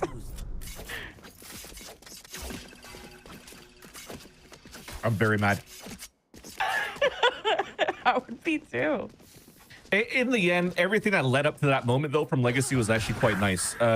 Again, throwing the wall back towards that spawn to sell that fake and run back because you're forcing players to say, hey, we have negative vision on what's happening around the map on the defense. We have to press somewhere we have power of numbers. So there are 3 players pushing out towards Cat.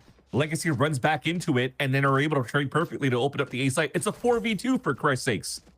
There's a camera watching towards main. It could also be first contact into heaven while 3 players have pistols out looking towards door. What do you feel like you need to recon out in the spot? But yeah, there you go. Deleter doing some stuff. I like that. 2 shots with the outlaw and deletes 2 people. Oh my god, I was waiting for that. I was like, you could have kept malding. I would have preferred that over the dash. I probably would have kept molding for like 13 rounds too, and probably still not finished my point of how angry I was how they played that 2v4. And you had TSM as the appetizer, so I'm ready for bald Van Silly at the end of this cast. I felt like I've retained quite, like I've held back quite well against the TSM mold, but this one is already starting to take me off. No, I'm kidding. Let's get back into the serious business, though. This is still quite normal shots. You're just running through some early aggression, trying to catch your players off guard here, especially when you're playing on an outlaw. You can only take down 2, so hopefully you can get the trade, but doesn't work out. PRS now have a pretty decent bonus round. If you're looking at the buy here from Legacy, they've already encountered the outlaw in the previous round, so they're full fields for this one. Ouch. Not enough for Jonah 6. Yeah, there's a lot of Jonas, actually, yeah. Yeah, for Legacy, it's Jonah P at home. Damn. Jonah knows I love him. Okay. Prosperity Complexity first blood, Jonah 6, love him. Love to see it. Cute little one-way. Got recons, shock bolts galore for ISO, so it'll be a tough one for Legacy unless they get a good win in mid, but with how far back the leader is not like something like a Jet that's just gonna run after him. It's all up to money.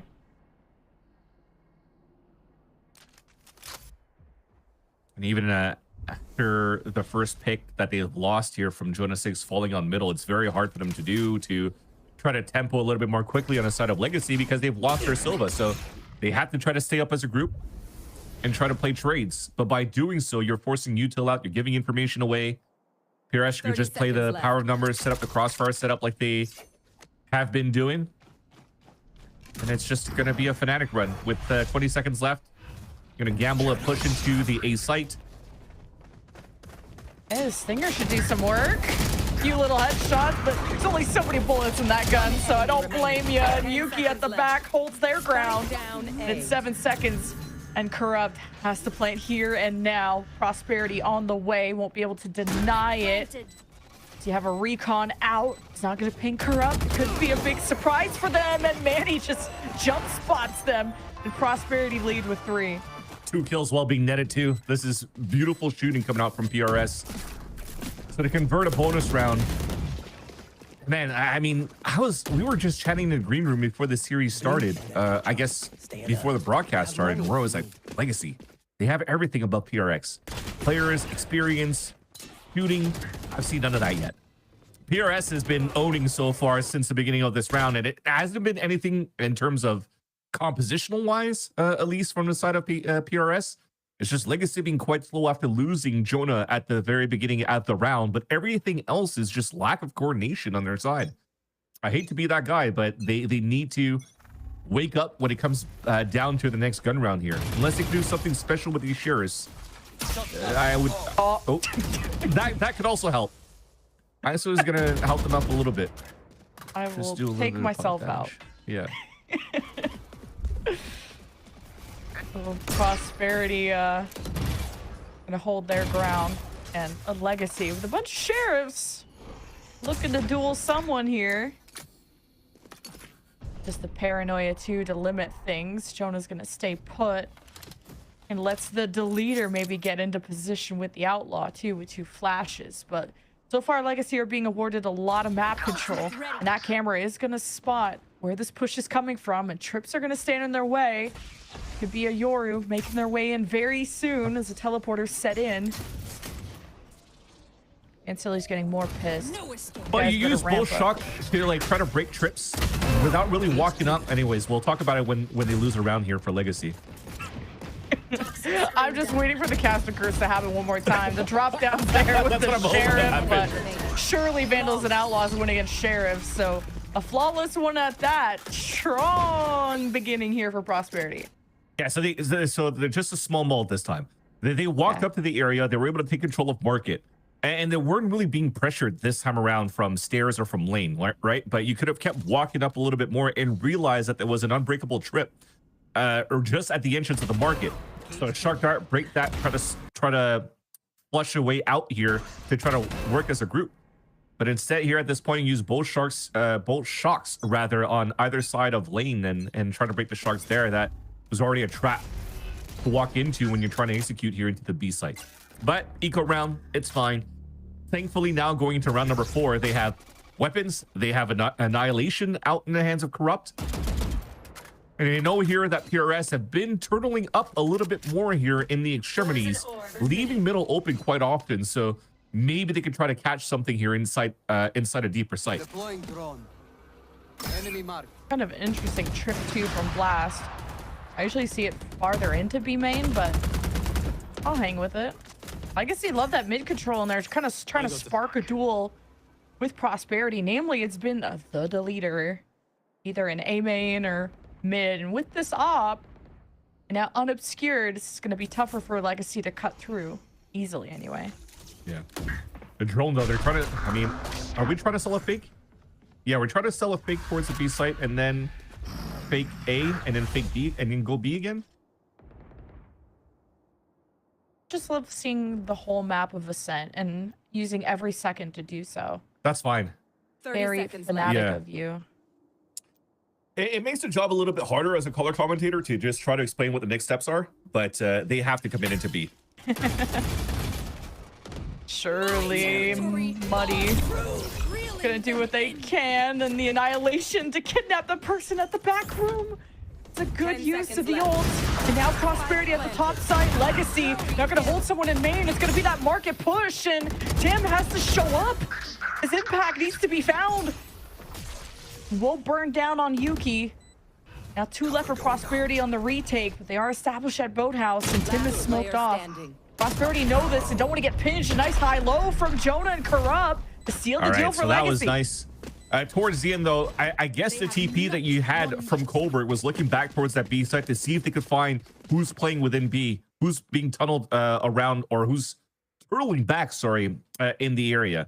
And then when the Euro TP's away from the A site, he's already set it towards that spawn. You're trying to fast rotate and force the players to really hold back in the back of that B site and get value out of that annihilation. So at the end of the day, the game plan was there. I just was expecting for them to fake the B site to hit A with the Silva already moving towards that B site in the very beginning and breaking those shots. But they read correctly towards the end, thanks to the ult. And Legacy's finally on the board. Yuki heard something up there, so it's gonna tap away at Legacy, who loves spending a lot of this time bank to sell fakes and draw out Prosperity, different parts of the map, and see if they can get a lucky hit or a weaker sight. Now, because this op rings true, it's gonna teleport out, and Legacy are still gonna be clueless on where this op really ended up. Oh, it's a battle through the smoke. Everyone barking on the other side. The leader with now the second pick with the op, and Goldberg holds the front lines, gets the spike down. And this is Prosperity that's going to increase the lead here very soon. Almost some 2 versus X gets converted again. Wait a minute. Jonah tries to even up the odds. Recon into Tracy's nothing. Great shots coming out from the leader, though, and great rotations overall. I mean, Blast is just trying to jiggle peek. Didn't expect for the walk up to happen, but they have to be aware of that with this type of composition that you're playing against. You know that the Euro here on the up on defense likes to get these aggressive angles. You're able to do it twice here versus just a Jet. Nice little dink to kick things off, though, but there's only 16 seconds left on the clock. Yuki has been so good, stoic within the site. It's always good for one.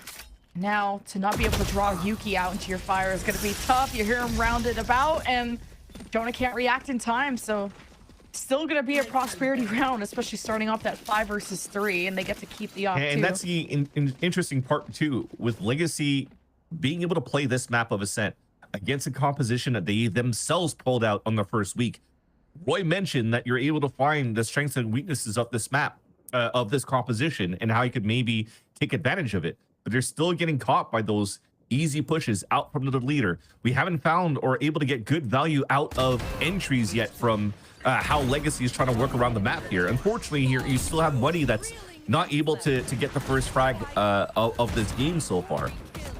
This was probably the round that worked out the best here, where they actually converted for Legacy, because they were able to leverage so many ults and create such a confusion that confused myself at the very beginning, and that they're able to fight in and get the round. But anything outside into like the normal defaults has been PRS all along. Prosperity is doing a great job at it, controlling the defensive side.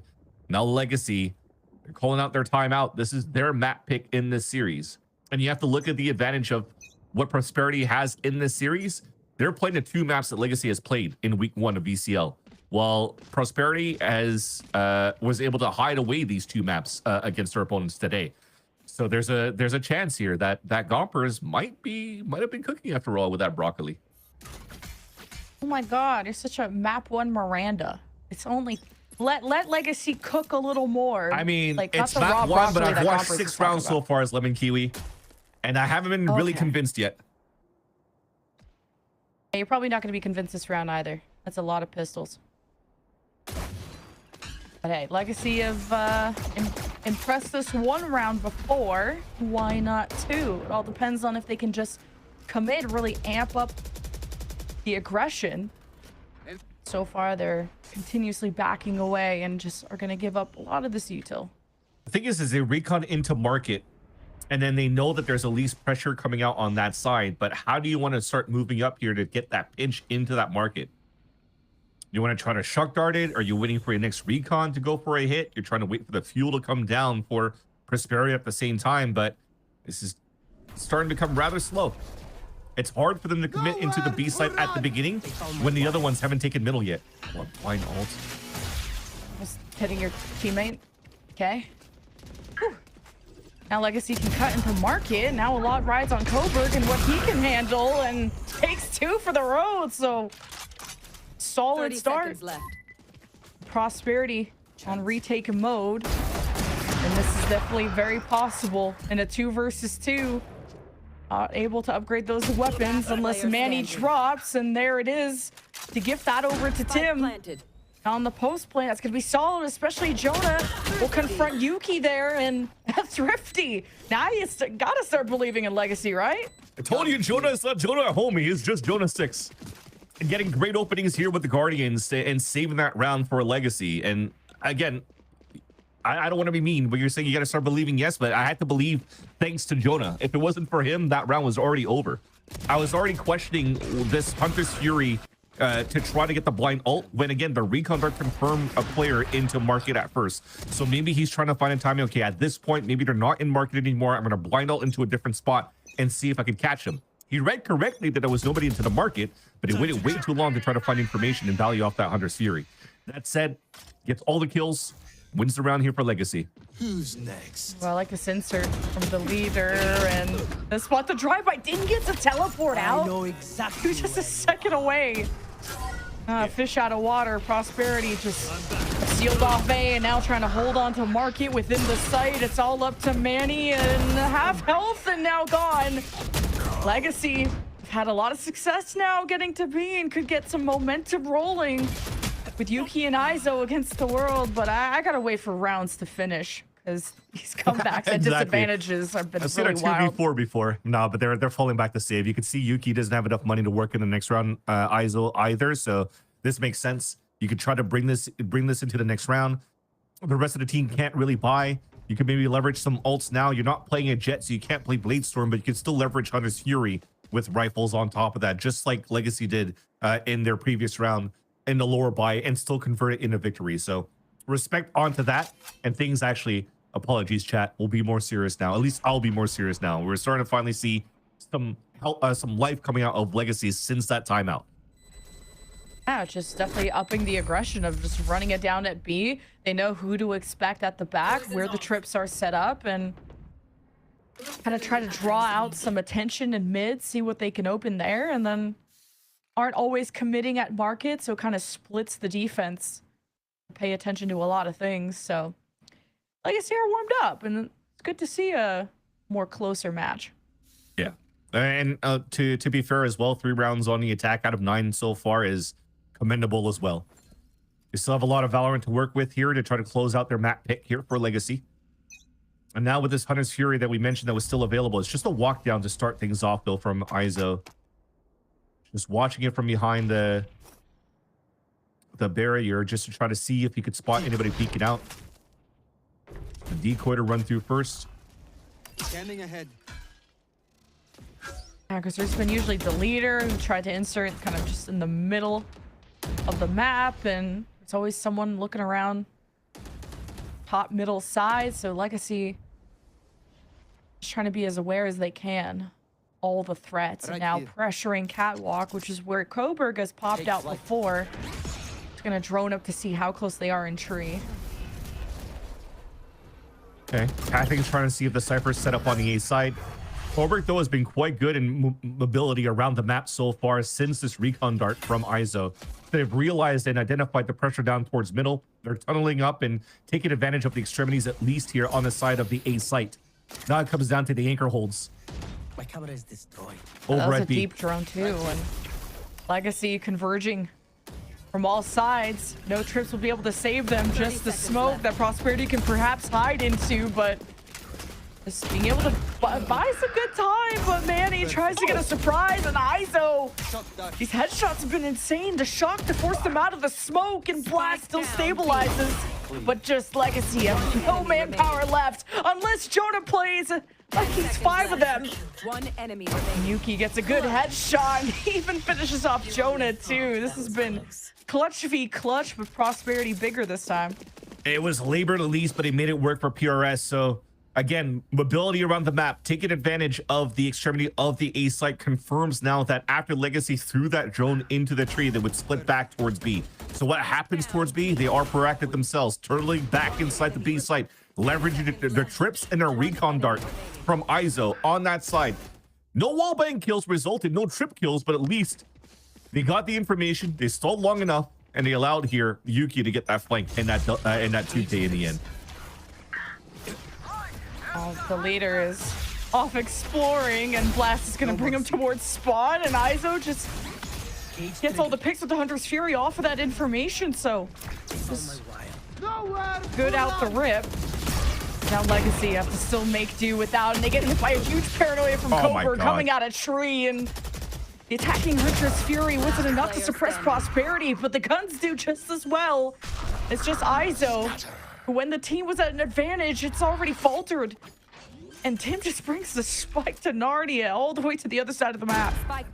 And thankfully, Jonah's going to be the one that has the element of surprise because he rotates back from the spawn.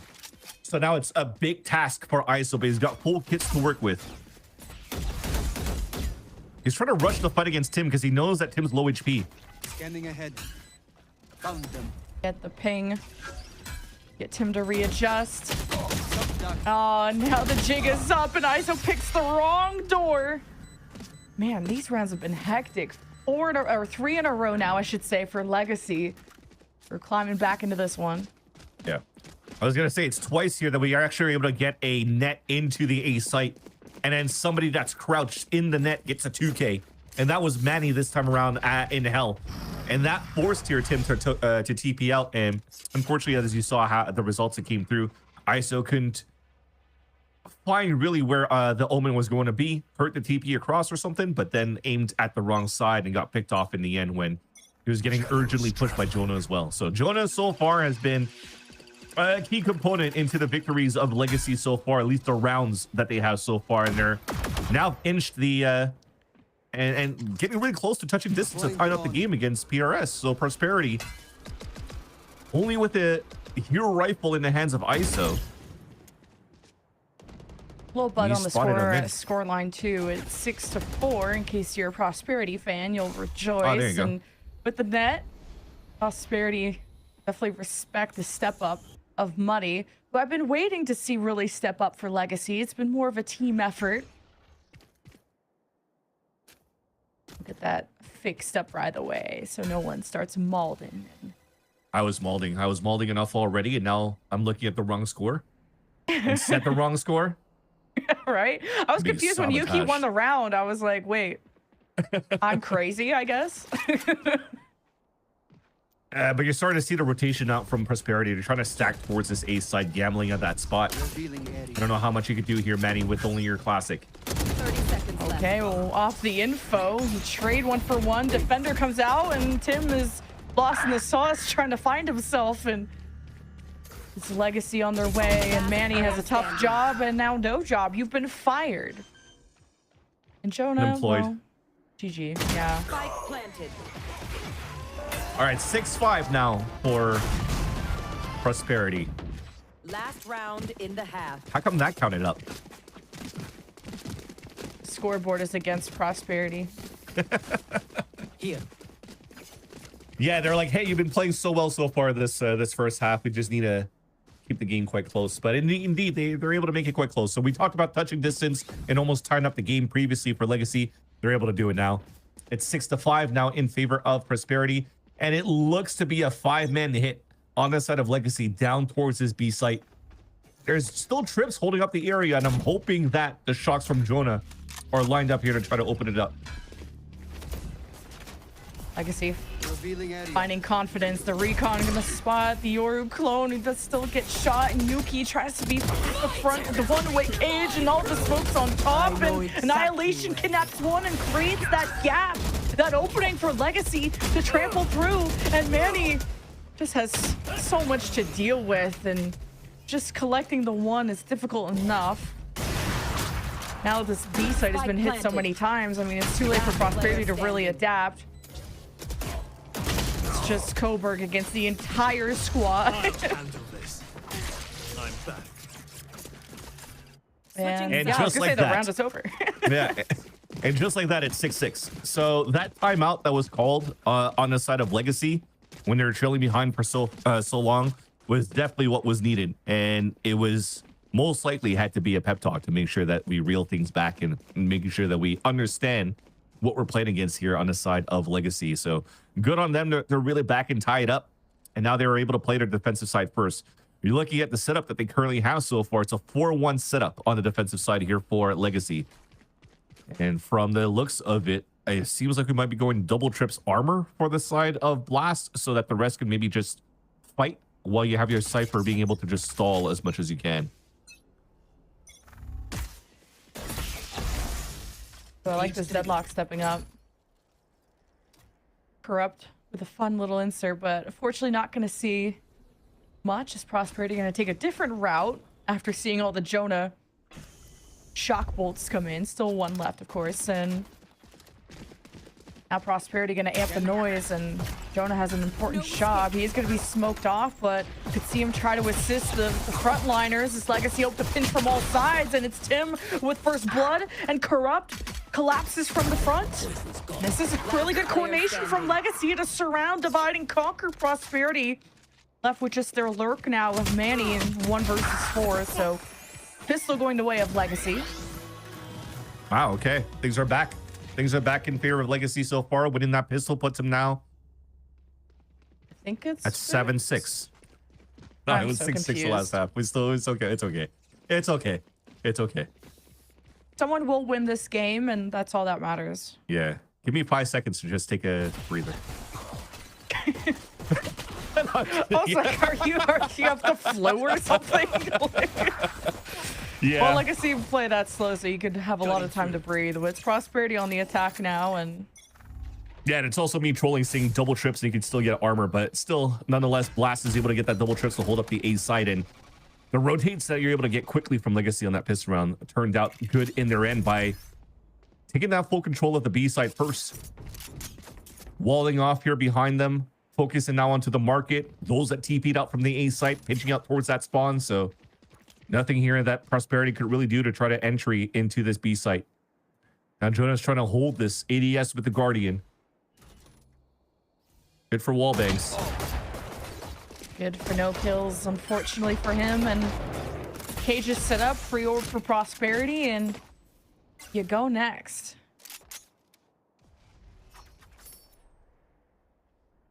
This That's adjustment, Corrupt is going to confront Yuki here in a second. Beauty you have of this Viper wall too. You can try to leverage that to cross back towards mid or try to push up towards catwalk. And then people can't really swing across unless they do. They're decayed and get instantly popped off like Corrupt just did. Okay, wait. The Marshal's going crazy doing the 7 impression. TSM. So far, Prosperity only have one pistol and a hope and a dream. It's Manny that has to man up, and Legacy just deal with the problem. And it's going to be 8-6 now, I believe. Yeah, great to deal with that pressure, or selecting the target being Tim at low HP and confirming that right click to take him down. So yeah, 8-6 is the scoreline that we have so far. Can't forget that Prosperity is still at 6 on the board. But what we really wanted here for the side of Prosperity is the move into the A site for at least the plant. They kicked things off quite well to take down Colbert first, but they thought they'd be able to surprise some players on the top of heaven, but it's still muddy. When I called him out being like, what, 0-6? He's now at 9-10, picking up these kills. Now has the easier side to deal with, or for him to be able to allow to get his own aggression moving into this game. Yeah, Prosperity don't get lucky here. They could be giving double digits to Legacy in the first map. That would go awry, especially in a best of 3. Not a lot of wiggle room, so. Poison's off. Oh, Yuki, okay, is not going to be dissuaded by the Yoru clone. So it's a one-man advantage. It's Prosperity. Just kick down B, and Blast is going to be in a different position with the shotgun up close, and Corrupt's trying to be part of the party and jumps into the loving arms of Prosperity. Not a bonus converted, but 4 rifles into the next. Yeah, very, very nice though for Prosperity. If anything, Manny was kind of just left on an island into the B site, but if it wasn't for the Gravnet as well on the rotate, Blast, solo on that B site. If it wasn't for Corrupt throwing that net, he would have definitely been taken down. And it was enough here to allow for the rest of Legacy to move in and help out to hold out this B site. So now going into finally a full gun round in round number 17, I like to say. I flip it on trying to count right now. How those rounds are going. I have 16, but that's maybe girl math. And and that's a double kill. I don't have to count too high for that one. Jonah has been an X factor for Legacy. Just pulling out clutches, pulling out first bloods like that, and Corrupt has been very stable holding on the tree side. So Prosperity left in the dust here. And nothing much they could do here with the last 2 weapons, and they could still try to go for picks if they can. There's really only Yuki that's kind of low in terms of the economy. But if they play contact, they might have a chance. You already see Corrupt pulling back his okay, his sonic sensor because he's closing the door. So they're using all audio cues in their favor for the side of Legacy. The jiggle from Muddy is perfect. That's another glass push from Prosperity, but how does it shatter? Muddy had a great Marshall double kill last round. This time the Guardian does just as much work. So Legacy very good at just continuously backing away and just forcing very favorable sightlines for themselves, where Prosperity have to push into them with not as many flashes, bells, and whistles to deal with them, especially when the deleter is gone. It's multiple times that you've seen players just walking down towards middle and getting not necessarily value, but they're not being challenged from the attack side when they're choosing these moments to push down. So I gotta say, for Legacy, they're doing quite good to understand what type of hits Prosperity are kind of doing. Because if you look at it right now, it's a full hit towards the B side, but they already have 3 players here on the defense. Corrupt takes a shotgun to the chest, lives to tell the tale. Shockbolt's gonna come in and do damage to Prosperity, but Corrupt will not be able to escape. So I like that Prosperity were able to maintain the pressure, but that's gonna be dialed down now that the smokes are back in. And then they're getting cut off from their escape. Tim just peeking at them from mid. Prosperity are trapped with not much hope. They couldn't even punish Jonah. So they're left, Prosperity left scratching their heads on how they're gonna pull this round out of their hat.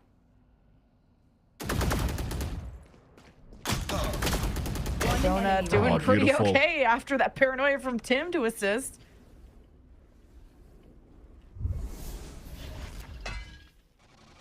I'd love to save this rifle, but not going to at this point. It's going to be a pinch, and just hoping to take this 1v1 against Jonah. Well, that's kind of what I don't want to, for Jonah to peek into that moment, because he just loses the rifle when they already have spike control.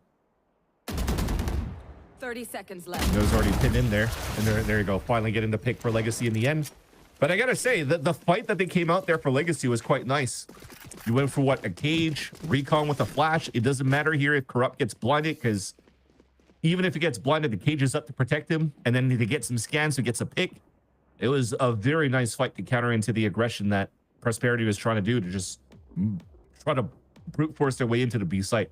So we're starting to see similar strong defensive halves at the very beginning for both of these teams. But right now, it's not really caused by Legacy making mistakes to win the rounds here for Prosperity, just like happened for Prosperity on the first half. This time is actually Legacy holding a great defensive side on how they're currently playing it as well. Absolutely. So almost feels like Legacy is like their own adversary so far.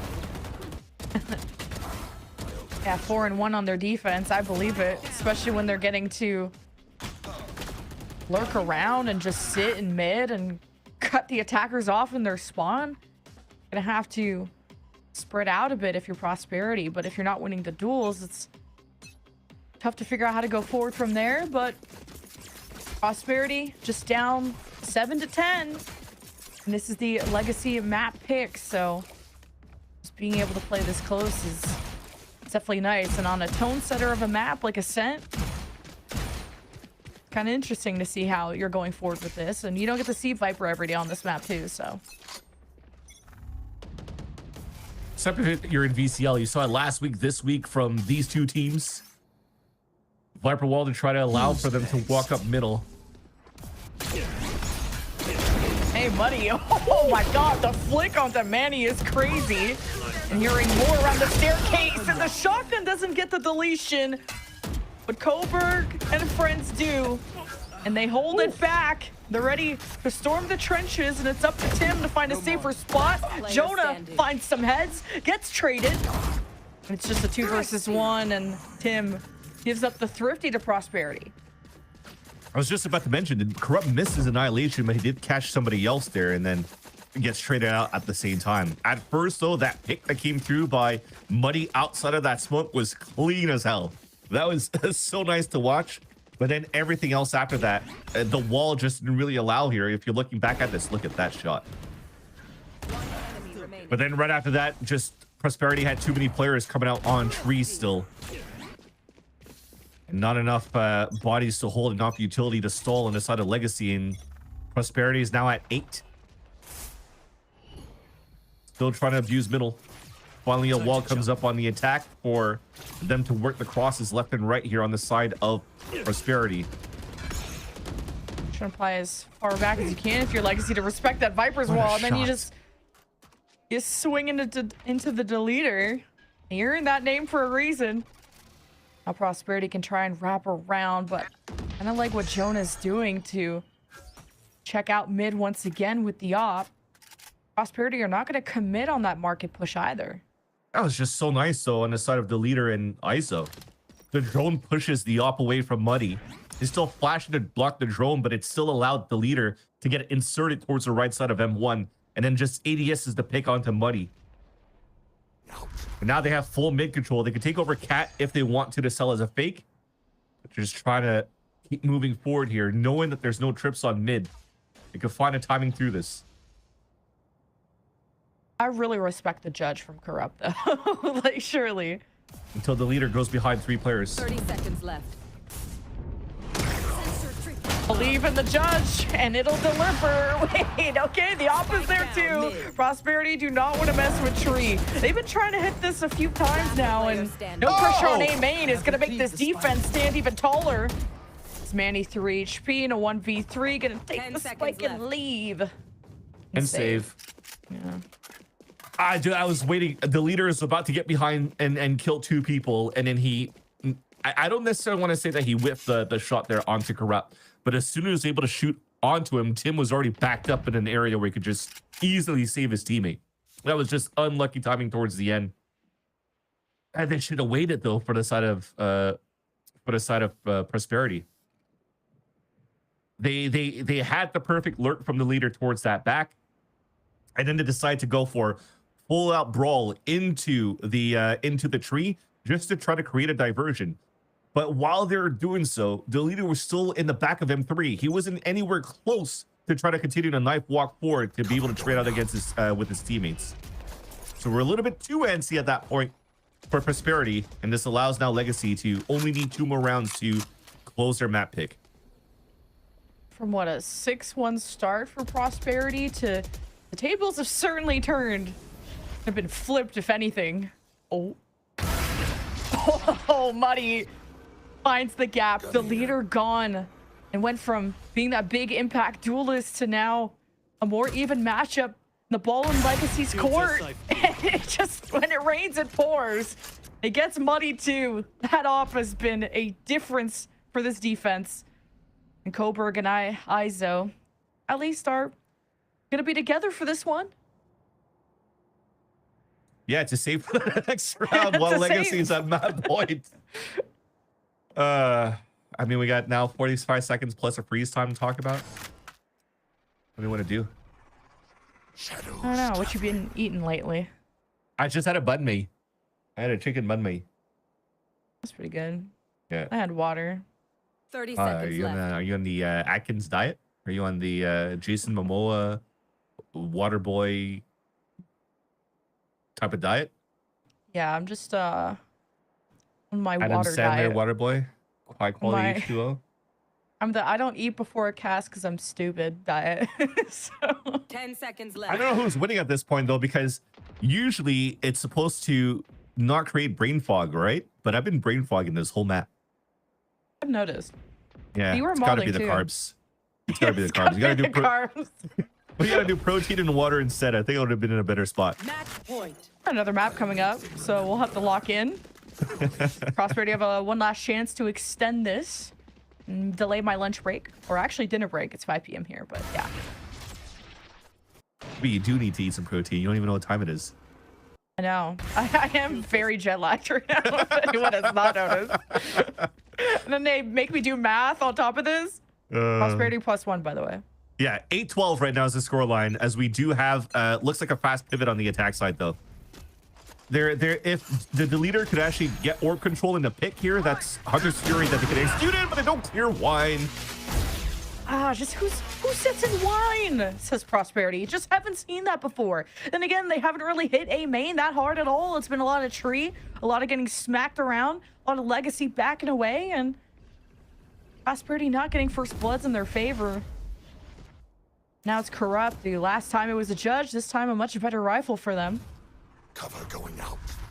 It's a pretty important flex player for not only the Fun Havers team at the time, but also GC, and Coburg just teleports, wants to join the other side, and Jonah, Katniss Everdeen impression, and Izo would preferably like to fade into the shadows, but unfortunately has to try and clutch a 1v5 or give up the map to Legacy. And a dimensional drift, it's now hide and go seek, except one is hiding and seeking at the same time, and Izo, okay, deals with the Yoru clone, but now Muddy comes in swinging, and it's a home run for Legacy. 13-8 on Ascent. They need a couple of rounds and a timeout to really start reeling things back for the side of Legacy Kingdom, and they did a great job since then. And Muddy has found his groove, and once they warmed up, it looked pretty good in the end. Nothing here that Prosperity could have really done in terms of their defensive attack when it came down to, since that timeout. And hopefully that's something they can turn around here on that second map of Lotus being their map pick. Because just as we mentioned, going into this game here, Lemon Kiwi, it was two maps that was already shown on the side of Legacy last week in week number 1 and the losses that they suffered.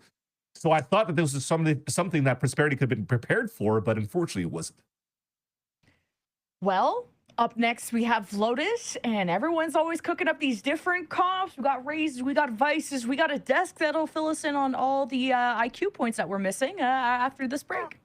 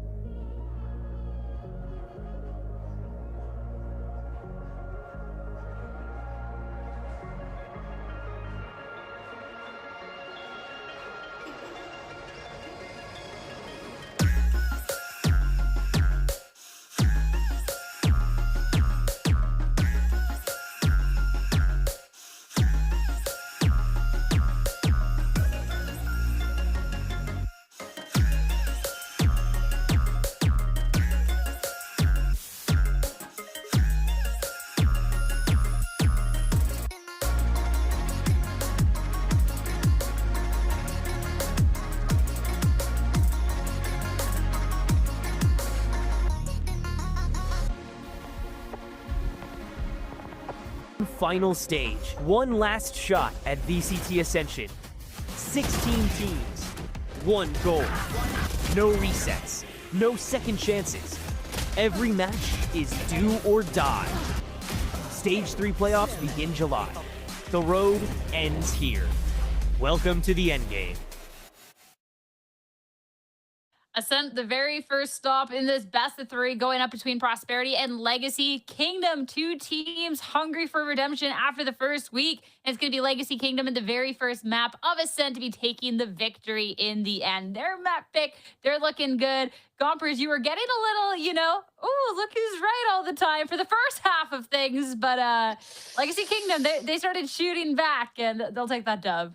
They let me down, man. I'm gonna be honest, and it's so devastating. But at the same time, it just makes sense. Legacy played the best that honestly I think anyone could have ever played in this circumstance. They did really, really well against Prosperity.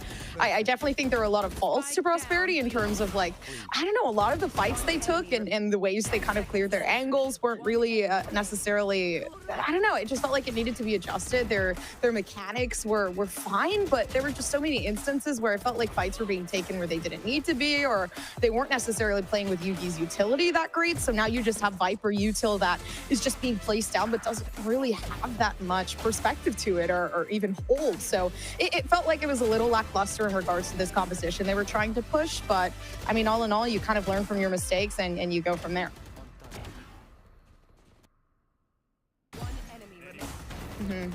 Yeah.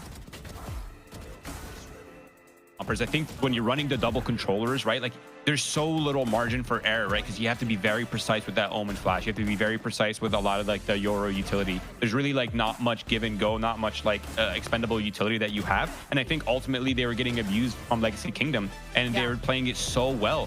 So much counter util, so much offensive util on the Legacy Kingdom side, right? They have the grab net, they have so much counter utility, so many ways to just like interrupt the flow, interrupt the calling style for obviously the Prosperity side. But yeah, I think ultimately they played a great game. Prosperity, though, they looked great into that first half, but things fizzled out on the second. But it was a great first showing, and I think the second match should be a pretty close one as well.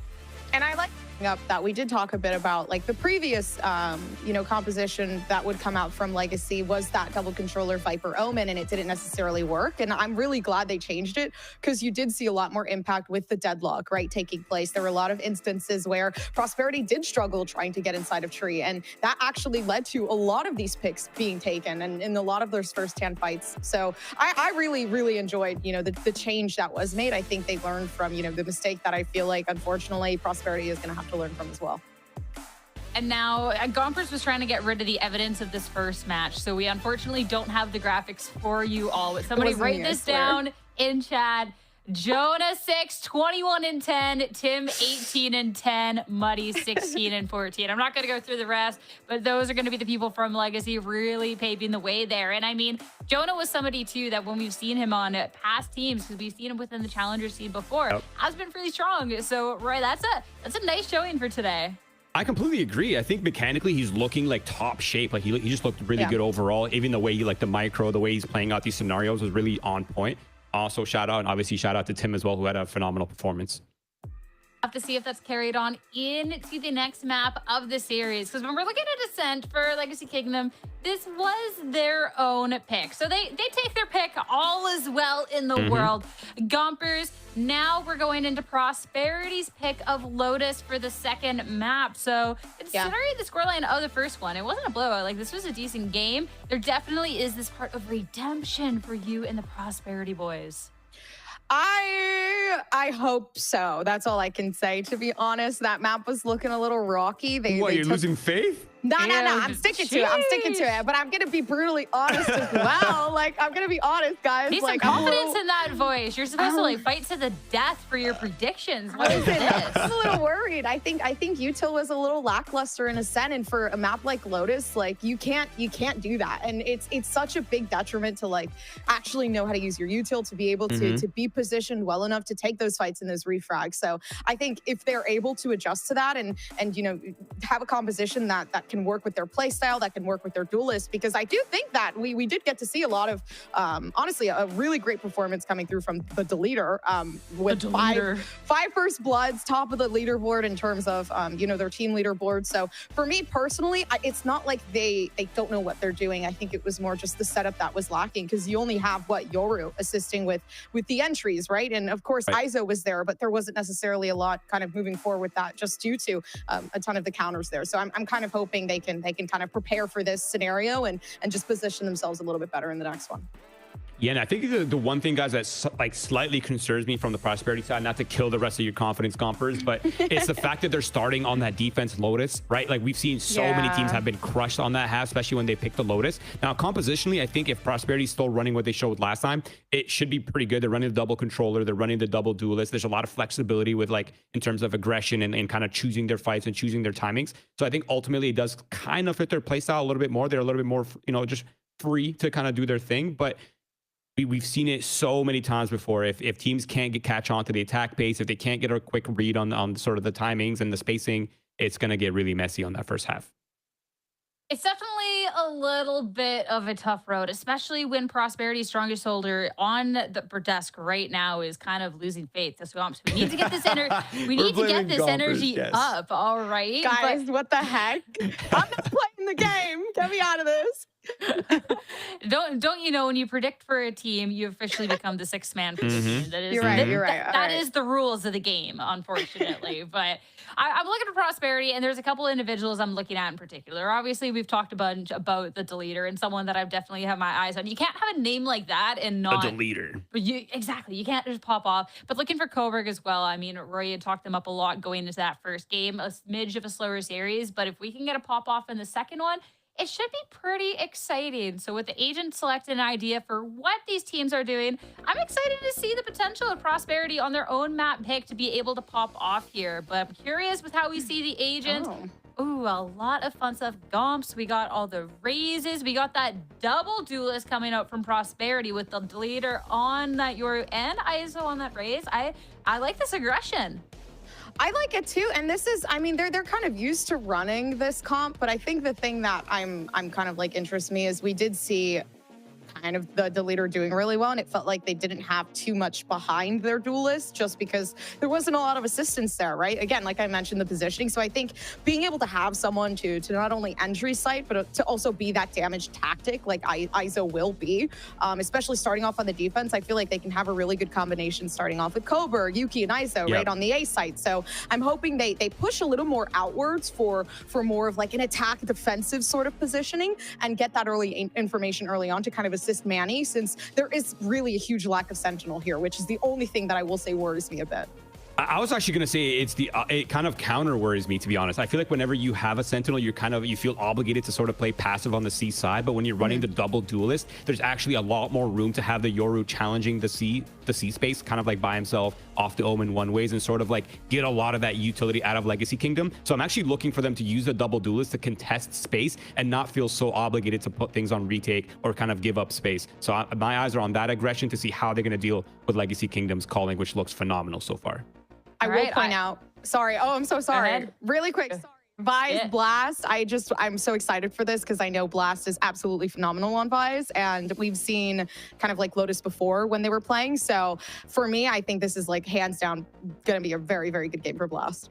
All right, eyes on Blast, eyes on Iso, and the Deleter. It's time to see going into the Lotus if there's the potential of the map 3 here. But let's get it started and send it over to the Van Silly and the Lemon Kiwi for map number 2. All right, let's see if this is going to be the end or if we're going to get 6 maps today here in week 2 of Challengers. We've been blessed with some bangers, especially that last one going, what, 13-8? Kind of close. This yeah, if anything, you got to commend the comeback from Legacy Kingdom when I mulled it from that piston round, and I'm pretty sure they did as well. So they as much needed as the timeout as I did, and they were able to bring it back. So I'm loving what I'm seeing from Legacy Kingdom. Although Prosperity Esports this time around, something unorthodox that we usually see here with this double duelist that Roy was mentioning before here on this map for this team. I do respect what you could actually do. I don't think it's necessarily only with the leader playing himself over on the C site with the Omen one-ways, because Manny probably still has that responsibility to hold and stall in case they're getting pushed. So they need the Viper Orb and a Snake Bite. But if anything, the TP's back to support here on A site fights, on B site hits. That's what the Euro for me as well could be another key point of what he could actually leverage here for the side of Prosperity as they start things off. 4 players on the A side. And there you go. You see what happens? There's 4 players there. They have no aggression. The TP already goes to the C site, and you're able to be a lot more mobile on Prosperity's side. You already have a 2-2-1 setup and full A main control. Great start. Out of Prowlers, out of Fade Util for Jonah. Was what, dropping almost 300 ACS last game, so a huge boon for Legacy. As already the Prowler was getting the attention of someone like Yuki watching here in Min as the door opens. Eyes are wide for someone like Manny. Wants to really turn this map around for Prosperity, or this series around, I should say. It is just the beginning. And Legacy have already made their way in, so Manny not being able to cut anything off and caught lacking. As Muddy opens up first blood, and Prosperity lacked behind and will fall back to Waterfall. The leader was supposed to move in that pillar, was supposed to spot the players walking through, and Muddy slipped across. And as he did so, just caught Manny off guard, and now they're forced to play a retake, but look how we're put towards the spawn. Oh, Muddy's confident, but now blinded, and Satchel's out with the rest of the squad, and Coburn finds a fun angle, but Blast gets the finish. Wait a minute. The retake could be big. Jonah has to dodge the nade, and Iso frames that perfectly. But now against Corrupt, has no idea where they are. So Corrupt is really winning at the hide-and-go-seek battle and knows that, well, the Iso's not on the spike, so play your life, play for time, and play for the win. And beautiful by Corrupt and Jewel. He can see that nobody's on that spike. He doesn't even have to full swing to look. He just sees here that the line is not moving up here on the defuse of that spike. So he knows that Muddy's off. It was a second tap, a second fake. And he just wins that one easily there on the 1v1. Again, great calling and mobility out of how Prosperity started things off. But that slight mistake of being able to let Muddy slip through just at the bottom and get that first pick onto the bend was really everything that toppled down here for Prosperity to have a strong anchored hold. So they had to play a full pistol once again, only a sheriff's in the hand of the leader, and he's trying to control Mound. He could be definitely good for one. Manny could just get initial info and just spams through and baits for the leader, who is going to be subtracted himself from this fight. That's going to foil really everything else that was planned here for Prosperity. When you're looking at it, you have no snake bites. There's no stall on C. The wall's already across, but everybody's walked through already. Corrupt's already moved up. Cobra maybe could win a 1v1 if Corrupt closes that gap on how he's peeking, but he's moving brilliantly around the map, leveraging a door that hasn't been broken yet. He's keeping his opponents at arm's length. Now he has... Oh, what? Corrupt doesn't lose those. That was so silly, because that would have inspired Legacy to go A, and now it's back to plan. Well, the first plan. I was gonna say plan A. Don't want to confuse anyone. C has been found. Everyone evicted. Double push coming from Waterfall from Yuki and Iso, with the haunt being thrown out. Nades to try and stop the plant, and Legacy will be delayed slightly, and smokes unobscured. Prosperity trying to get their outlaw into position, and Legacy can be caught off guard, but it's already pressured back and through the wall. Oberg is found. And just Prosperity hoping to just go down to the spike now, and I look like they had some potential there from Prosperity with the util they were able to delay with. Especially with 2 kills they get with classics. I mean, you'll take it any other day. The way that Corrupt was able to win that 1v1, sorry, Colberg was able to win that 1v1 against Corrupt with just a classic, that was super clean. And then trying to entry in, you flick right into the kill onto Muddy from Manny's position from the top of the boxes at the entrance of the site. You'll take it any other day as well. So at least what's looking good for Prosperity is that their aim is still quite locked in moving into the second map. Now they have weapons to work with. And if they're able to clean that a little bit more and how they want to hold out the angles on the position that they grab, they should be in a cleaner position, in a much better position on the defensive side to potentially even close it out. Because I got to say, again, to revert back to the pistol round, they had great positioning, great rotations. Make sure you don't let people slip through, and you'll be in a good, you'll be fine. Now we win. Yeah, Props put a hot start on the map 1 with a 5-1 or 6-1 lead, and ever since Legacy got into the server, like fully mentally logged in, they just fully took over. Only giving up, what, 2 rounds to Prosperity in that second half. Now it's Legacy looking to take this whole series with how this is starting. All depends if they can deny this rifle round of Prosperity and just really have some momentum. But this stab from Manny on the high ground, just looking the ace. Legacy on the entry, just finding the one gap in their defenses. Oh, insane stuff out of Manny. No ace for you though. He was You just saw Manny just shooting back at his teammate, doing a little bit of a texture moment, and from VCT Toronto stealing his ace. But that was such a nice hold, a nice timing by Manny. I was gonna say he's left on an island. You saw that TP that came through from the deleter at the very beginning, but he decided to walk back with his teleport because they didn't know if players actually slipped through the cracks into the B site because of the initial flash that came out from the Vice over on Blast. So they had to make sure they clear that spot. And I was like, Manny's dead for rights, but he gets a 4K instead with that from the support of the C's. You'll take it. He's on fire. He's on fire. Take that one too. My ult is ready. He's goated. He's goated.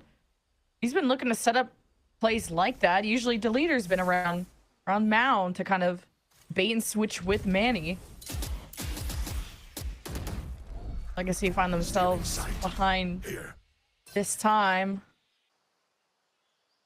All this rubble control though. See if Corrupt can open things up, and we'll have a buddy too. Good buddy system from Legacy in a 2-2 split. Jonah with a big win removes that anchor and creates a weaker site over at C. And Nightfall, have a mystery. Not thought that someone was going to be around Waterfall, and that's a good cutoff from Yuki from those lurkers that was so rotating at A. And that's a big fumble, as Legacy are going to just have half the forces on the post plant. The only chance is if Jonah goes sicko mode and just takes an unlucky duel out of revolving door against Yuki. And Tim on the post plant deals with not only the player, but the Prowler. Now he's going to respect the sentry and kind of hesitated against the Yoru, not knowing if it was the clone, but just not quick enough to the trigger. Here's the flood, and the 3K looks stacked, but not stacked enough. It was a nice try because everybody bottlenecked into that position, and he almost could have gotten it done, but I saw only 7 bullets left in the mag, so I don't know if it's going to be fully doable, but if anything, all up to on how Manny and Yuki open up and held the mid round for the side of Prosperity on the beginning of the retake. And that's the other thing too, when you realize that there's no pressure coming in from the A side, at least from Legacy's endpoint, they've been always defaulting on mid and C to start. It allows for them to just rotate as a group, not be afraid here of these rotates. You see how Yuki's already in the front, the other one can just knife rotate. And Legacy needs to do a little bit of a better job now to at least keep some players pinned with some fake info at the beginning of the round, not allowing Prosperity to get these early picks. Strong anchoring from Prosperity, and Legacy want to satchel in off the orb grab and a showstopper. Show them how it's done, and man, Legacy just barely have any space to step on. They just fell back into the smoke, and they just divided, not really fully committed to the fight or not, and Prosperity just ran them down. Yeah, and thankfully, silver lining out of that one is that Legacy realizes the amount of util that's available for Prosperity if they want to go for an aggro hit into rubble. There was just so much that stole them. From flashes to C's to haunts, everybody was getting pinged and blinded, and it was free kills all around for the side of Prosperity. And that's because Legacy was on an eco and they didn't have too much to like answer back with in terms of their own util, so maybe things could be different this time around if they didn't want to decide to go for that again. And looking for that same lurk impact from Corrupt. kind of match what Manny's been able to do on the other side. Really trusted with solo anchoring C. It's going to be marked though by this Fade util, so it's going to call for help quite quickly. It's going to need so Nightfall and just getting spammed through. Can't believe Manny still stands. Now Prosperity restack towards C. I would hope that Legacy pivot out of this because they did not get the opening they wanted. Yeah, at least there's still a 5-5 scenario right now for both of these teams. So you're seeing that Legacy are trying to pressure back towards this A site to force a rotate through. That's what I want to see. That's what we mentioned before. Keep some players honest on that side. Especially with that pick, that's going to weaken up C. Look at the instant rotate coming out from the deleter. He has no TP to go back towards that C side. Probably doesn't spot anything towards front B. And now it's just solo Manny once again. Low HP on the C site. And Coburg should have had that kill on the Corrode, but Showstopper could get some kills too. And Manny splashed her. Good read. We're hearing that drop down, and now Yuki has to hold back, and it's a Steel Garden to force Prosperity away from the fight or at a disadvantage. It always starts and ends at C. Nizo has to come on a flank here with Yuki leading at the front, and it's not going to be easy. The only chance you have is if you finish Corrupt, and even though Corrupt's at 8 HP, they just killed 2? They're insane. Corrupt's been seeking revenge ever since he lost that 1v1 against Coburg's pistol. And with 8 HP, he's like, not this time. Beautiful out in the open position, knows that he's not being pressured by any type of agent that could really flash him out from his spot. Easy kill there onto Manny with the audio cue of him dropping down towards that site. And now we're tied 3-3 here. Here is that fight towards that A side, but the read for Prosperity this time around is to fight on C. So no util is going to meet up against him. But we were just questioning before, the counter util, what did they have available for Legacy? You just saw it there. So the C's came through, and then they didn't catch anybody. Nades came across, and now they could plow fast tempo into the A site. They're attempting to, but this backstab, the timing from the leader. Been waiting to see him show up to be in that spotlight. Converts 3 and almost no the ace. way.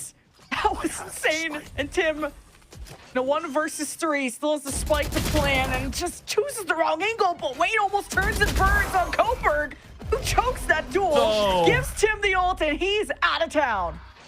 Dude, if he plants this and wins this, the leader is gonna get so mad. Have to delete his team and find a new one. Yeah. Install a new team. I got my 4K. He's only got a smoke, so he doesn't have too much here to fight against this 1v2, while Yuki has Seize and Haunt. Shadows traveling. That's exactly where the hit's coming from. I'm gonna try and isolate them. Iso's already cleared backside. I think he threw a nade, and Tim is just running for his life. And Iso turns behind and gives Tim the ace from a 4K to the leader. To the true man himself, Tim. Legacy up. Oh my God, that's gotta hurt so much. Again, as I mentioned, there was not enough util or players to help out for Prosperity in the very beginning to hold towards this A side. I forget again about the leader, Azuyuru, TPs across, finds the gap, gets these picks, and somehow Tim does this. First off, Coburg's gonna shoot himself in the foot for that one for sure. But that's gotta, I would have called a timeout at this point. Props right now to Prosperity to keep going with this. Timothy strikes. Now at a distance. Prosperity bringing in the sheriffs, bringing in Deleter, who's going to have to sub out on that one. Just waiting for the desperate walk down from Prosperity. I like kind of the mid watch here from Legacy, and their read's going to be right. Seeing a Prowler. Corrupt holds back. Claims 1. Deleter gone. Now you should be pretty confident if you're Legacy to just kick it at C. Only chance is if Yuki kind of assists on all these angles and watch on the lower side, but Legacy are just going to pivot into B. Yeah. With those picks that came through from the default spot that you saw from the very beginning, those picks that came across, you know, they were pushing out towards that B side to find information, and losing those players even late in that round. Nobody should be left in that B side. So nice call from Legacy to pivot back towards B, try to farm up some orbs. Oh, wait, with these upgrades, you can maybe do more than that, but Yuki's at 15 HP, and Spike is ticking away. Legacy not even gonna let the door stay open. And it's a Muddy with a big finish, and Legacy with 3 rounds in a row, momentum on their side. Surely a timeout. Like I said, I'd probably call at this point, especially with that turnaround that Tim just did with that clutch ace before. But it doesn't seem like it. I feel like that probably means that Prosperity still has a good game plan and they're still quite confident what they're able to do. It's just a slight mishap on how they lost that 1v1 between Corbett and Tim, and for Tim to win that clutch. Outside of that, everything's been quite to the book and pretty decent for Prosperity side. So maybe that's why they're not calling the timeout. TP being set up here. No pressure across, but this time no Omen to play on top of Rubble. So we're just going to maintain our Yoru at that spot for now. Muddy against the world there. Manny not going to play his further back position. Front and center. Building confidence as that Sentinel. But now with the pits, we're going to have to spam through it. Maybe Dimensional Drift from the leader. Kind of spots where this Viper is. But now it's a Nightfall from Jonah to really flush out the rats from the pit. And it's Legacy just hosing all of these defenders down with ultimates, but somehow respawning Showstopper and Prosperity, building pillars around their pit. That was enough. And it's the defuse for Prosperity. Almost seems like a very similar scenario where Legacy didn't really pay attention to what ults were available against their opponents, just like TSM did against Shopify earlier on tonight. So not realizing that there is still a Yoru ult available, an Odin available, Showstopper as well for the retaking. You want to pit and pin yourselves onto a seaside plant. That was just very nicely done towards the end. ISO with that kill on top of that. Mind you, that ISO's playing Raze when he was playing Initiator from the previous round. So you're also seeing that Prosperity has depth in terms of agent pool for the team. There. Legacy easily now. Seen that from Corrupt too. Yeah, definitely. Yeah, Duelist, Smoker, Sentinel, and now the leader back in action on the C-mount control. It's definitely been hit or miss, and then they get hit by headshots. So those hit. The leader gets value from that position this time, but it is Legacy being able to lead the charge now with Muddy at the front, even extending out of the site. And the Prowler reveals positioning here at Waterfall, and Legacy only have Corrupt for smoke, so it's not going to be well protected. At least the spike gets off, and Muddy keeps things locked down. Kohlberg 1 versus 3 would have to get a pretty lucky headshot. No paranoia to make things easy. Just gonna try and get people out of that power position. Kohlberg is hearing the approach. You're hearing the swing. Legacy finishes it off. It was a nice try though. Those nice jiggle swings, always 1v1s that he had, until unfortunately those shots didn't hit and it became a 2-on-1 swing on the right side of that smoke when he went towards that waterfall side. So Legacy still able to maintain that lead, not allowing Prosperity to really tie up this game, but they are definitely putting up a good fight for both of these sides. We talked about a certified banger to close out the night. Wasn't really on that first map, maybe at the very beginning, but now it's definitely looking really good on both sides. Both teams taking advantage of each other's mistakes. Both teams looking really good on their game plans as well. It starts with the Odin. No hits coming through, but at least they know that there's a Odin player on the A site for the side of Legacy. So that means a more passive hold on the A site, and Legacy wants to take advantage of that a little bit more. First starts with that pressure into tree, and with the Odin, you're just trying to deal with this problem quickly and swiftly, and you do so with the Showstopper. And you have that last Prowler left to get deep into sight. So Legacy has some security, they have confidence, they have their Viper's Wall to steal off stairs, and they have Corrupt playing around and exploring when they can, but Prosperity have their own duelists with firepower, and they lead in. Manny, big win from stairs. Just when you thought the round looked good, Legacy just have Jonah to try and clutch, and with 2 already converted, It's from the Odin to the Vandal. Manny has to push into tree. It's difficult. An ultimate showdown. Jonah paying dividends, and he does to save it for Legacy. We're playing clutch mode for both of these teams so far, and this time it's Jonah 6. Putting up big numbers on the first map, and this time around also winning a 1v3. Manny, after that kill, or sorry, Muddy, after that kill, only had 1 HP. But man, I gotta say, despite the loss, Manny has been doing an excellent job on holding out C site and doing as much as he could on these rotates. But man, this always comes down to the wire for both of these teams. This is so sick that what we're seeing so far.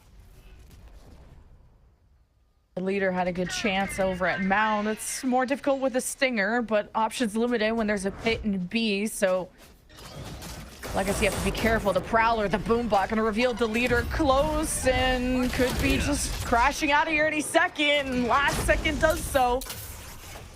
Legacy gonna make do with the void that was left behind. Gonna wait out the smoke, of course. Nightfall in, potentially. Yeah, I mean, we have a nice little 2-1-2. The thing is yeah, and Jonah also has Nightfall, so they could just use this to execute towards the side. They'll get info on both players. All right, TPing in. Tim gonna find an angle, still looking to finish off that Yoru with the leader. Saw it. Legacy 3 setting up base, and the Nightfall helped. Now Waterfall will have Yuki, but with a shotgun, it's not ideal to try and dislodge those people from the power position. And with Blast, the Steel Garden, Yuki, it's gonna be even more trouble. But with the Sheriff, looked even better. And now Legacy have really shot themselves in the foot. Yeah, I think Yuki deserves those body shots. What the heck? Switching sides. Bro. Kill with the Bucky, back with the Shorty, back with the Bucky. I mean, they utilized even the Vice ult to try to run it down onto Waterfall and still lost that fight. That is something, again, that you're not going to really like here on this side of the attack when you're trying to take over that site for Legacy's end. But in the end, it doesn't matter. They still have the lead by 2. Prosperity, though, does have a little bit of room to breathe here on the attack side with how they close out that half. Start things off. 3 players trying to move out towards this B side. A 1-3-1 setup. Viper Wall to start, which is quite interesting, though. As the Viper Wall comes up, it's actually the Omen. Koberg's going to be the one trying to observe and move forward. Prowler bought by Yuki and not Jonah, so just play off that C's for the defense with the nade. And Toledo just does literally a drive-by, then walks into his teammate's nade. This is so give and take, but you take those if you're Prosperity. And I respect it because he was pretty much on a one and done, right? He was being seized in that corner. He was going to get naded no matter what. He's like, I'm just going to swing out. I still manages to get 2 kills on top of that. You'll take it. I mean, that's just something to laugh about with ISO killing his teammate, but the leader was already dead to rights no matter what. Anyway, the staircase push could be fruitful for Legacy, and it just really gives an angle for Corrupt and Tim. And what a convergence from Legacy. And it's just a bloodbath where somehow Kober comes out on top. This is just going to get literally muddy. I was joking around in the first map because Muddy was in there, but this is going to get pretty insane starting from now on. These 2 teams just want to go toe-to-toe and fight. Prosperity doesn't want to get disrespected here by Legacy from that first map result when they had such a strong lead, and they want to close it out and try to force this 3rd map. Look at that. See, he was dead to rights. He was dead to rights. Actual drive-by. Actually, technically, he's not because he avoided the radius of the other nades, but it's okay. If he stayed in there, he was dead. So it all works out. Holding my breath for this Outlaw, but it did end up in rubble. Legacy have been able to farm up now the orbs with this forward position. Paranoia. Okay, just get out of dodge there for Koberg. And you're realizing the stack of where Legacy are, so the race is on for Prosperity to hit C. And it's 1 already crossing inside the site, going for that plant. Legacy is too far away here on the rotate. So if they open the door, they probably have to if they want to try to fight them or try to close the gap and die to Spike. Spike planted. right now for the two players towards, I mean, I thought they were going to try to full wrap towards that C site to try to close in against Cobra, but now they're just thunderfooting back towards Waterfall. Yeah, you got a Prowler for Jonah if you can suss out that ISO. Is this extended out? The boom bot can eat up some of the bullets from Legacy. Corrupt's gonna get on the high ground. Satchel to maybe make Legacy a bit awkward, and Prosperity focus their sight lines, and the smoke in place means Legacy gonna be safe to just die to Spike at this point. I don't think you're gonna want to push into that. Yeah, and you're fine. I mean, I respect it for Legacy. One enemy remaining. No, I don't Okay. respect it anymore. Just thought it would have been fine to die to Spike there, but yeah, just jump out, I guess. Yeah, thankfully they gave it to the Omen. So as I said that, the last time that we had an Omen TP available for this map, Tim was able to clutch ace at that point. So do we really want to give it to Cobra? We'll see. That said, though, in the end, I respect the thunder footing that they did from B main back into the Waterfall. You're trying to just force the players to run against you, and they just got 5 classics to fight against close range, and it worked out. They got a couple of picks out of that one, but then it just gave up their lives to Cobra hiding inside that smoke, who didn't really mind dying to Spike because he only had a ghost. So getting min-maxing value out of the positioning and the kills. Prosperity ties up the game and have a pretty decent buy for the bonus. Still long-range weapons with Yuki with the L1 this time around, not the leader. All right, trying to leverage the stingers, B stinger from Prosperity to just get into B and spread out around the site. I like this forward spot from the deleter, who's just going to be barking away at Muddy on the other side of breakable door.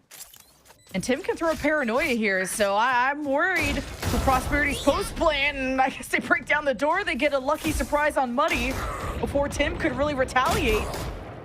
And now he's just gonna die to the wall bullets. So Tim not able to really fight back in that case. While the rest of the retake from Legacy is doing quite well, but really they just walk into a Prosperity trap of them surrounding the site. Oof. Jonah has an Odin, and now nothing at all. Prosperity in the lead. Yeah, I mean, Prosperity in the lead, but also converting their bonus round too. That was actually quite nice in the end. A little bit of a passive play from Legacy to kick things off here on not really having players anchoring up towards that B site. I don't know if we're missing a wall. I don't know if we're missing stalls from a Vice. But it really gave a chance here for Prosperity to knock things out and take the lead now against Legacy. If you're looking at it, even the rotates there, they never broke the door in the very beginning. So they didn't really allow themselves a chance to do a better retake than they did towards that B site. Tim's paranoia didn't hit, so that was unfortunate. Howler didn't get into B there for Yuki. Still has one left. There. This is quite forward too for Legacy and stacking, but this time not 5-man stacking on the one side. Because remember last time that gave Prosperity just a full C hit for free. Yeah. At least the aggressive in the Prowler, the aggression in the Prowler allows them for them to play the high-low and almost catching Coburg off guard. Now moving everybody towards Blast and also with Corrupt. Thorns. Yeah, Thorns for Blast. Just hoping to find timing. The good headshot. Kind of awkward to swing with the Sheriff and gets a good flash. Just enabling himself and creates amazing delay for the rest of Legacy. And to deny this and get a thrifty. We're back, baby. So back. I mean, what else could you really ask for at this point? They had perfect stalls coming out from the util from Blast. Gambled here on the pushback towards that C site, and it worked out. Well, actually, I don't think they necessarily gambled it. They really pushed the players into the right spots. When you had that aggressive push out on the A side Robo to kick things off, and then you're forcing after some body shots onto Goldberg to say there's a stack towards A. They have to be weak towards B or C. You're playing rifles against maximum 2 players towards that C site. You had great utility from Blast and Corrupt to come out, and then the Shearers just answered back when they delayed long enough for everybody to come through. Well, Jonah ended up taking more damage than I think he gave, so he's gonna still try anchor up and tree. Prosperity gonna cut into B. Ult is ready. And okay, Jonah ends up doing more damage, and that actually gets the spike down. Thankfully, Deleter comes back to get the spike, and Corrupt just destroys Prosperity's B setup. just really got tripped up over some obstacles, called an Odin. My God, Yeah. what a flawless. From thrifty to flawless, what the hell is going on? That's what they were hoping that Yuki was able to do there with the Odin inside the tree when Prosperity was playing the defensive side. Great shots coming out from Jonah. Jonah has had a lot of experience playing into tier 2, grinding in to try to make it into the VCTs from that open circuit back in like 2021. So he's been playing the game for quite a long time. Still trying to find his opportunity here. At least makes it into Challengers and shows that he still has what it takes despite the year since Valorant came out. Now at year 5 and gaining all the experience throughout the years and continue to spray and forcing now players to be isolated and separated on the attempt to take rebel control. Nightfall available, but Yuki's gonna hang back. Just watch a B walk up from Legacy, but also may want to rejoin the team. This would be one hell of a fake. I think it all depends if Izo could get lucky here around staircase. They opened up the tree door and Jonah's playing further back, and I don't think Prosperity want to walk into an Odin trap again. Yeah, exactly. And they're flying for Legacy. They don't want to over rotate yet. So right now you're still jiggling down towards this C-long. It's Izo, aka the GOAT. And he's just trying to jump spot the C, and he'll see it soon. And once he does so, he could stall enough with paint shells. Hopefully there's still a Viper Orb to help him out at that spot. It's on an Omen Smoke at least. Muddy doesn't have a nade, or at least just used it, so it's just gonna delay what he can at C. Meanwhile, dealer, well, is dealing kills. That's all nice and dandy. What's with these potential drifties, man? This is very winnable. Deleter, get dimensional drift to pressure back sight, and we'll get Muddy on the back foot. You gotta give this fight to Izo. Why you have Yuki plant? There you go. Get the plant. Owen kill gets you Hunter's rolling thunder. Sorry, Snowstopper. Well, Yuki already has his ult. Nightfall was sick, got the leader the kill, but now Blast and friends are retaking from all sides, and Prosperity are going to be left playing from Mound. It's not going to be ideal, especially when Blast is that good in the pit to just seal things off. You're going to have to watch this go by. Wait, what? Okay. Thankfully. Okay. Thankfully. These rounds are insane. That's what I was gonna say before. Like, pardon me for cutting you at the same time here, Lemon Kiwi, because Yuki already had his ult. If you're able to just maximize the ult orbs on your side, you saw that Izo got the kill, and he was already ready with the showstopper, but unfortunately got immediately traded out. But they had great util on the pulse plant. That's why they wanted to invest into their ults too. Why the deleter went in with the Euro ult in the first place, so they could clear out that space and play onto that site. And yeah, what a pick coming through here from Colbert to start. But then he gets immediately pushed out. But at least they forced out so many ults from Legacy. Look what they have left on the defensive side. Nothing left into the next cycle that could be muddy into the tail end of this half. Okay, GG. So this gets literally blown up. Muddy is on fire. Prosperity tried to bite back. And now it's just an Odin that's keeping Legacy suppressed, but they're happy to grab this orb and call it a day on this round. Yeah, you almost have the same amount of util to like play out on a defensive side flood, just as Prosperity did on their first half when they were taking defense. Really hard for Legacy, oh sorry, for Prosperity to take control of Rubble in the first place. Now the last two are going to try to potentially play the hero. If they contact play and walk into the C site, yes, there's going to be a stall with the Razor Vines, but they still have at least map control and site control for the side of Prosperity.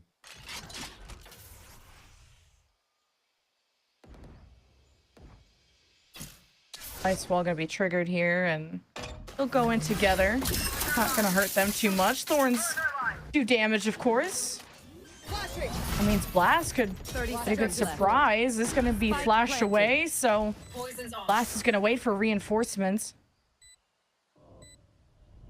2v4, no paranoia, no haunt, so they're just probably gonna wait it out if Jonas has his very soon. If not, they have to 3-2-1 swing this. And he backs away from what seemed like such a good position just to spam through the wall. And Legacy, 4 versus 2. The retake that is now dwindling. Yuki with the Prowler. Last second gets Legacy's attention towards Main, and Main could get a surprise at 3 HP. He cannot withstand, and it's Odin that screams through all the smokes before Corrupt silences him for good. Nicely done. It almost worked out. If Manny once again gets another one of those impact frags, a second one, potentially even doable for the long-range Odin hold. But now it's being picked up, salvaged, could be given back as well into the hands of Jono. Has been good with it so far. I was going to say Corrupt decides to keep it, and there you go. Juggles it to the right player. And it goes back to the tree side hold. Legacy looking pretty good overall now to close out the series. We talked about the lack of ults that they had on their side, but they still have power of friendship, power of numbers, and good protocols on the retakes. Showstopper too. Money's just gonna play off his op. Kind of expecting a big showstopper rubble explosion fight, but just gonna play the distance, play the better guns, and now an op has to hold B. I'm a little worried about that.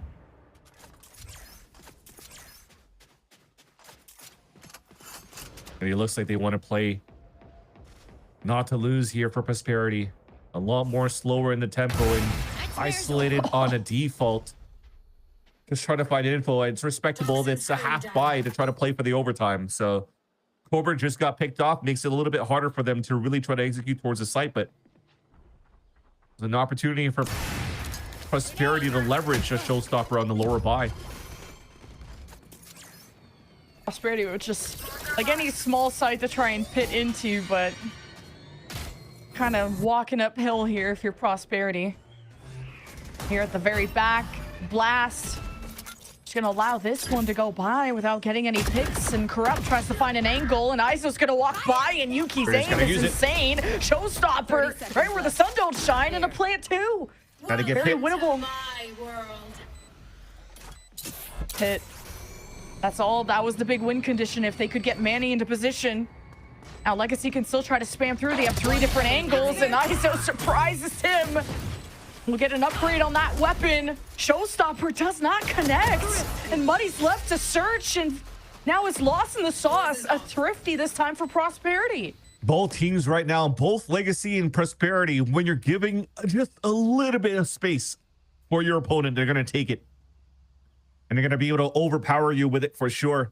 Be able to walk into the C-side like that. When you wait at the wall for the whole time, you get a share pick to surprise the player into watching across from Waterfall. And when you have Iso at that spot, playing close range with a showstopper, that's a guaranteed kill. You're going to have to use it no matter what. Even if you lost a player in the process, you're able to get a plant and a pit up. You get map space, map control. The rotate's way too long for Legacy. Prosperity now has a chance. You've even out the playing field in terms of what ults are available for both sides. Trying to fight back towards the B main. It's 3 players there for Legacy. Now finally a stalemate, and we go back into the defaulting. A 1-3-1 for Prosperity as Cobra is just trying to continue to sell some sort of a fake rotate back towards the A side. It works out. Look at how Muddy and Tim are immediately thunderfooting back towards that staircase, and now the C side's weak.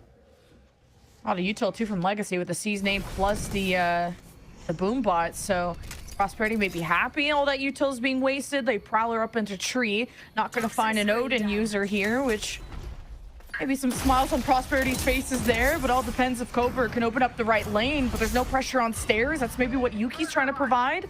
Odin, it's kind of different to do. Now with the ult being popped from the attacking side, they're going to go and sustain C.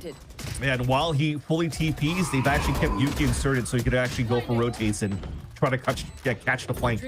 So these players on C side now have to full stall. Yeah, Iso, you don't want to gift them any free kills, and Blast is going to sneak through the smoke. There's a double swing. Oh, what a flick from Kohlberg. The post plant that currently still stands for Prosperity. But now Legacy make their way in from the front. They just, Yuki lets all the Odin do all the talking, but Legacy still feet under them, still afloat. And the kills are ringing in, and it's Corrupt. No time. It's going insane, but unfortunately no time. And saving these rifles is pretty ideal too, getting into the end of this map. Yeah, and maybe being able to get a pick off that haunt actor from Yuki over to Manny. That's actually quite big. You talked about economy. You need to bring some rifles through. You definitely have the econ on the side of the attack because you've already stringed now 2 rounds in a row. on a side of Legacy, they were getting pretty close to absolutely nothing left. Corrupt finally, you see that he has 3,600, just enough right now to buy onto Blast, and he could still have a full rifle round. But this is an opportunity here for Prosperity that if they win this round here, they tie up the game, they force Legacy into an eco, and they could take the lead into round number 23. So this is an important timeout being called by Legacy because they're starting to feel like the lead is really slipping through their fingers. When, yes, even though it went back and forth, the game plan was still really quite there for Legacy on how they play their defense and attack. Yeah, Prosperity can be pretty win streaky on this map. See how this ends, though. And just these thrifty rounds. I think Legacy have converted a couple of those, and Legacy have been really, really fun to watch. I was actually just trying to remember if anyone's even taken a timeout yet. So Yeah. Definitely Legacy's first this map, but just throughout the series. Yeah, actually, both teams did already for this. This was the last timeout now of the map itself. Unless Challengers is different for me than VCTs, but if you see the blinking one, it's the one they're currently using, what's left. So Legacy now in Prosperity going into round number 22. As we mentioned before, the buy that you have here is just enough for them to still have a strong gun round for Legacy side. A triple push out towards mountain control, and after this timeout, you're seeing there's a lot more util for stall for Legacy on the C site, leaving B site kind of open, leaving only the wall in terms of information in front of that B site. Dimensional drift. The leader on an adventure. Going away past the B site too. Checking out C here at the last second. This is going to be where Prosperity ends up, and now you got to worry about this flank and coming through the B link door. Prosperity better watch their backs, but they're still getting through all this Vice util. And thankfully for them, Legacy are just going to keep to a traditional waterfall pinch, and ISO has been ahead of the game on these post plants, having earlier timings, catching Legacy off guard. Now have to get back in with no ults, but just vibes. And it's Boombot's exchange, and ISO's gonna get out of the way, and just the Boombot. It's a fantastic distraction and an opener as Legacy stomp on in. And it's just Manny, and it's Legacy up to match point. Oh my god, the first satchel that was thrown, I'm pretty sure that was by ISO, popped up both Boombots. And then it went off the wall and chased after him. He has to throw a second one, so it pops through the air, and he hopes to break it in time, but it pops right in his face. That boom up became a 6th player there for Legacy for the retake. That was insane. Towards the end, though, I was still quite surprised on how this was played on the defense for Legacy. It seems like they were fully convinced that the Euro ult was a committed ult for them to hit the B site for Prosperity side. So they fully gave up C site. They went for a triple flank on top B. But then they just walked to make sure that they clear out the whole B site with all that util, thinking that Prosperity was there. But thankfully, because they weren't and there was no pressure coming out from Prosperity, they still were able to have enough numbers for the retake. Uh-oh. A lot of pressure now on Manny. Legacy getting really aggressive, but this opens up the rest of the map. And wait, Manny converts one at least. Prosperity got to watch the flank, and they're going to commit the whole team. They haven't budged at all.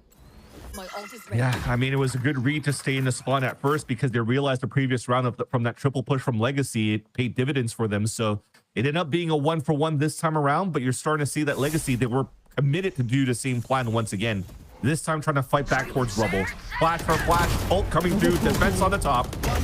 Nightfall plus Tim equals death. You pulled out an ace and he'll make you a joker, and it's Legacy that can start to build a legacy from here on out. A 13-10 win and a series sweep against Prosperity.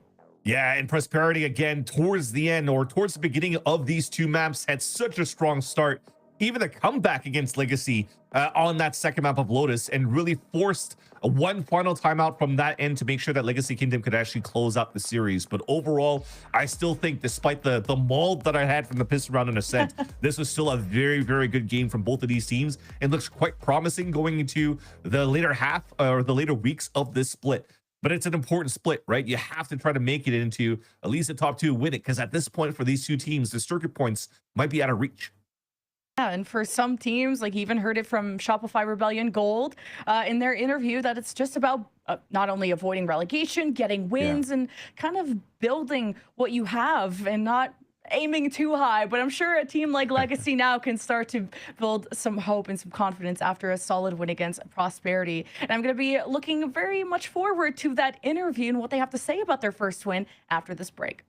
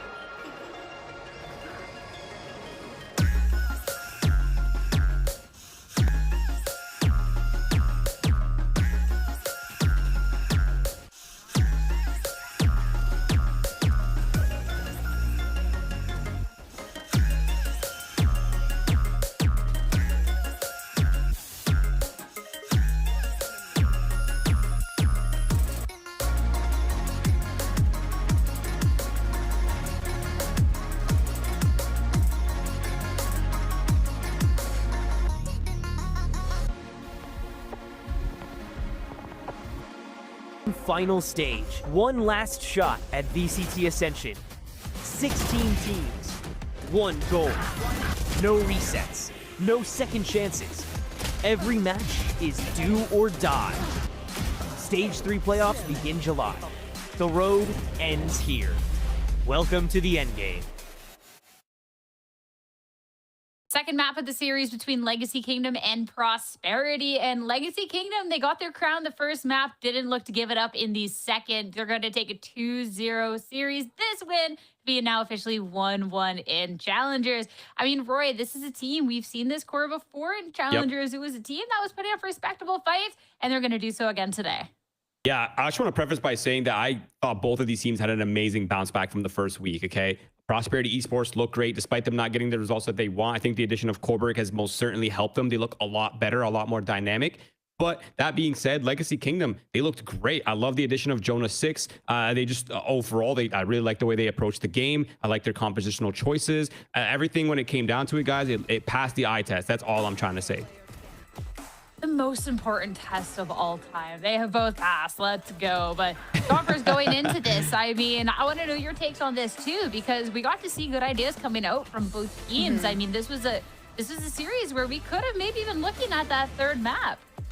It was getting really, really cutthroat. And honestly, I'm not going to say I was getting nervous. I was getting excited for the potential to kind of keep this going. But, you know, Legacy, they really kind of just took it all in stride. I think Jonah is honestly just absolutely insane. 20 assists on the fade.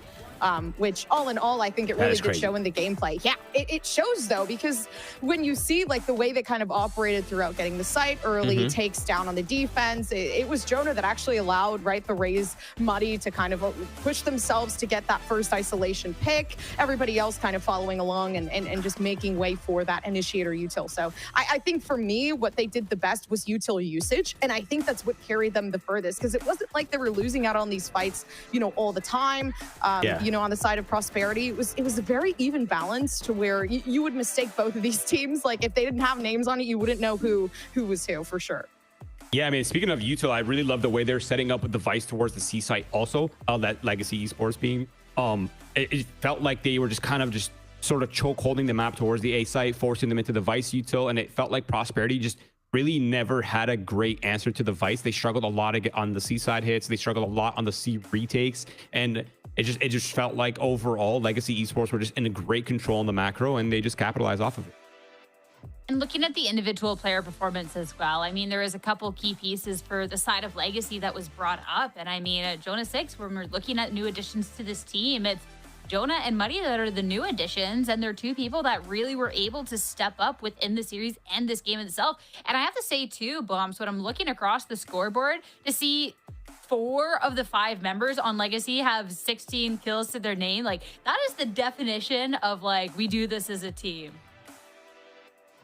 No, it is. And I honestly really enjoyed kind of like being able to witness the way that they work together on the A side. I think that was a big portion of, you know, I guess team play that you could get, just because that is really the basis of the game of Lotus, is just to gather that early information. So, I mean, far outside of the side of the extremities. And I think they carried themselves really well to that extent. A big portion of that being Tim. I do want to give Tim some highlights there, just because I did see a lot of the time their blind being pushed forth. And actually at one circumstance, they managed to get all 5 players. So when you have somebody like that, that can kind of create that timing and give that essence away so that everyone else can play with it, I think it's perfect. And everyone here, just in regards to the util, like I said before, was just on time, you know, had the mechanics and the game skill to be able to understand that.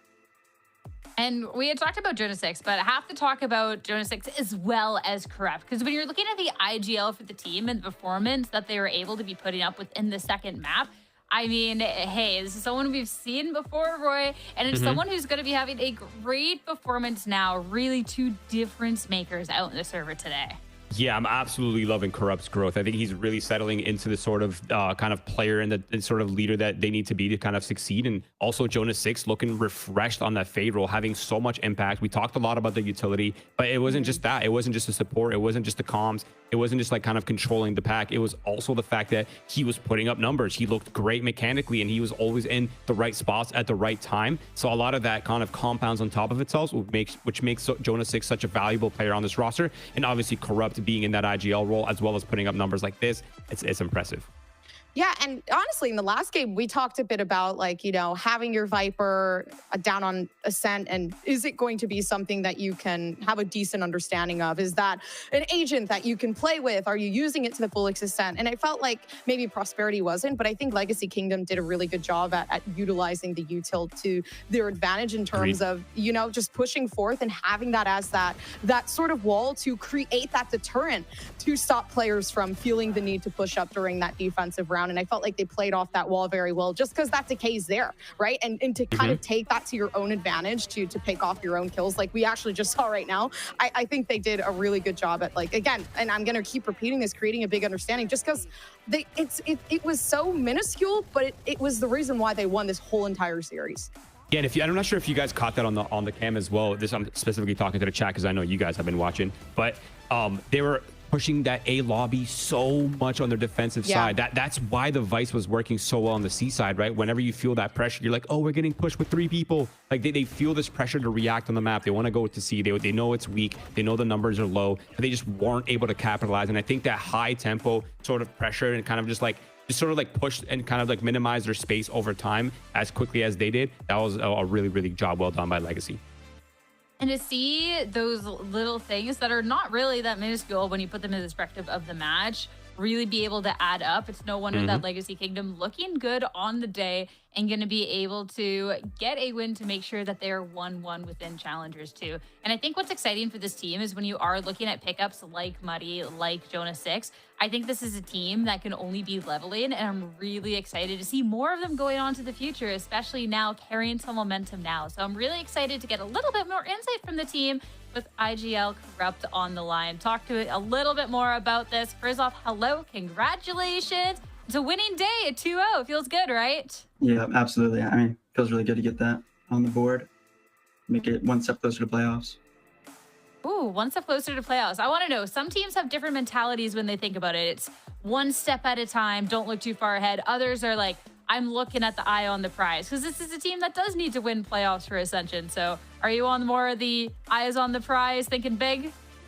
Well, I mean, the eyes are always like on the end goals, but I mean, in order to achieve like those end goals, you have to have like the steps to actually build there. So I mean, yeah, just every week we're looking to improve for next week and just like building on ourselves, like just keep iterating on top of what we have and just moving up our baseline so we can be better and better every single week.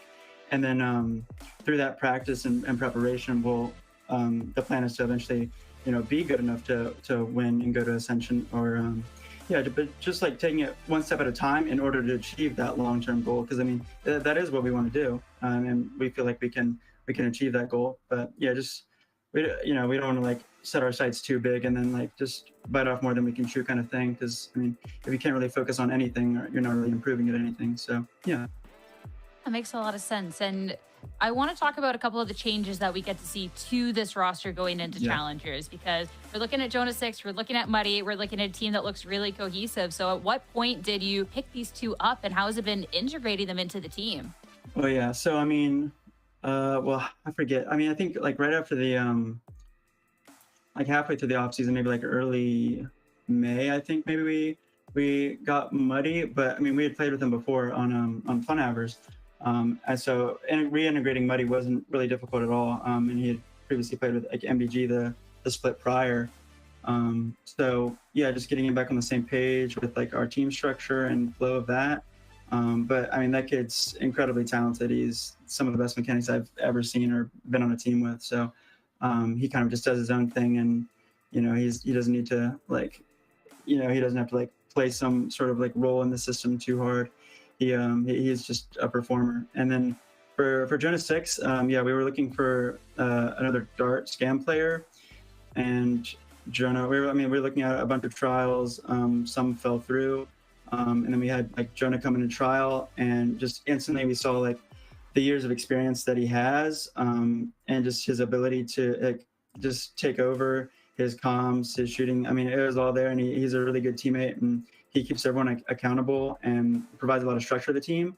And he's very consistent, and he just has most all of the qualities that we're looking for. And he's been a really solid teammate and great to work with. So, I mean, I couldn't be happier with the roster at the moment.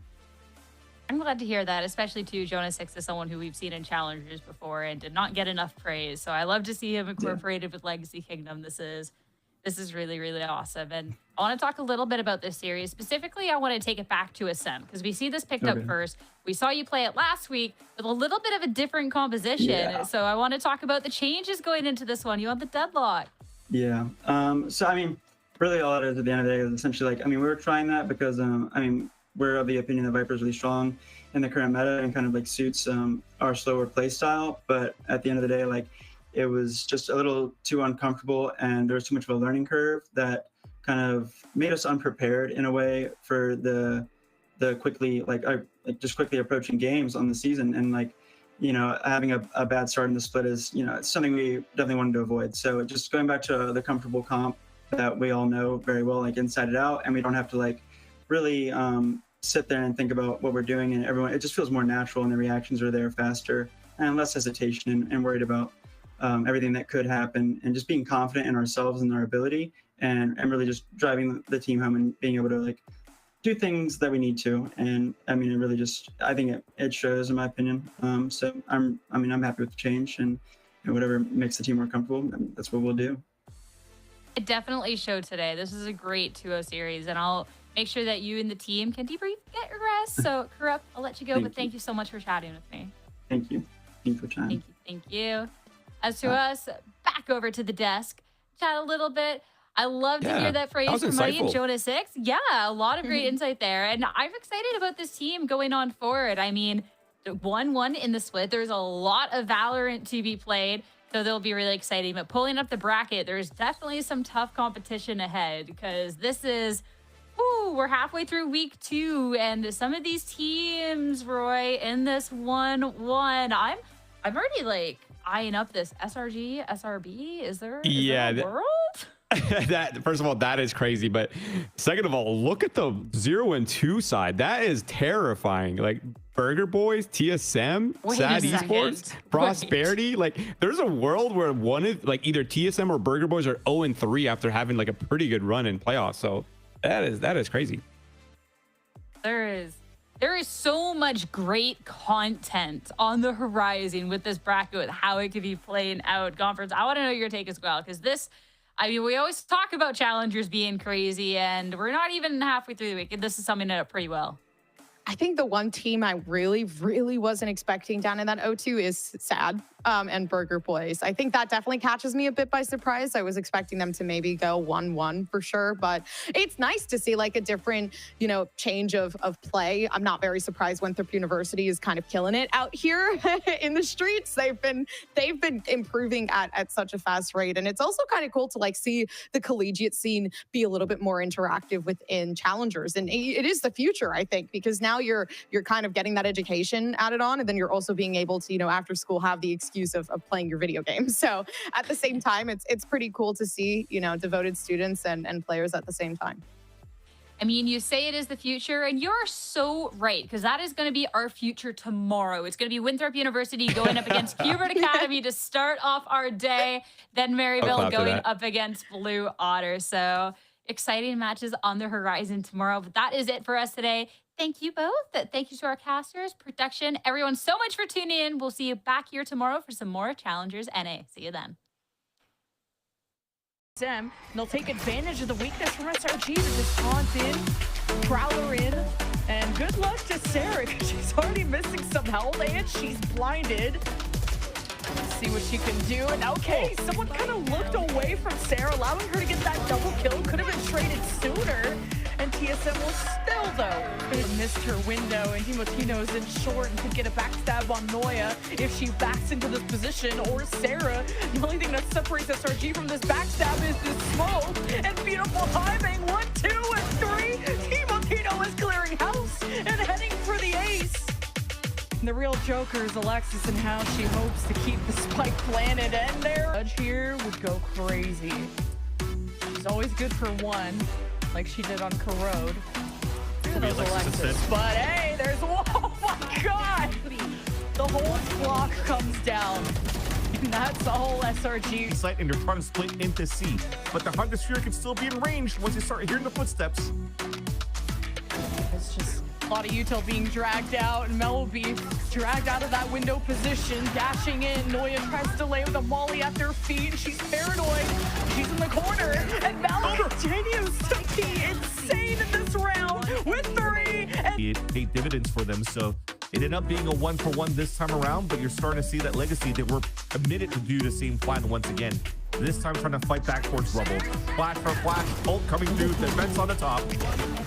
Nightfall plus Tim equals death. He pulled out an ace, and he'll make you a joker, and it's legacy.